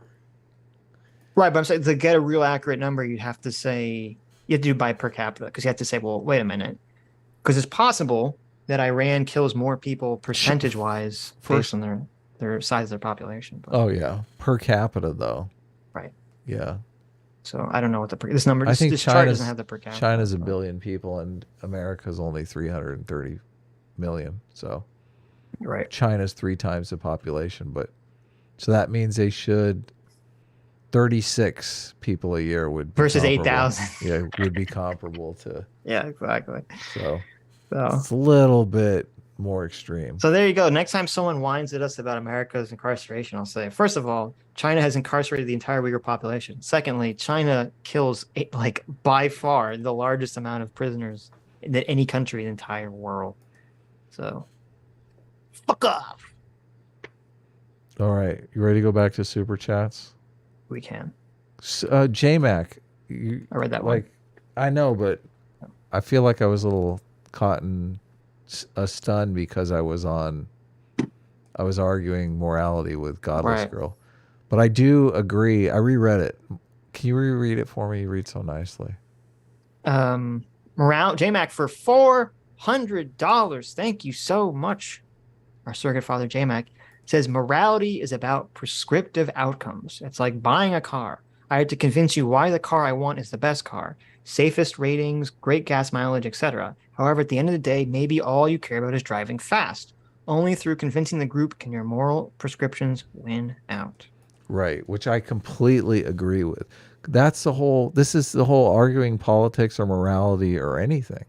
We're arguing for our moral prescriptions because we're saying that this is going to produce a society that is better. But until those moral prescriptions are adopted, until we convince people that they should adopt these moral prescriptions, We never know. They have to be Right. implemented at some stage. Yeah, no, definitely. Yeah. That's politics. That's a hard thing. Christian Baller for $20 says Adam is right. Sitch, the minimum wage is just a price control on labor that should be done away with. While it may hurt some in the short term, in the long term, it will lead to true price discovery of labor and fight inflation. So, this is actually very useful in terms of our morality conversation, an objective morality conversation, because I never said that abolishing the minimum wage wouldn't reduce inflation. It would. It would very much reduce inflation. But the question is, would that produce other societal things that we want to exist in our society? And I would argue that even if it reduces inflation, it would cause much more societal harm than good, even with those de-inflationary effects. I don't, and this is why it's more fun talking to you than anyone else, is because like we actually do engage. Because I Right. don't, I really like. What are you basing on that? The fact that we didn't always have a minimum wage on our history. What do you mean? So you think life was better before? I don't know anything about the history of the minimum wage. Somebody brought up. I'm saying also, life was worse before. Was it? Yeah. Well, I mean, just But if you could find a book that talks about, the Industrial Revolution in America and sort of the Gilded Age in the 1900s. Obviously, there was child labor and even all this throwing out other child things. labor Yeah. laws. Okay. You just looking. Well, I'll give you two things. Looking at our history. Okay. Before, in the Gilded Age in the early 1900s, like, most people were poor. Working conditions sucked. Being a worker totally sucked. Just completely sucked. And it was only until we had, I mean, the irony here is that the conservatives all want to go back to the post-World War II society where, yeah, we were more socially conservative, but we were far more economically liberal. Where labor had so much power. That's why. But the world has just changed in so many ways that I don't know that. It might not be possible. It might not be possible to get back to that. I'm not suggesting that. I'm just saying. Well, no, I'm saying that yes, adopting a minimum wage then with that set of that environmental set of facts might have been better. I see what you're saying. But now there's a different environmental set of facts that the minimum wage might be hurting us. Someone else also brought up, obviously if you did away with the minimum wage, instead of hiring somebody for $15, you could hire 3 people for $5, and then production would go through the roof as well, which would also fight inflation. Yeah, but okay, here's the problem, in my opinion, with getting rid of the minimum wage. What is the people that run a company? What is their purpose? To create value. No. To create profit. Well, that is value. Well, more specifically, profit. Okay. And the cost of labor is a cost. It reduces profit.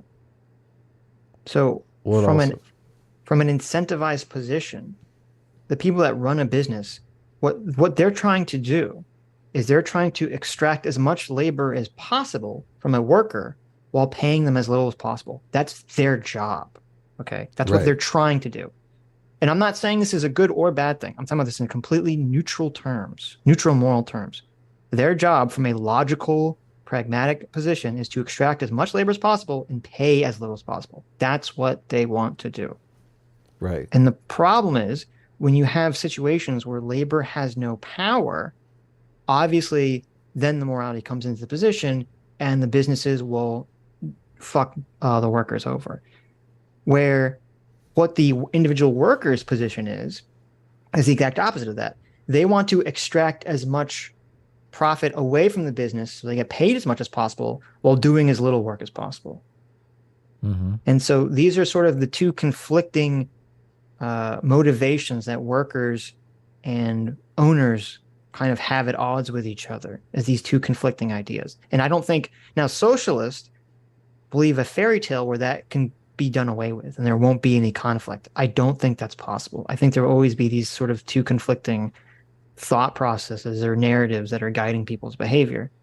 But that's why I think labor needs protection to some extent, and why labor needs power, because you need to have this conflict. You need to have these two forces pressing on each other to kind of figure out, what people should be paid in our society. Yeah, we're that limiting factor though. Here's the way to test it out. And I guess you really couldn't do this because it would be politically feasible. But the way to try it out would be to go for some sort of state initiative. And you'd have to have an agreement with the federal government to say, listen, we want our state to vote on abolishing the minimum wage, the federal minimum wage. Right. So that we can try to see what happens economically within the state. And we'll do it for like a year or maybe 2 years. I don't know. But I think we've already seen that. I mean, until recently, the federal minimum wage was like, wasn't there 30 or 40 years where it didn't go up at all? Well, I don't know. I think there was. I think there was some massive period of time. The problem is any minimum wage, though, because but you're in a position where you can't, you don't have the freedom to think up any possible job for any wage. Like you can only design jobs that create enough value for you to hire somebody at whatever the minimum wage is, $15 an hour. What is the federal minimum wage now? I don't even know. I don't know. So you can only think up jobs. And as automation increases, obviously, if you have a job that's like button pusher, that you could literally, the person is really only worth $2 an hour, but you're forced to pay them $15 an hour, then that's going to be a constraint on production. But why do you think that would be better for society? Well, I don't know that it wouldn't be, because obviously if people are making less money, they can't afford as much. Prices have to drop to fulfill demand, but you've also got way more production because you've got more people working, more people producing. I don't know that it would be bad. I really don't. No, but I don't know. What I asked is, but you don't know if it'd be good. That's I don't. Right. Yeah, you're right. I don't know if it would be good or bad. My intuition is that fixing a minimum wage is distorting some sort of equilibrium. Because the thing is, if all you're concerned about is inflation, then I would agree with you. Getting rid of the minimum wage would reduce inflation. But we also know, we agree with Jordan Peterson and, the Pareto distribution. All systems are going to tend in a direction where all the money is going to get sucked up and all resources are going to get sucked up in one place. I thought we all agreed, whenever Jordan Peterson talks about this, we say that's true. And so that's why you need to have some sort of outside force, like a government, like regulations, come in and say, okay, we need to sort of like do something to prevent this from happening. Because if too much wealth, if too much resources just all get sucked up to the top, then society falls apart and crumbles because people revolt and burn everything down. Right. And also because most people think that's not a moral way to live. Yeah, I don't know. I mean, it is a fantasy, in my opinion. It's a total fantasy for people that think that just if you had no regulations, that everything would just fix itself. That's, to me, that's just as fantastical as believing, socialism. I don't know why anyone thinks that would work. Socialism or the exact opposite, just like no constraints on business. Let everything be guided by, the free markets. No, there has to be some sort of regulation. Obviously you want regulation that increases production.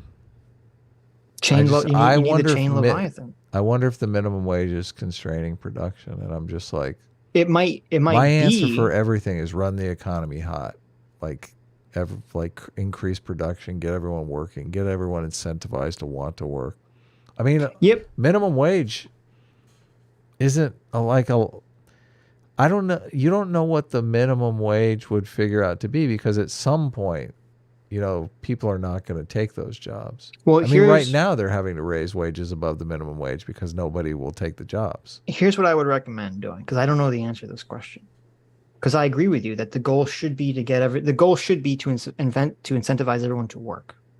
Right. That should be the goal. even though that's currently not the goal of the Fed and hasn't been since the 80s. The goal of the Fed. Nauru. Because of the Nauru. And so the question that you would have to look up is to say, what Fed policies or government policies from the 40s to the 70s were being implemented that were incentivizing everyone to work and giving workers power? Because I don't know what those economic policies were exactly. Yeah, I don't either. But that would be the answer to your question, to figure out what are those policies. I'm sure there's a book somewhere you can find. Ask Mark Blythe. Maybe he'll know. Maybe he can give you some recommendation. Sure, I'll do that. He loves me. He's for people that are like sort of like, big but don't have large followings on Twitter. You could be surprised if you ask them a Twitter question, they might answer. Maybe I will. If you say like, I was having a conversation where I was curious like what U.S. federal policies, economic policies from the like 40s to 70s sort of promoted strong labor. Because I don't know the answer to that question. I'll just and I find would be a very book curious and to see what start it is. reading. That's what I always do. I'm like, there's got to be a book on this. Well, there has to be, right? Yeah. But the problem is that A lot of it's biased, obviously. it's going to be completely politically biased. Because if you have a book from a left-wing source, they're going to say it was everything the government did. If you have a book from the right-wing source, they're going to say it's everything the government didn't do. Yeah, I know. I read through. Yeah, I know. I realize that shit's going on. Caffeinated Tweaker for 2 Canadians said, "What is Godless Girl's opinion on natural rights?" Well, it's a shame we didn't get to that, but We didn't get to that, yeah. natural I rights. assume is always a fun she's one. obviously against them, because you can't. If someone is taking the position that there's no such thing as objective rights, there's no such thing as even subjective rights, and it's just your intuitive feelings, then that person would never believe in natural rights either. Yeah. Um, God, I loved how you just totally owned Skylar on. Well, that's not Adam's position, actually. Yeah. It's like, yeah, guess what?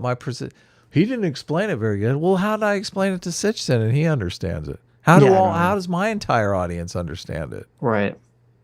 I don't know. I mean, I haven't your heard the ears out. conversation, so yeah, no clue.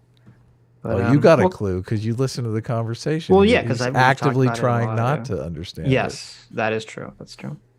But I'll admit I didn't clearly understand Godless's position on the distinction she was making between subjective morality and I forget the name of the position she agreed in. Right. I didn't understand the difference there. But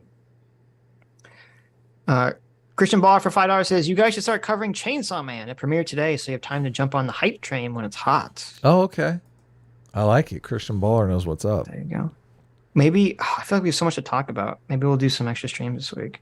Yeah, because you want to talk about Game of Thrones. I want to talk about House of Dragon. I want to talk about the Matt Walsh thing. I want to talk about What Matt Walsh the thing thing? that everyone calling him a pedo. Yeah, okay. I want to talk about the thing that we were supposed to talk about today. Right. Well, The Jon Stewart trans debate. lost Yes. his mind again. Right.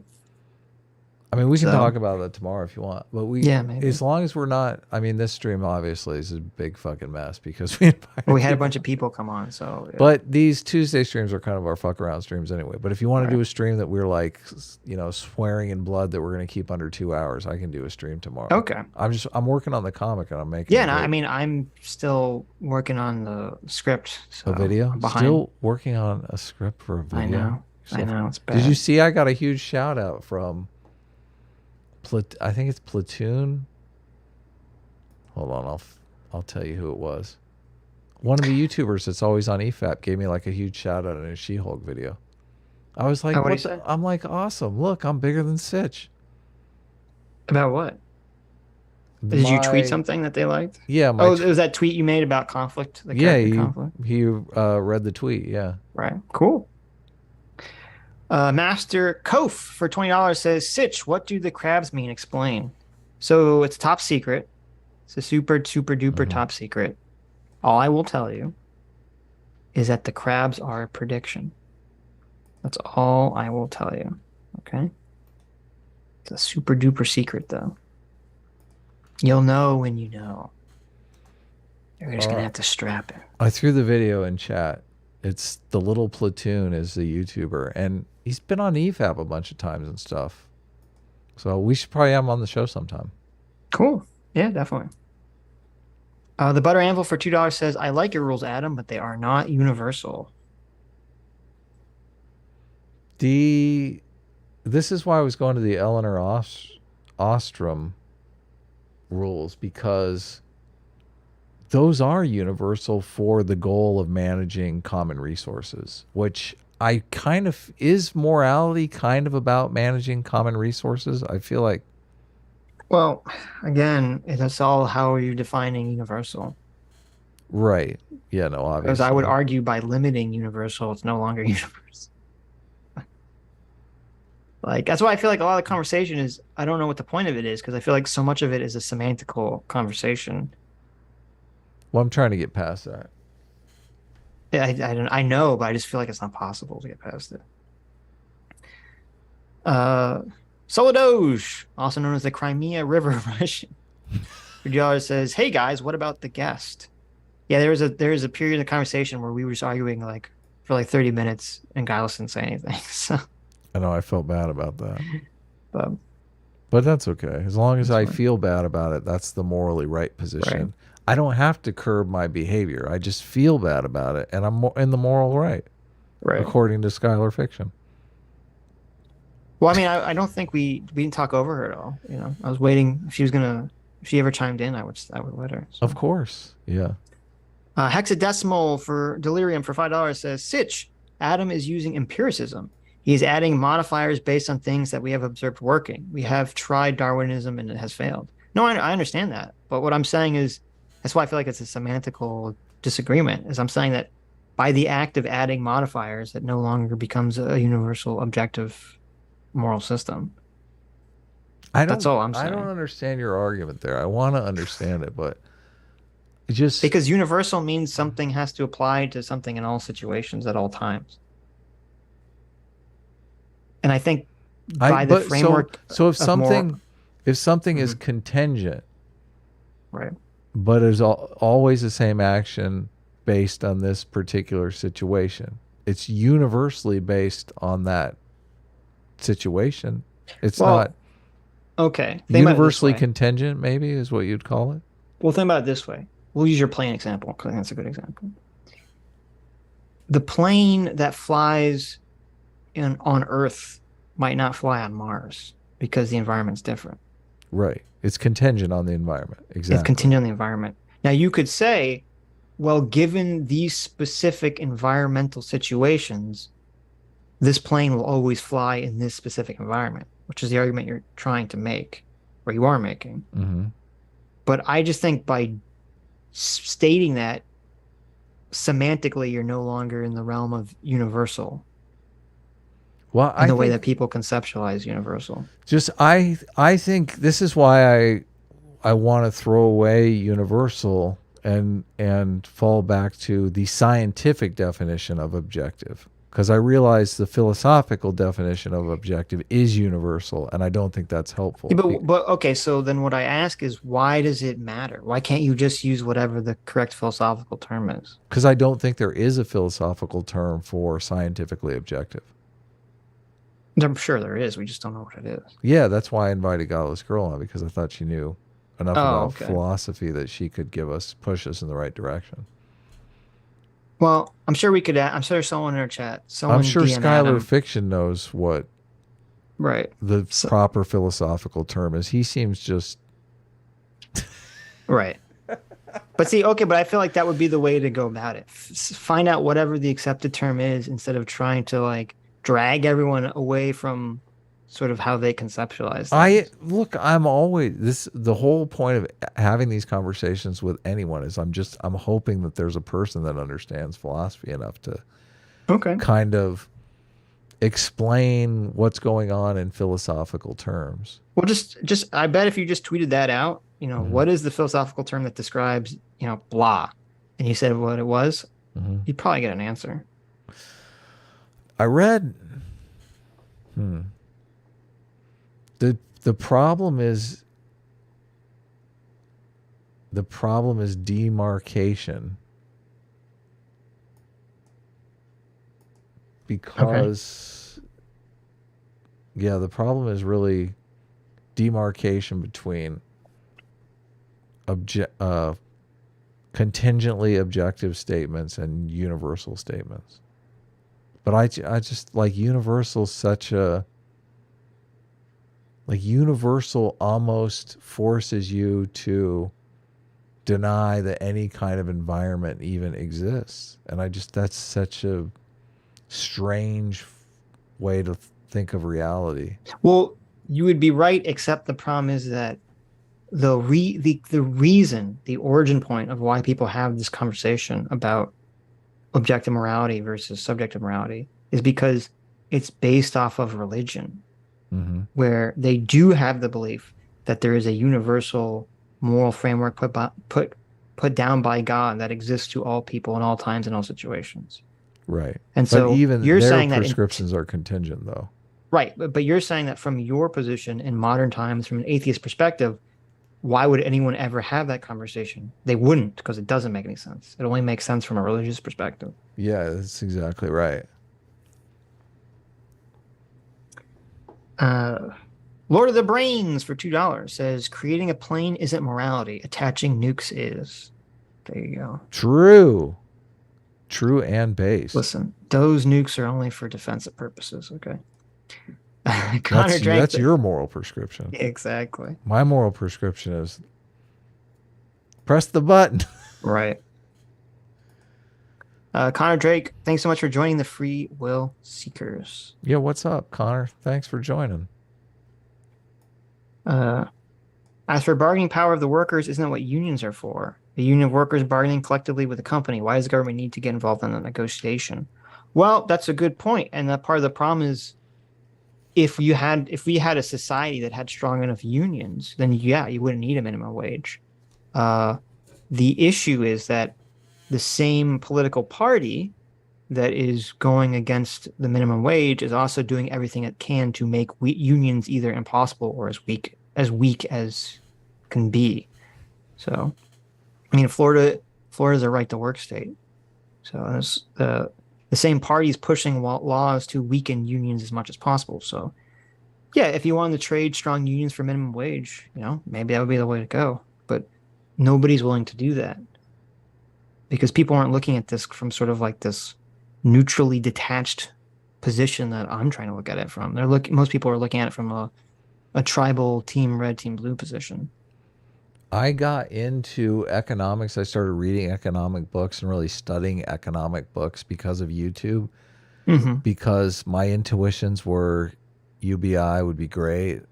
And I really wanted to answer the rebuttal to that it would cause inflation. Like my chief question that I had was, would UBI cause inflation?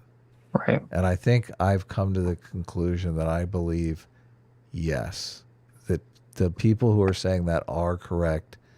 That UBI, without being attached to any sort of work program, would definitely be inflationary. Yeah, maybe. Yeah. So there you go. You've changed your position on it entirely. Well, I never really adopted a position because I always had that, would it cause inflation? Right, maybe. Yeah. Right to work is a liberal position in terms of like liberalism, but it's not the position of like the Liberal Democratic Party now. So It's Doug for $2. Andrew Clark for $2 says, please title the show Sitch's Law for X hours. Yeah, exactly. Stuck for $2 says, no, change the title to Modern Morality Theory. There you go. Oh, I like that. There you go. Although Dialogue always. Oh, he responded. I missed it. For $5 says, I check in whenever I can. Sitch at least tries. Adam lets emotions take over, and then all bets are off. Well, there you go. A rare Dialogue always giving me any sort of credibility. I'm shocked. And throwing me under the bus at the same time. know, Dude, I'm like defending your ass all the time. What's up? Why? I know. What's going up on here? Is Dialogue always like a Skyler Fiction fan or something? At least he's got the lull in there, so I'm assuming he's being sarcastic. Maybe. Drew the Dogman for $2 says, striving for perfection, knowing it's unattainable. Well, I think that's a good principle to have. Well, to some extent, obviously, that could lead to still bad consequences. But I understand what you're saying. We should be striving for an idealized thing while knowing that the idealized thing is not attainable. But I think it's very difficult for people to hold that in their mind. But I agree conceptually, yeah. I think that is a good way to conceptualize things. Drew the Dogman is a 1-month member. Thank you for being a member, Drew. And I think Drew was arguing at us on Twitter. Do you remember this? Yeah, Drew is really big into the position that fascism should be considered left wing, which I just so vehemently disagree with. Well, he also has gone as far as saying ethno-nationalism is left wing. Yeah. Which I was like, Drew. I mean, what? What? And so you're telling me Andrew Anglin is left wing, is a left winger? Yeah, right. I just what? I mean, what kind of world do we live in? Mm-hmm. Okay.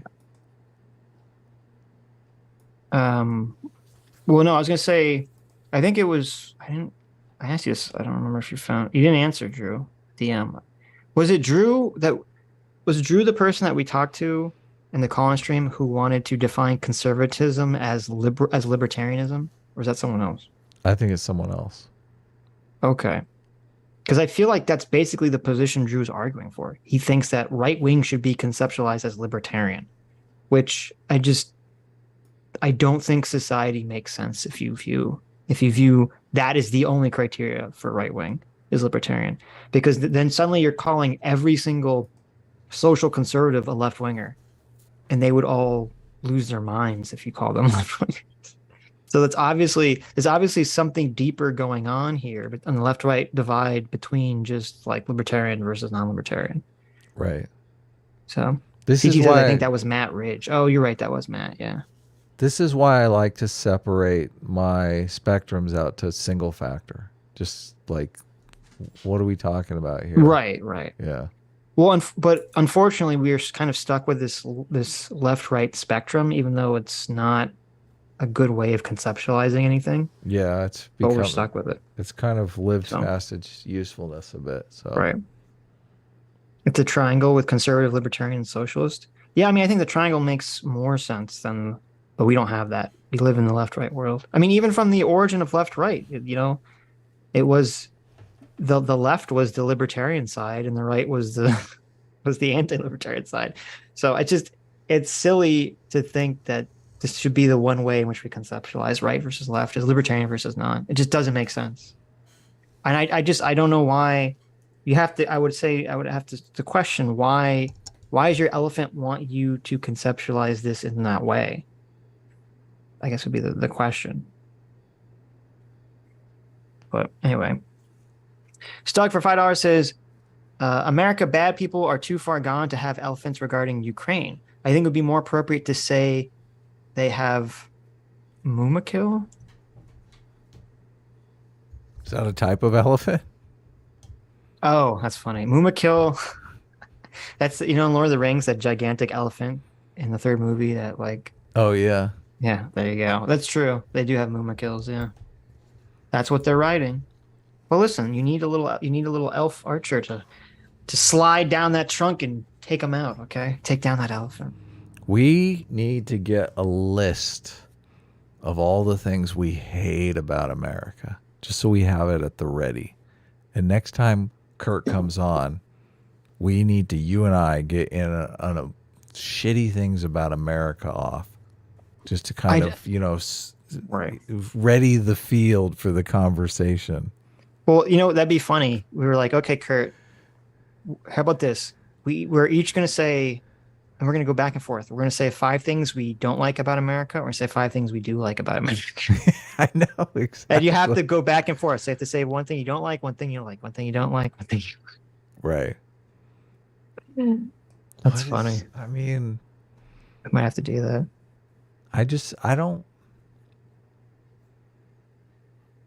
I'm trying to think of what Kurt would say. Like, what would be the good things? Yeah. I don't know. I Drew feel says, like relative safety is high on my list. I mean, I feel like I've moved all over the country and I've never felt like unsafe. Even when I lived in neighborhoods that are a little, a little shady, I still never felt like too bad. Drew, in the normal chat, Drew, what is how you define the left and how you define the right? I don't know if that's really the basic question. I don't know if you said, I kind of lost the track of the Twitter conversation. So I don't know if you answered that question already, but how do you define left and how do you define right, Drew? Because if we don't get to that, I mean, that's like really the basic point of what you're trying to say. Midterm 6 for 500, Kazark says, for Kurt, the facts are post hoc reasoning. He feels abused by the system. And when you tell him the US is not as bad, what he hears is, quote, you should be happy you're only abused as much, not like in Russia. That is not a convincing argument. No, you are completely correct. Yeah, that is 100%. what he's hearing. Yeah. Right. That's what he's translating in his mind.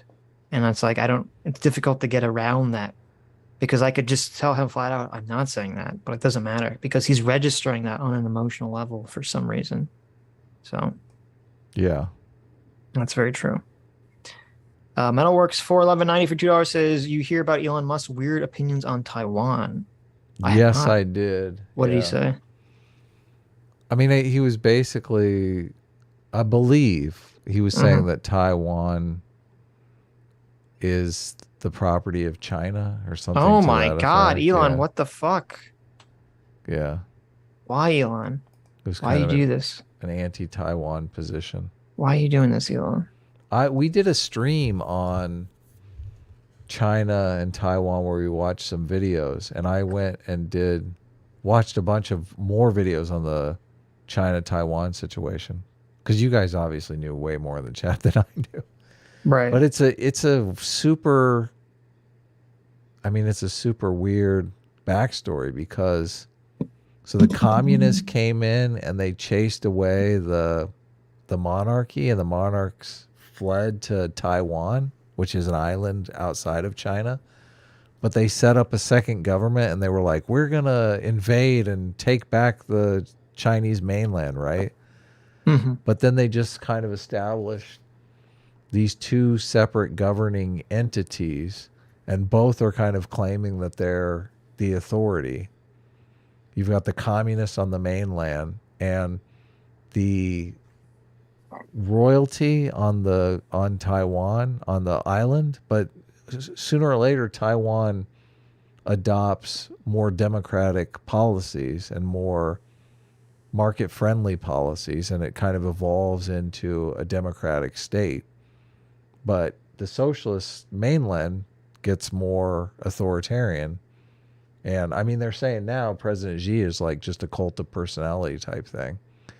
So since Taiwan has all these pro-market policies and democracy and all that, they're way outproducing as far as like technology and stuff like that. Like Taiwan is an economic powerhouse by comparison to China. It says, on the death of Chang Ching-kuo, I'm not being racist, that's his name, 1988, Li Teng-hu succeeded him and became the first president born in Taiwan. He continued democratic reforms in the government and replaced. Basically, they're just saying that he sort of democratized. Yeah. So the ruling elites democratized Taiwan in the late 80s. Wow, I didn't realize it was so recent as 1988. Look, so interesting. This is why I brought up the morality list, because as soon as you start, democracy is definitely, and this is all the democracy haters hate this, but democracy is definitely, that's how you unlock people's investment in the society. Well, that's what's so sad is that when you look at societies that choose democracy, and that's the key here. If a society chooses to become like a capitalist democracy, like democratic society, it almost always produces like so much better outcomes for itself and its citizens. Yep. But the problem is that they have to choose it. Yeah, You you have can't societies, force it on them. you can't be forced on them, right? That's But you know, where he fucked up in Taiwan, Iraq. Japan, South Korea, you know, when these societies choose to go in that direction, it's almost like it's crazy. Like I didn't realize it was only in like the late 80s that Taiwan went from a monarchy to democracy, and you know, look at how far they've come. China's the same thing. I mean, I think China was. I mean, they were like starving in the 80s. Right, but they didn't because they were not a democracy though. They had the one-child policy because they were like worried about running out of food and shit. Right. Yeah. Fat Brown Buffalo, our favorites. Super chatting Buffalo. Our favorite young Turk. Our favorite young Turk, yes. Says for $10 says, what do you guys make of the fact that there are student protests and disruptions at University of Florida because Ben Sass might be the next president? Does it suggest universities are far left? I don't know about this. I haven't been following this at all. Really? Ben Sass? I don't even who is that? I don't even know. United States. He was a senator in Nebraska. And he's running for president? Well, no, I thought he meant president of University of Florida. Oh, okay. Yeah, it is. All universities are kind of, well, young people tend to be more left-leaning.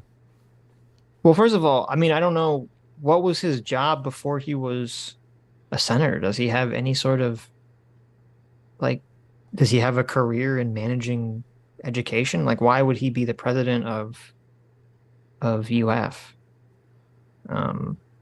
Is that I didn't actually? I guess I didn't think about it. It's a state school. Like, is that position just like dictated by the government? I don't know who makes that decision. Oh wait, okay, here we go. He was a president of Midland Lutheran College in 2009. Okay, so he does have some experience, I guess, being a college president. He resigned to run for Senate. I don't know. Well, first of all, so it's weird. What's the point of making him the president of UF?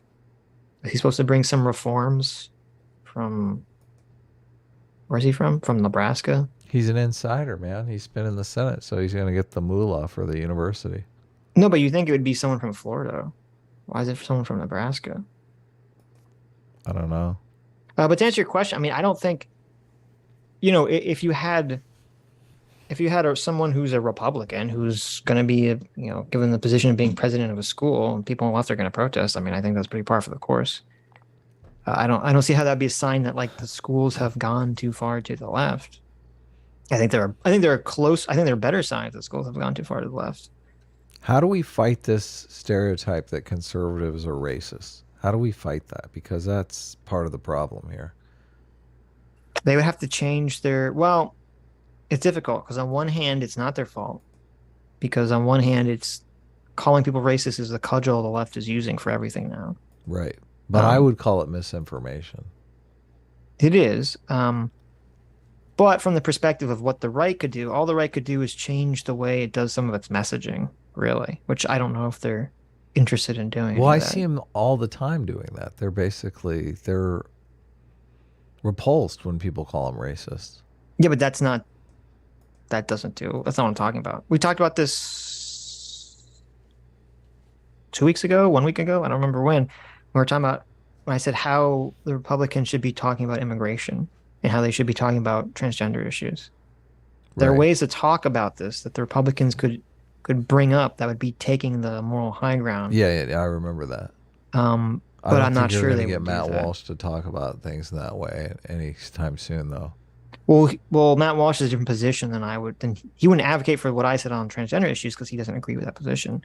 Right. But here's the part of the issue: is like because so much of politics is some politician saying something that appeals or disgusts people's elephants. That's what politics is. A politician goes on stage and says something that either pisses you off or you go, yeah. And that's kind of like what Trump was doing with the immigration stuff. Mm-hmm. And there's a reason that Trump was sort of saying he was wording his immigration stuff the way he was wording it. It was intentionally to piss off people on the left and to get people on the right to cheer. Yeah. And as long as that's the dynamic, you're not going to get around the whole like people are going to call you racist. Well, I mean, I'm sure many of them are fine people stuff is not really, I mean, that's not really a good way to go. I know. Well, no, but when you say it's not a good way to not be called a racist, but it's a good way to get people on the right on your side. Of course. Yeah. And it's a good way to troll the left. Yeah. Yeah. So it depends, like objective morality, it depends what your goals are. Texas SP12 for $5 says, what do you meme? What do you meme? Just released a video with the pastor who baptized Jeffrey Dahmer. Right. Oh. What do you mean you as a Christian YouTuber? Mm-hmm. Do you know that? Do you watch his stuff at all? Or I don't. I'm not familiar with him. I don't know anything about this. Was Jeffrey Dahmer baptized after he did all his killings and stuff? I'm not sure. I guess we have to watch the thing. I've watched some of his videos. What do you mean? He's like a Christian apologist. Oh, okay. I baptized Jeffrey Dahmer. He told me about eating a victim's bicep. Jesus Christ. Did you look it up? Holy shit. But here is why I helped him and we became friends. What? Don't become friends with Jeffrey Dahmer, guys. The cannibal, yeah. Well, I mean, first of all, it makes sense. Obviously, any sort of priest or preacher or Christian is going to want to baptize Jeffrey Dahmer, right? Because that's what they believe. They believe in, all that stuff. So it makes sense. But I guess it's triggering people because they'd say, well, he still deserves to go to hell. But I mean, just being baptized doesn't absolve you of your sin, right? Well, I guess it depends on what kind of Christianity you adhere to, right? Yeah. Doesn't some sects of Christianity, if you say what your sins are and you do your Hail Marys, then God forgives you, regardless of what they are? Theoretically. But some sects say no. You can't just, even if you say what your sins are. You the Adams sect says no. Okay. It says Jeffrey Dahmer's burning in hell. Right. As a Jew, I don't know all the rules here. But... How does Ragamuffin feel about Jeffrey Dahmer being baptized? She says... He's against it. That did sound like a no. That sounded like a no to me. Sound like a no. Huck Finn, thanks so much for being a Frugal Seeker for 7 months. Says, with wages soaring for hospitality services at the moment, what makes you think minimum wage is not already at rock bottom? Who would accept less? People would always accept less.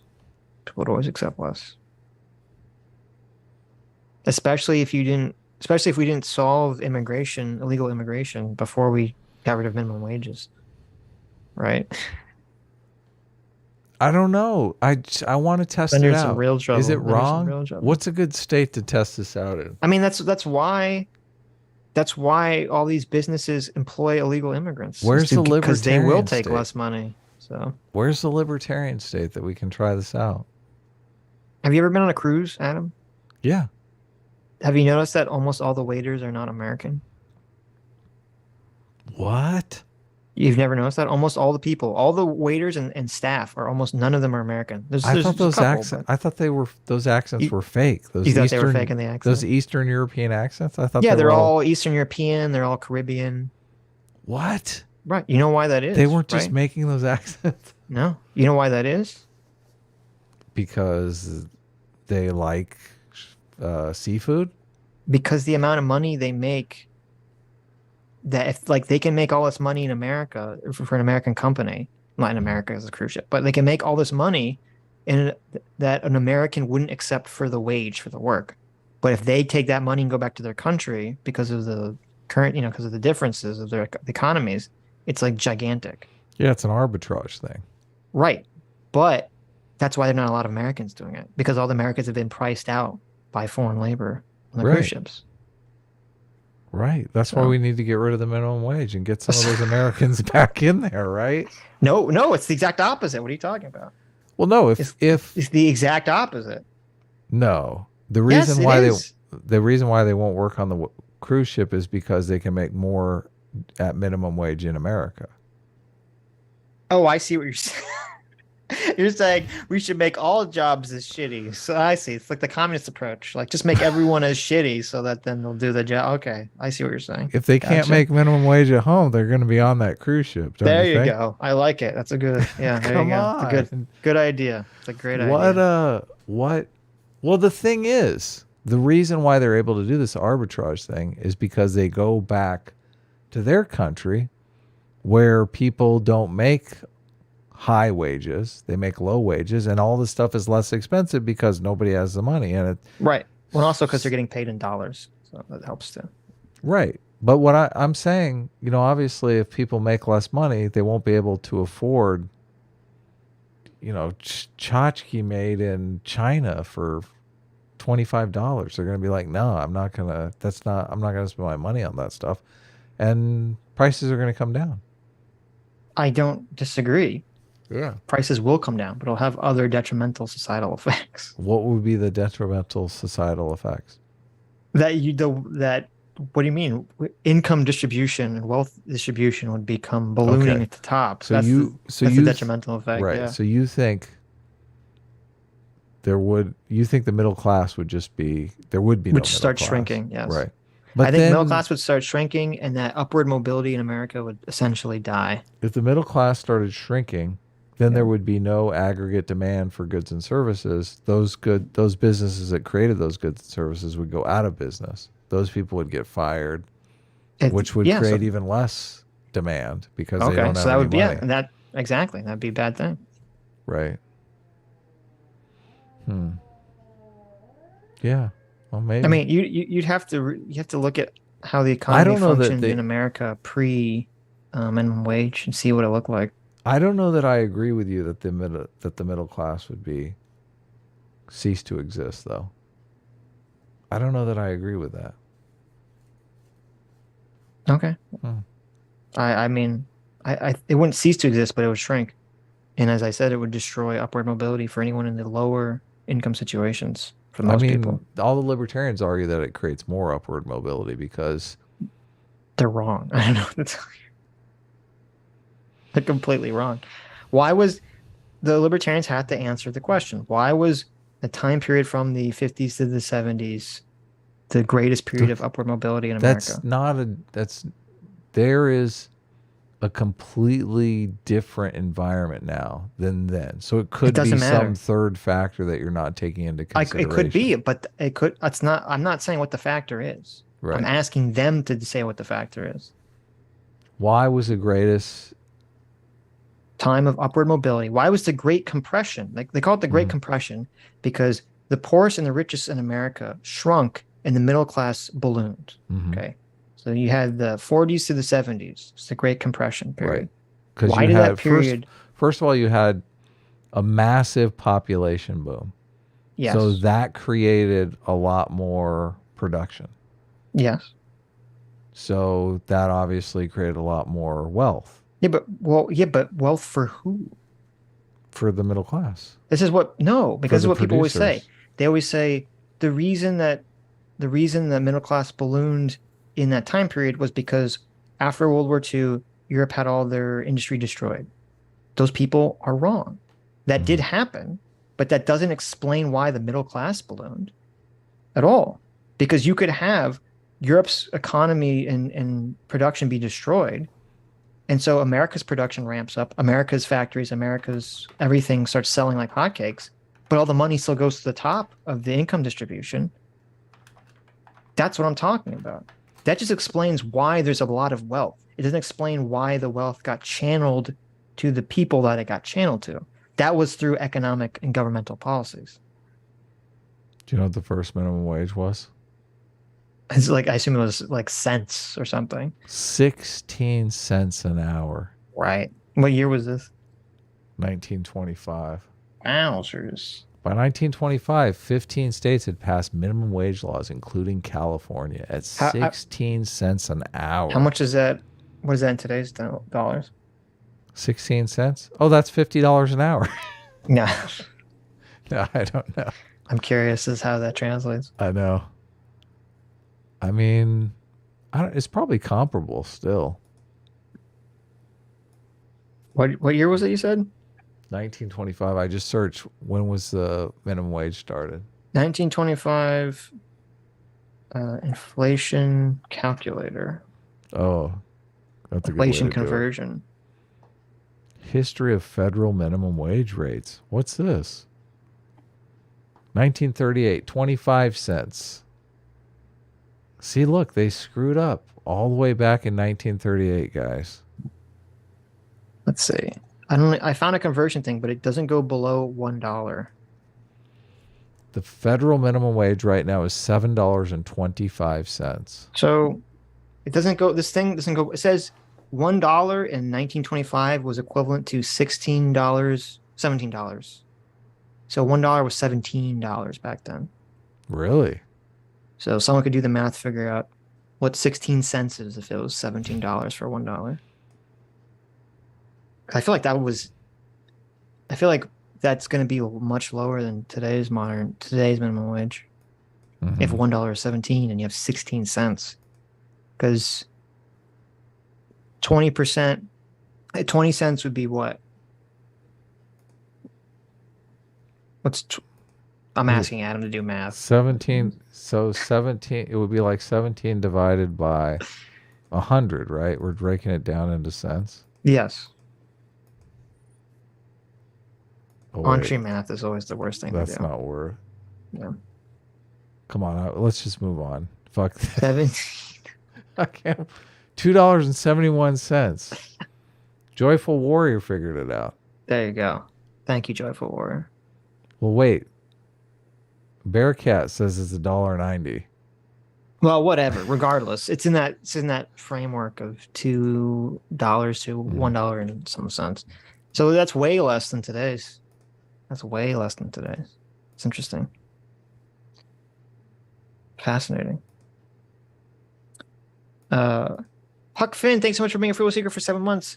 Says with wages soaring. Oh, I read the one. Green Nate, thanks so much for being a Free Will Seeker for 4 months. Says my bugbear has been brought up again in the stream. I have to argue with you on it sometimes, Sitch. Sure. I don't remember what your bugbear is, but we'll do another call. What was the bugbear? I don't know. Probably some economic take, I said. Drew, if you ever said what your left-right definition was, I didn't see it. I know I asked you that like a long time ago. I know. We got sidetracked again. I don't know. Did you tweet it at me or something? I don't see it. Old school for $5. Sitch, counter to your position on unions minimum wage. The Dems are for both a high minimum wage and strong unions. Combined, they would keep out the poor. You could be right. And see, but that's the issue, is that no side looks at this from some sort of practical or pragmatic position. They all look at it from an ideological position. So the left wants high minimum wage and strong unions, and the right wants no minimum wage and no unions. Right. And it's like, maybe we need, this is why I'm an enlightened centrist. I'm like, well, maybe we do need some sort of combination of these two things. Like maybe you need, if you're going to have no unions, you need a strong minimum wage. And maybe if you want to have no minimum wage, you need strong unions. Maybe you need to have one or the other. You can't have, maybe you need a mix is what I'm saying. You can't just have, neither. So no, you're completely right. But that's the problem. And that's what I always talk about. It's the problem. People are not interested in what works. They're interested in promoting their team. And it's really actually, it's even further than that. Most people's feelings when you talk about these minimum wage conversations, people are coming at it from two positions. Either A, it's just what does my team say? Or B, it's the conception of people view the morality of the worker versus the boss. So some people look at the situation and they say, oh, my moral intuition puts me in the direction of saying bosses are evil. All they do, and owners are evil. All they do is sit on their ass and they tell everyone what to do and they suck up all the money. And the workers are the ones who are doing everything and they're in the more moral position, so they should get more money.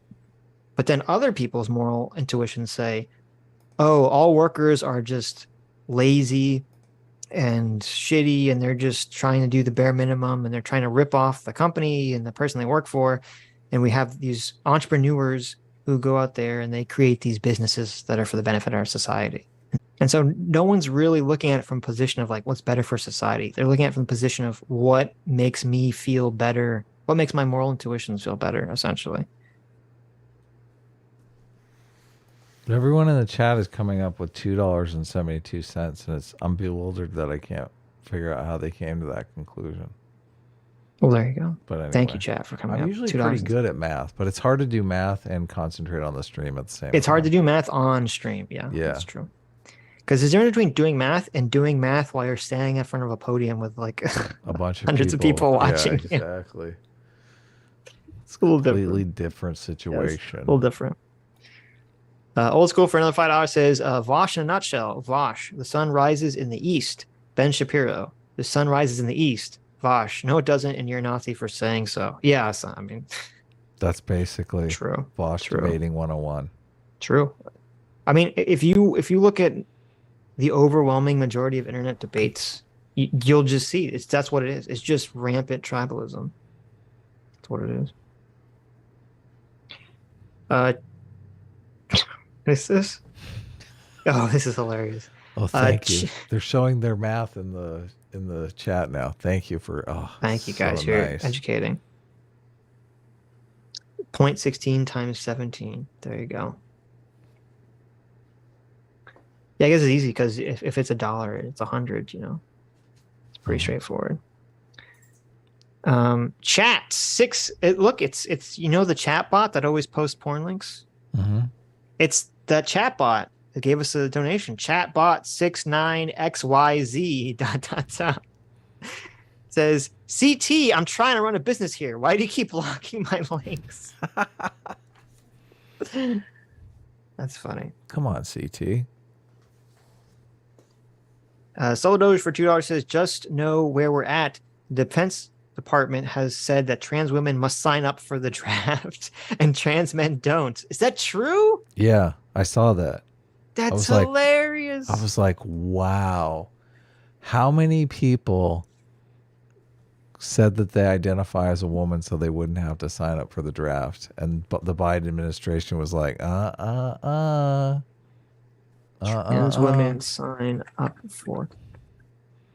That's so funny. It is, isn't it? Oh my God. Well, there you go. Oh my God. So now you guys have been given the greatest troll power in all of the world. Because now whenever someone says, well, when you have the what is a woman conversation, you say simple, someone who doesn't have to sign up for the draft. Oh, that's so true. That is exactly right. When you have the conversation, they say, what is a woman? And then you say, well, someone with an X chromosome. They say, well, no, there's all these people that have the chromosomes. Or you just say, no. Someone who doesn't have to sign up for the draft. Boom. There's your definition. We finally find a definition of what is a woman. Who is exempt from the draft. There you go. That's so hilarious. Holy shit. That's the funniest fucking thing I've ever seen in my life. I'm shocked. I wonder if they're going to change that. They're going to get some backlash. You know they're going to get backlash for that. That's so funny. Because I heard Scott Adams was talking about that today, but I didn't know. He didn't say that was why he was talking about it. Mm-hmm. You know, he was talking about like, oh, if there's a draft, all the men can just identify as women. And I was going to say, that's a good argument because everyone knows intuitively that if there was a draft, all that self-ID shit would just go out the window immediately because every guy would identify as a woman and the government would say, yeah, too bad. Get fucked. Yeah. Sojo says, also the draft's official Twitter put out a weirdly timed tweet on how even single sons must sign up too. That's weird.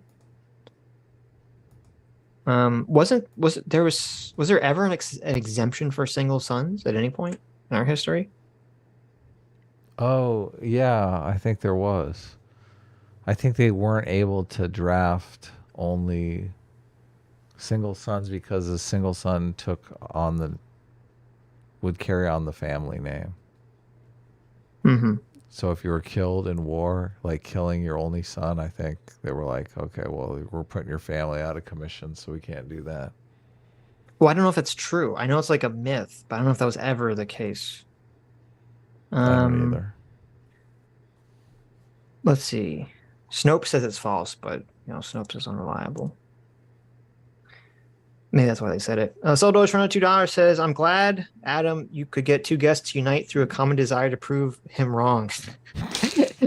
He loved to see cooperation because it's good for society after all. They didn't. Wait a second. Godless girl was nice to me and not Skylar. So.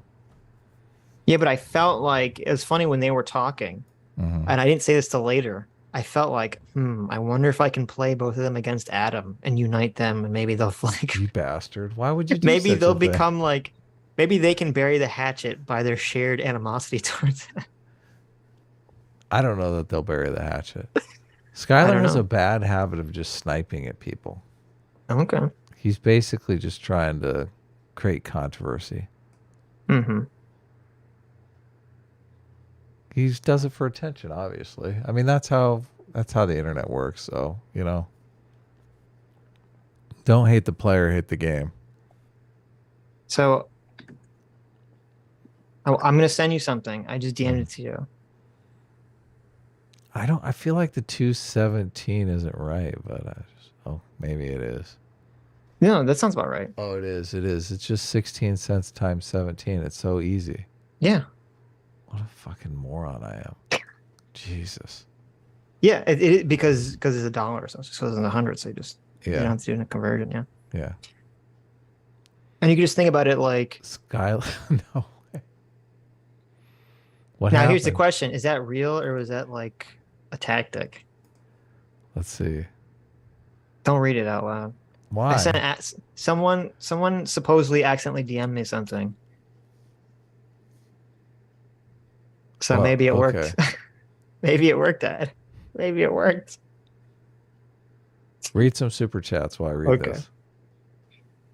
Goro Sero, thanks for the $5, says the Sitch and Adam show usually have a good filler episode, but man, this one has lazy animation. The story was boring. The characters are kind of one note. I'm just going to pretend this one doesn't exist like most filler. Well, I'm sorry you didn't like this filler episode, Goro. I'm sorry. That's hilarious. This is hilarious. He can't DM me because I blocked his ass, so that's why he can't DM me. But that's hilarious. Yeah, I think Skylar is going to try to over his joint dislike of you. I think he will try to reach out to Godless Atheist. So maybe listen. All that matters is you're building a bridge, Adam. It doesn't matter how. I don't look. I'm just. You're like the squid in Watchmen, Adam. You're going to unite the world.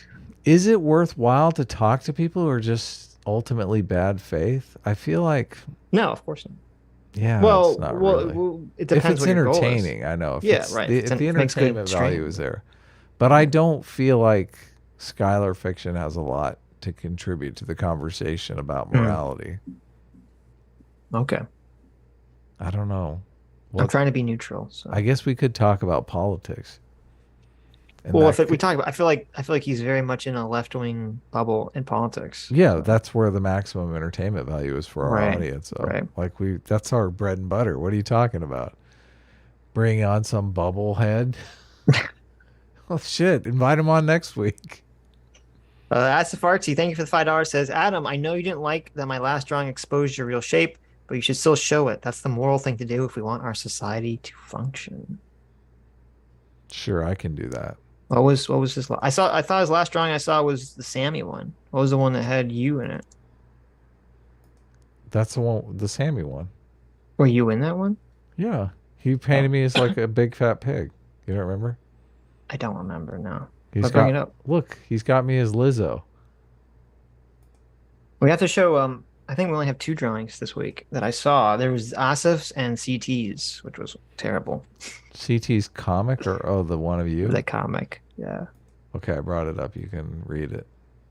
I'll get CT's. Okay, let me bring up the stream because I don't have the picture. Terrible comic of you.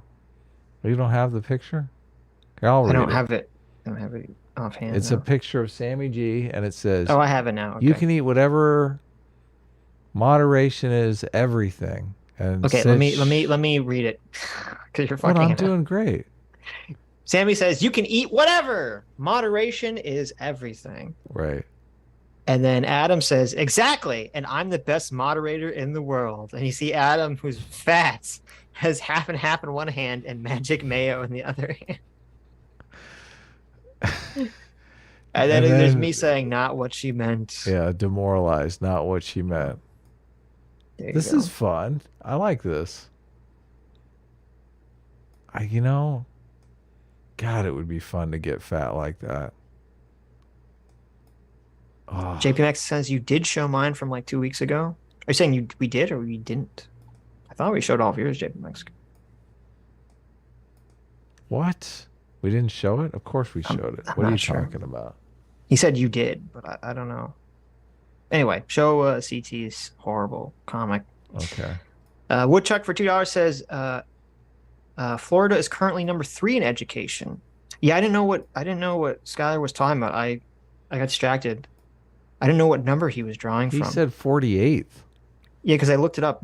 Florida's like 16th in K through 12, but then it's like number 3 in universities or something. So, which I didn't realize was that high. America bad. I know. Florida bad. The sky is misinformation and old information. Also, how is your debt to society fully paid if you still owe monetary punishment? Well, the problem is regarding the felons voting thing, which is what he was talking about. It's because, and I didn't realize this, as I said this on the other stream, if you're out on parole, you have to pay for it. And to me, that's psychotic. It doesn't make any sense at all. And actually, I know someone that went through this process, and it's like the process is basically designed to fuck you over. But that's a long. I feel like I could talk about that. Like I don't have time to talk about it now. But there's this whole super fucked up thing about how parole works and how not just parole, but also like anyone that has any like trouble with the law, where they have to like have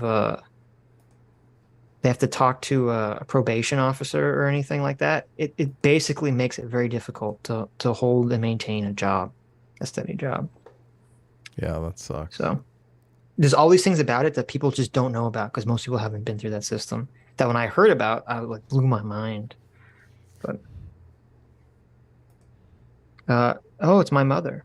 Sitch's mom for $2 says, Sitch, I'm here to ask the real Jewish question. What is the objective moral purpose in you never visiting? How did this behavior pattern evolve? Especially after I gave you food from my plate and the clothes off my back. Oi! Why are you so mean to your mom, Sitch? What the fuck? I just don't like her voice. It bothers me. Her voice is your voice. I'm like, Mom, why do you sound like an old Jewish stereotype from New York? I It's know. just- Sounds you've never lived in New racist. York. I don't understand. Is there like so a this- parenthetical above that saying Yeah. use racist voice? Racist voice. Blink, blink, ooh woo woo. So this is a real story that happened. I played Among Us with CT and some other people on Discord a few days ago. And this was CT's skin that she chose. This horrifying skin. That's literally what it looked like. It's this clown, this horrible clown with an eyeball. And I said, stop that immediately. I can't believe you managed to make the eye more creepy. And then CT says, fine, I'll go change. And I said, thank God. I hate everything about this so much. And then she comes back and I scream, I thought you said you were changing. And she says, I did. I have a dog now. That's pretty good. The Uh, dog is pretty cute. the dog is cute, but the fucking clown with the giant eyeball is not. Oh man. At first, CT was like, it was an eyeball with a bush in front of its genitals. So it just looked like a peeping Tom. Hmm. And then she made it worse by making it a fucking clown. Wow. So Among Us skins. Who knew Among they'd be Us. so much fun? I actually did really good in that Among Us, that time we played Among Us. I was imposter like 5 times in a row. And I think I won like How 4 of those times. that's like the most fun is being the imposter. How'd you pull that off? I was just super based. Doge for $2 says, while I get it, the issue I have with Adam's perspective is that historically every society has failed, many sharing values with what Adam or I espouse, which would imply that we are incapable of achieving his objective morality. Well, I would argue that they failed because they didn't implement the design principles. That's one of the keys. Yeah, but maybe not. Like you can implement all those design principles and still have some weird environmental shift happen and fuck everything over. Sure, totally. You could run out of common resources to manage. Yeah, but you get a situation where, like, for example, everyone always brings up how during the Civil War, Lincoln suspends habeas corpus and there are some other things that they suspended, like during the war. And I think you would acknowledge that, like, if you're in a war, you might have to run your society differently than you would if you're in peacetime. Yeah. So. Yep. Soldoj for $2 says, yeah, no, this guy was a libertarian in that, I watched a Sargon vid, then got rescued by Varsens.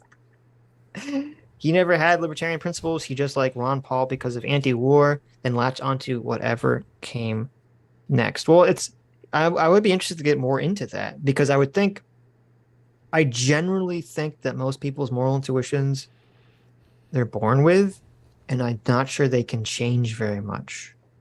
I think people can learn to think around their moral intuitions, and I think people can learn to emotionally detach from them, but I'm not sure they can change their moral intuitions. And so you could be right. Maybe he just was anti-war, and that was kind of like consuming all of his other thoughts, and then maybe that just changed. Or I mean, sure, he's still anti-war, but anything I say to Skylar, he's going to say is wrong or incorrect. So if I just spout facts, he's going to deny those facts. Yeah, he has ADS. Yeah, exactly. That's exactly what it is. It's so incontrovertible that emotions lead to behavior. Mm-hmm. I don't know. He seemed to not really want to dive too deeply into that stuff.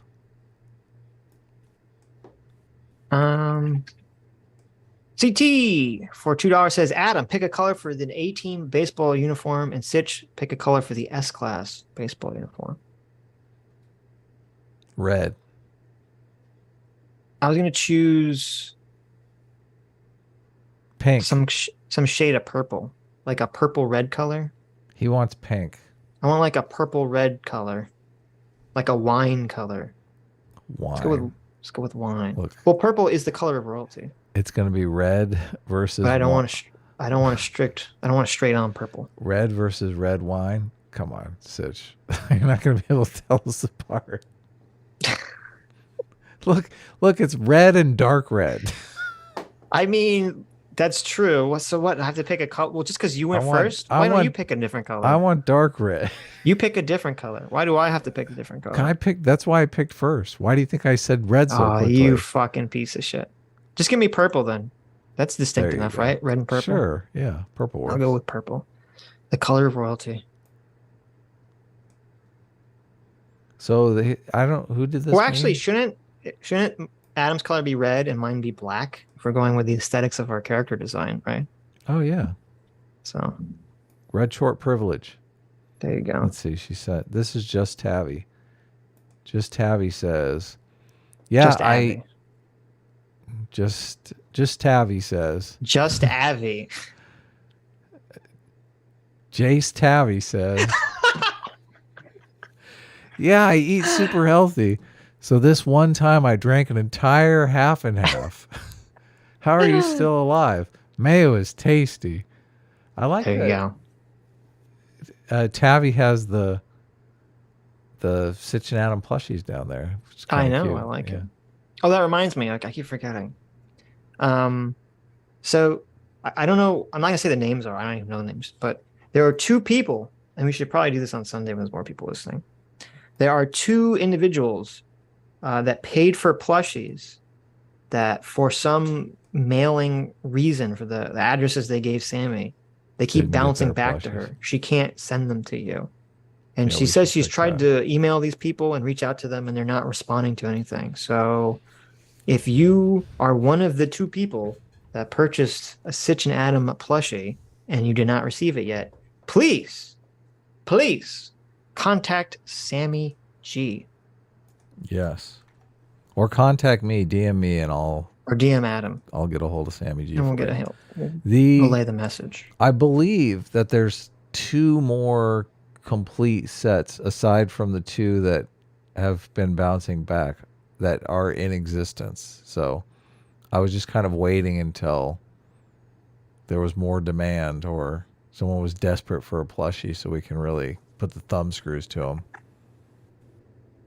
So if you're desperate for a plushie, you could always reach out to me and you might be able to get one.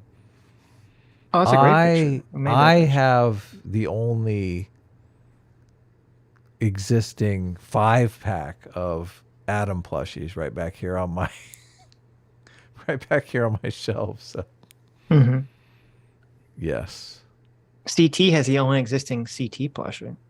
Oh, you're right. I know. That's a rare find. One Abaddon made this picture. This picture's amazing. It's very cool. The need for this is Adam speeding, and you see there's the helicopter getting him the speeding ticket in the back. I see that. That's funny. Oh, is that what's going on? Yeah, this is Adam driving to Initial D music. I really hope that arm out the window has like a big birdie up to the helicopter. Oh, look, I got a duck on my rearview mirror. That's cool too. Thanks. This is awesome. Must be a new fan of the show. Yes. It's an awesome picture. I like it. Yeah. Great stuff.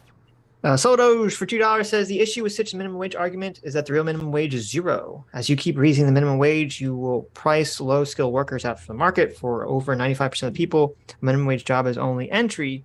And for another $2, he continues saying, and you're also wrong that we need a government law to implement higher wages. Sweden is noted for not having a minimum wage law, but still had an effective minimum wage of $20 because it had a strong trade union presence. Well, okay. I mean, but again, as I said, I think we need one or the other. We need one or the other.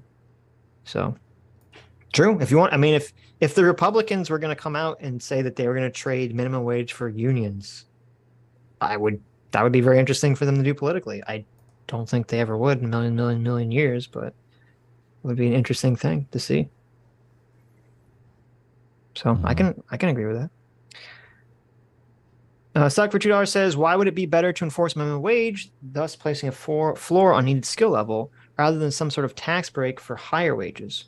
Maybe extreme example, for every dollar up to $30 an hour, $10 write-off. Sure. I don't know. You're right. There could be other alternative ways to do it. I'm not opposed to it. There could definitely be alternative ways to construct laws or our economy to incentivize people to get paid more. I'm in favor of experimenting all these things. The only thing I'm against is just do away with minimum wage, do away with labor unions, and just let the quote unquote markets deal with it. That's the only thing I'm against. It's like this believing in the magical invisible hand to solve everything, because we know it won't. But if you want to experiment with other things, and I'm on board with call trying it the magical hand. The magical invisible hand, yeah. What's wrong with it? It's just funny. Oh, okay. The magical invisible hand. Magical invisible hand. Who drew this? This is Thoth, right?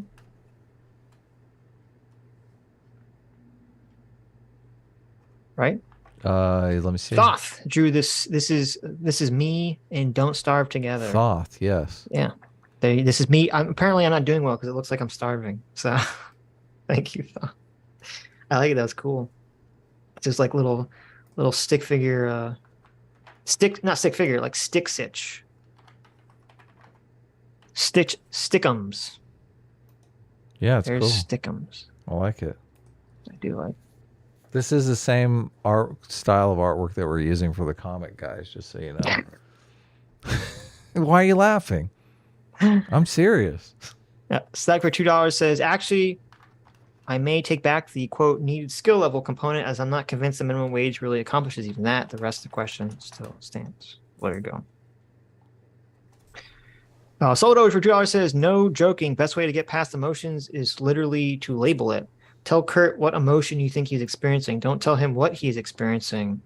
Don't tell him that he is experiencing it, just that he seems to be experiencing it. It forces introspection. Oh, that's a good point. Maybe. Does that work? We'd have to try it. I don't know if we've ever done that.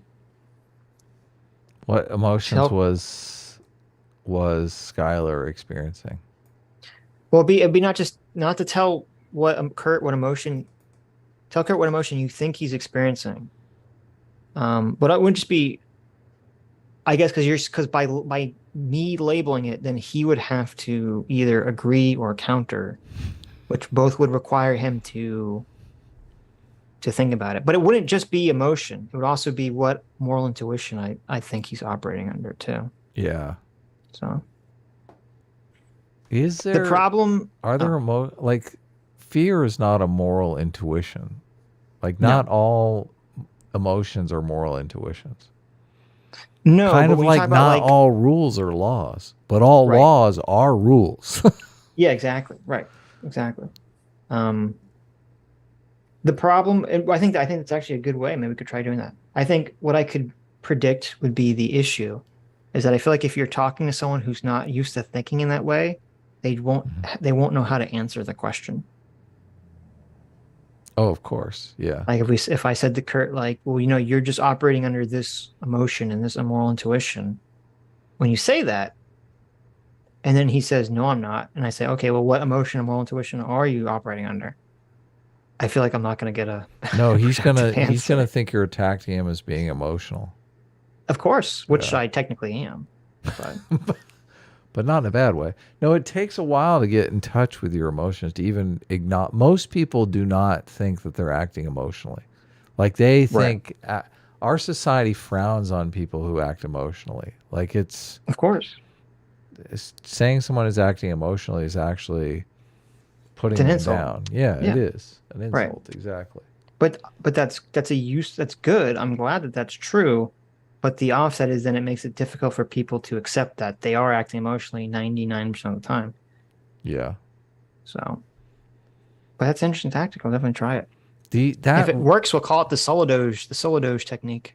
That rule thing was really triggering me because it was so obvious what Skylar was doing, but you didn't seem to recognize it. So I said my definition of morality is a set of rules that binds people into a cooperative community, right? It's a set of rules. And he kept saying, you're just describing law and morality is more than law. Yeah, but you made a mistake. Okay, what was the mistake? The mistake was, and I said it, the mistake was when he said rules, when he made the equivalence to saying that rules equals laws, you should have said, no, rules don't equal laws. As you said now, all laws are rules, but not all rules are laws. But you didn't. You unfortunately got baited into defending that position that what you are talking about is just laws. Right, but I'm not taught like rules. There's rules outside of law, obviously. So when he's saying what you're describing is just law, that's incorrect because I'm describing all the social rules outside of law as well. Right, you were correct. But then I said, laws are rules, and he said, no, laws are not rules, and I'm like, what the fuck? Yeah, I know. Like, where are we going with this? Like, but here's the thing: laws aren't rules. When you're talking to someone, especially someone who you're interacting with, who's a hostile witness, or you're interacting with in bad faith, you can only make one argument at a time. Right. Because if you make more than one argument, they're going to jump to whatever argument they think is stronger, and they're going to ignore the one that they're weaker at. Well, he's not even engaging with actual arguments, though. He's just like spouting words. No, I understand. But so what I mean is if you're talking to Skylar and he's being hostile towards you, and you give your definition of morality, and he says that's ridiculous, you're saying all rules are laws. The only response is all rules are not laws. That's not true. I don't know why you'd say that. Yeah. Like you cannot move the conversation beyond that point until that's addressed. Right. And it's because he has a negative emotion towards you. He's interpreting everything you say because he's interpreting it in a way that he wants to tell you you're wrong, not that he wants to understand you. It's so funny. It's so funny, but true. Well, that's the way the brains work. He's like, how can I interpret what you're saying in a way that I can tell you that you're wrong? Yeah. Yeah. But that's like 99% of internet arguments. It's people interpreting other people's words in that through that framework, and they don't even realize they're doing it. Yeah. Because of Sad. emotion. Because of emotion. Yes.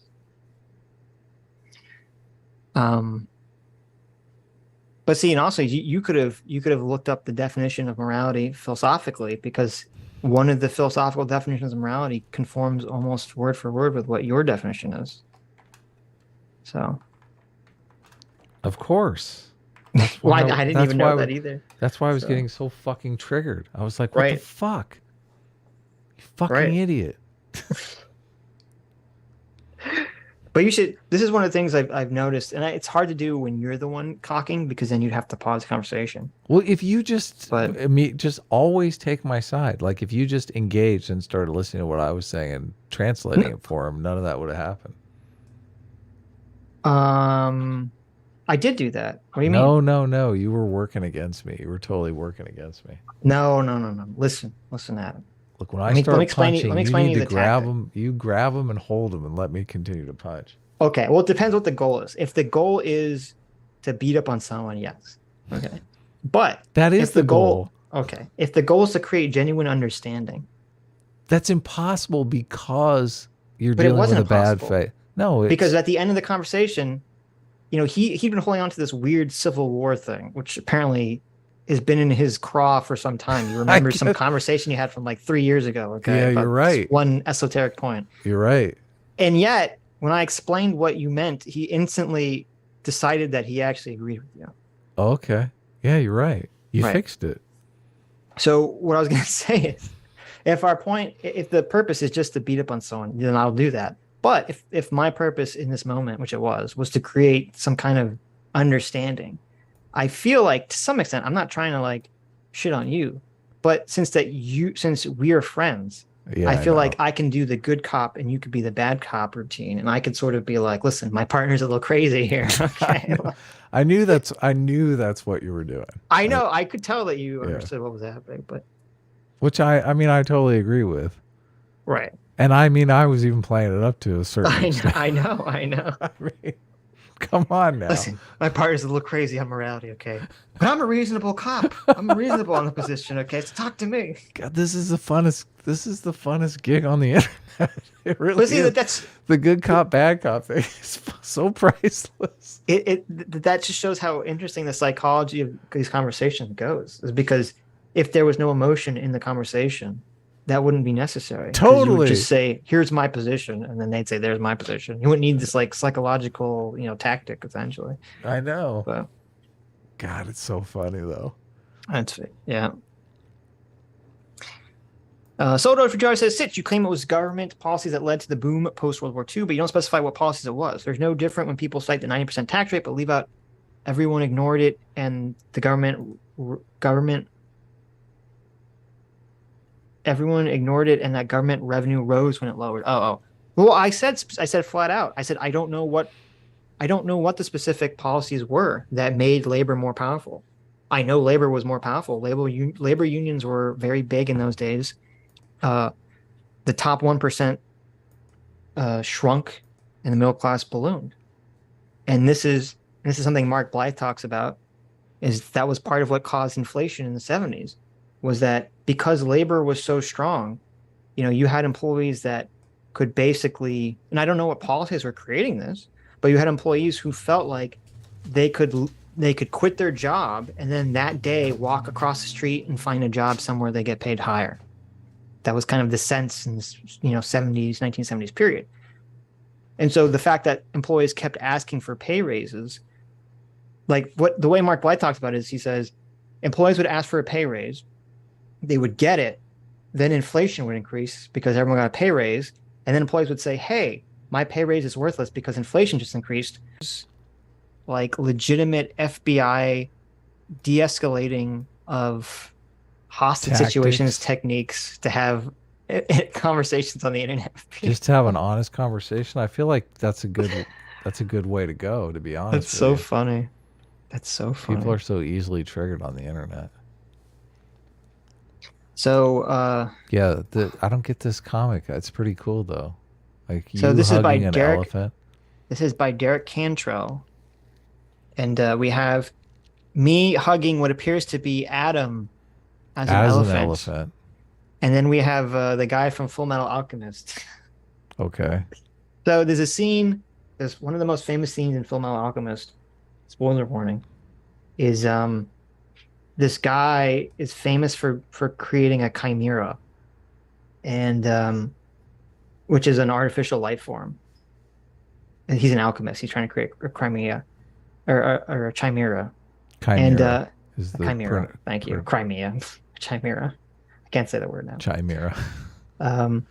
And he had created one in the past, so he got government funding to create a new one. And like his deadline for creating a new one was approaching, and he had nothing to show for it. And the government was about to cut his funding, essentially. This alchemist. And though he then on the day of, he manages to create his talking chimera. Mm-hmm. And you find out that the way he did it was he combined his daughter and his dog into one being.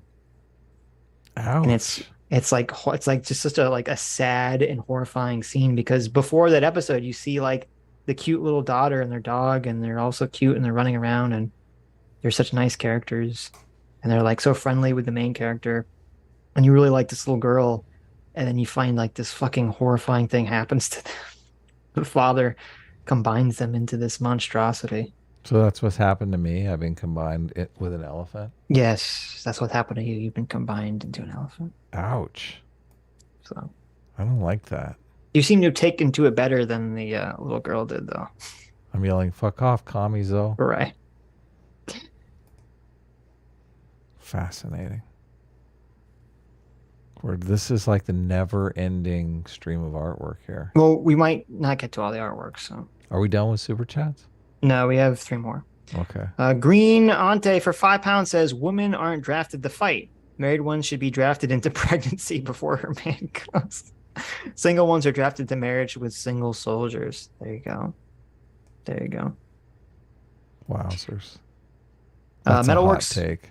for $11.90 for $5. Thanks so much. Says, here's a game recommendation for you all. Ultra Kill is an ultra-violent, fast-paced FPS with mechanics that rewards you with experimenting and styling on your enemies. That sounds awesome. Ultra Kill. First-person shooter. I like that. Unfortunately, I don't know why. Ever since my health got wonky in the last couple of years, I can't play FPSs anymore. Really? It makes me dizzy. It pissed me off so much. I used to be like... Oh, it's so sad. I used to be like the poster child of someone who never got motion sick. Ever. I would read in cars. I would be doing backflips on a boat. Like, I would go on a roller coaster 7 times. I would have 0 motion sickness. And then when I got all this weird shit with my stomach, like all of a sudden I get motion sick. It really pisses me off. So it's very sad. Texas SP12 for $5 says, under Christian though. What do you mean Christianity? Under Christian thought, Jeffrey Dahmer would be saved if he seriously repented and got baptized. Forgiveness is a core tenet. Well, I guess that's the question that only God would know the answer to. Is the repentance serious or not? Right? Would God have to make that determination? So I'll let God forgive him, but I'm not gonna. Adam is like, he pulls out the gun. He's like, God might forgive you, but not me. That's exactly how it's gonna go. I just feel like there's some things that, it's the point of no return. Oh, I agree. Well, Yeah. it depends what you mean by that, but I would agree generally. So this is Edgar Friendly Civics teacher's daughter that did this drawing. This drawing is pretty amazing. I mean, Shit, that's awesome. is it, or is it Derek? I can never tell. No, it is. Yeah. Okay. So Edgar Friendly Civics teacher's daughter, who drew another picture of us in the past I showed, she drew this. It's House of the Draggy. Yeah. It's so funny. That's a great dragon. Oh my God. It's the princess. Says no, and she's pregnant. Says, no, I want to die by Draggy. And the dragon's like, I want to face the dragon. I know, this is so good. And there's me like questioning it, like what the hell's going on in this scene? And then you're like listening. Oh, that's such a good. I love this drawing. This is so funny. Yeah, it's great. That dragon cracks me up. That's such a good drawing. I love everything about this. That's amazing. You got Yeah, quite the little artist there. We're both kind of like, what the fuck? The fuck. Well, anyway, maybe we'll talk about. I know we have 3 topics to talk about. I don't know what we'll talk about tomorrow. So Yes. talk about something. Are we logging off? Is it time or? It is time. Yes. Okay. One final super chat. The official S class. The official S class, who's actually not the official S class, and is dirty piece of shit. For $2. Says, I may be dumb, stupid, moronic, balding, greedy, weak, tone deaf, colorblind, vain, gluttonous, slothful, biased, egocentric, aggressive, impulsive, cowardly, apathetic, sarcastic, and arrogant, but at least I like Weird Al. Wow. There you go. Wow. I reflected more on the Weird Al situation after the live stream, and I came to the conclusion that I was not harsh enough on Weird Al. Weird Al is a fucking degenerate, okay? Wow. What is happening here? None of his songs. What is happening here? And I'm usually pretty open to calling things art. I can't even call Weird Al an artist, to be honest. What is going on here? What happened?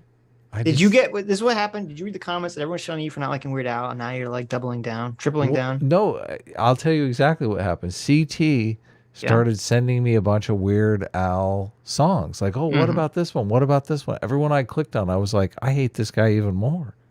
What? This is what song? horrible. What song made you? What song? This is terrible. You listen to White Nerdy and you're like, no, I don't like this. Yeah, let me see. Was it in the group DMs that she was sending links? She sent me a couple of them. I don't know. Yes. Other people. No, she didn't send any in the group links. I think it might have just. I swear it was CT. Maybe it was someone else. Maybe it wasn't CT. I don't see him here in CT's DM. So. Oh, that was someone else. You're hallucinating. Yeah. Yeah, I'm not, I can't do it. No, not in favor of Weird Al. No, she says she sent it to you personally. She did? She said she only sent you one. Okay. Well, other people sent me other ones then. She said, I might have sent you Weasel Stomping Day. Okay, listen. Is that what it was? There was more. Is that what got? I didn't even think about that. He has a song called Weasel Stomping Day. No wonder you're so triggered. Holy shit. It all makes sense now. Yeah. There was a Weasel Stomping Day. I do remember that. That was it. But I think more than one person sent me Weasel Stomping Day. That's hilarious. No wonder. Okay, that makes sense. You can't if you don't like Weird Al, you're an anti-Semite because he has a song called "All the Girlies Say I'm Pretty Fly for a Rabbi." Oh my god, that's so bad. Mecca high, Mecca hiney ho. I mean, I should have known someone who likes musicals is obviously gonna like Weird Al. I should have seen this coming. Oh my god. Weird Al is kind of just an extension of musicals. How's it an extension? It's just a funny song. Well, it's like a comedy show, but in musical format. I guess. I just can't do it. Our temples had a fair share of rabbis in the past, but most of them were nudniks, and none of them would last. But our new guy's real kosher. I think he'll do the trick. I tell you, he's to die for. He really knows his shtick. Oh. How you doing, Bernie? Oy vey, oy vey. How you doing, Bernie? Oy vey, oy vey. All the goyim say I'm pretty fly for a rabbi. Oh, this is so bad. Why do you hate fun? Why do you hate fun, Adam? I love fun. That's the thing. I think you hate fun. I think we just have different ideas what fun is. I'm a real centrist. I disagree with Sitch on Overlord, but Adam on Weird Al. Well, that's good. JP Mexican does not like my singing. Wow.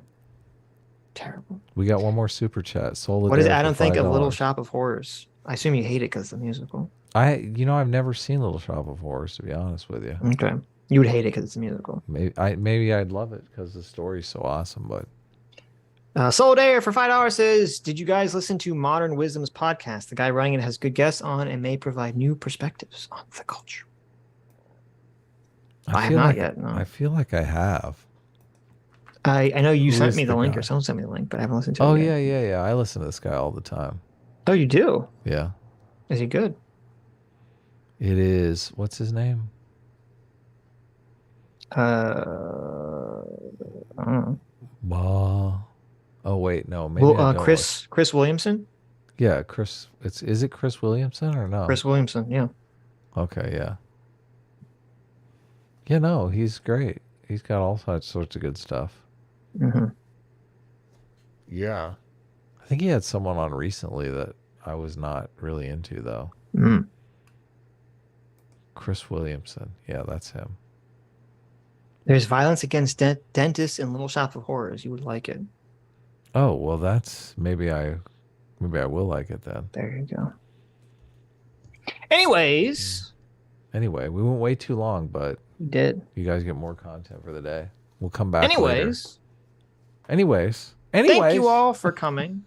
Thank you all for your incredibly generous donations. Yeah. Especially you, our surrogate father, J-Mac. Yeah, thanks. Thank you so much. Thank you to our guest, Godless Atheist and Skyler Fiction. It's Godless Girl. But Oh, I'm sorry. close. Godless Girl. Why is his name Skyler Fiction? What does it mean? And Skyler Friction. What does that mean? What does that name mean? He needs to change his name because all I can think of is Skyler from Breaking Bad, who everyone hates. So, Well, he is saying the Sky Daddy is fiction. Is the impetus behind it, yeah. Gotcha. He's like Sky Daddy fiction. But wait, he believes in God, so it doesn't make sense. He's an anti. He's just only. Was he just saying fucking with me? What do you just what to you say he's disagree lying? with me? Well, Okay. wait, I'm a pantheist, so therefore but I do hate Christianity, of course. Like, come on, you didn't see through that? Okay, you're telling me that he was lying. He said it twice. I asked him again. I said, "Were you just memeing?" And he said, "No, he really believes it." You think he sits down and prays to the pantheon god, to the 10,000 gods? Well, of the no, he pantheon? says, no, he said, first of all, I think he's using it's funny. So much of the conversation was about definitions. I think he uses the word pantheist incorrectly. Because I Googled it and it's not what he seems to believe that God is the universe, not that there are multiple gods running around like doing things. Oh, really? Right. That's his version of pantheism? That's what he said, I thought. So Oh, wait, no. He's right. Oh, no, I looked at the wrong thing. Pantheist and pantheism are two different things. okay. Oh, wait, no, they're not. Someone who believes in many. Oh, no, it's okay. It's just the definition of pantheist is terrible. But Someone who pantheism is a little believes in clearer. multiple gods, right? Yeah. But if you look up pantheism, it says a doctrine which identifies God with the universe or regards the universe as a manifestation of God, which is what he said. So he is okay. he believes in pantheism. So he's not an atheist. That's so weird. Come on. That's not the traditional idea of No, but it's still, God still a created belief in God created the universe and is the universe, by the way. God Come created the on. universe out of God's self. Come on. Well, here's your conundrum. Come Adam. on now. If God is infinite, how would God create a universe that's not out of God's self? I know it's wow. There you go. Come on, that's one for the anti-theist to say. All right, guys, thanks for coming. Anyways, thank This you all was for great. coming. Thank you for creating these donations. Thank you. You are the true heroes that made it to the end of the stream. We'll see you all tomorrow. Or Bye-bye, Thursday. bye-bye. Take care. See you tomorrow.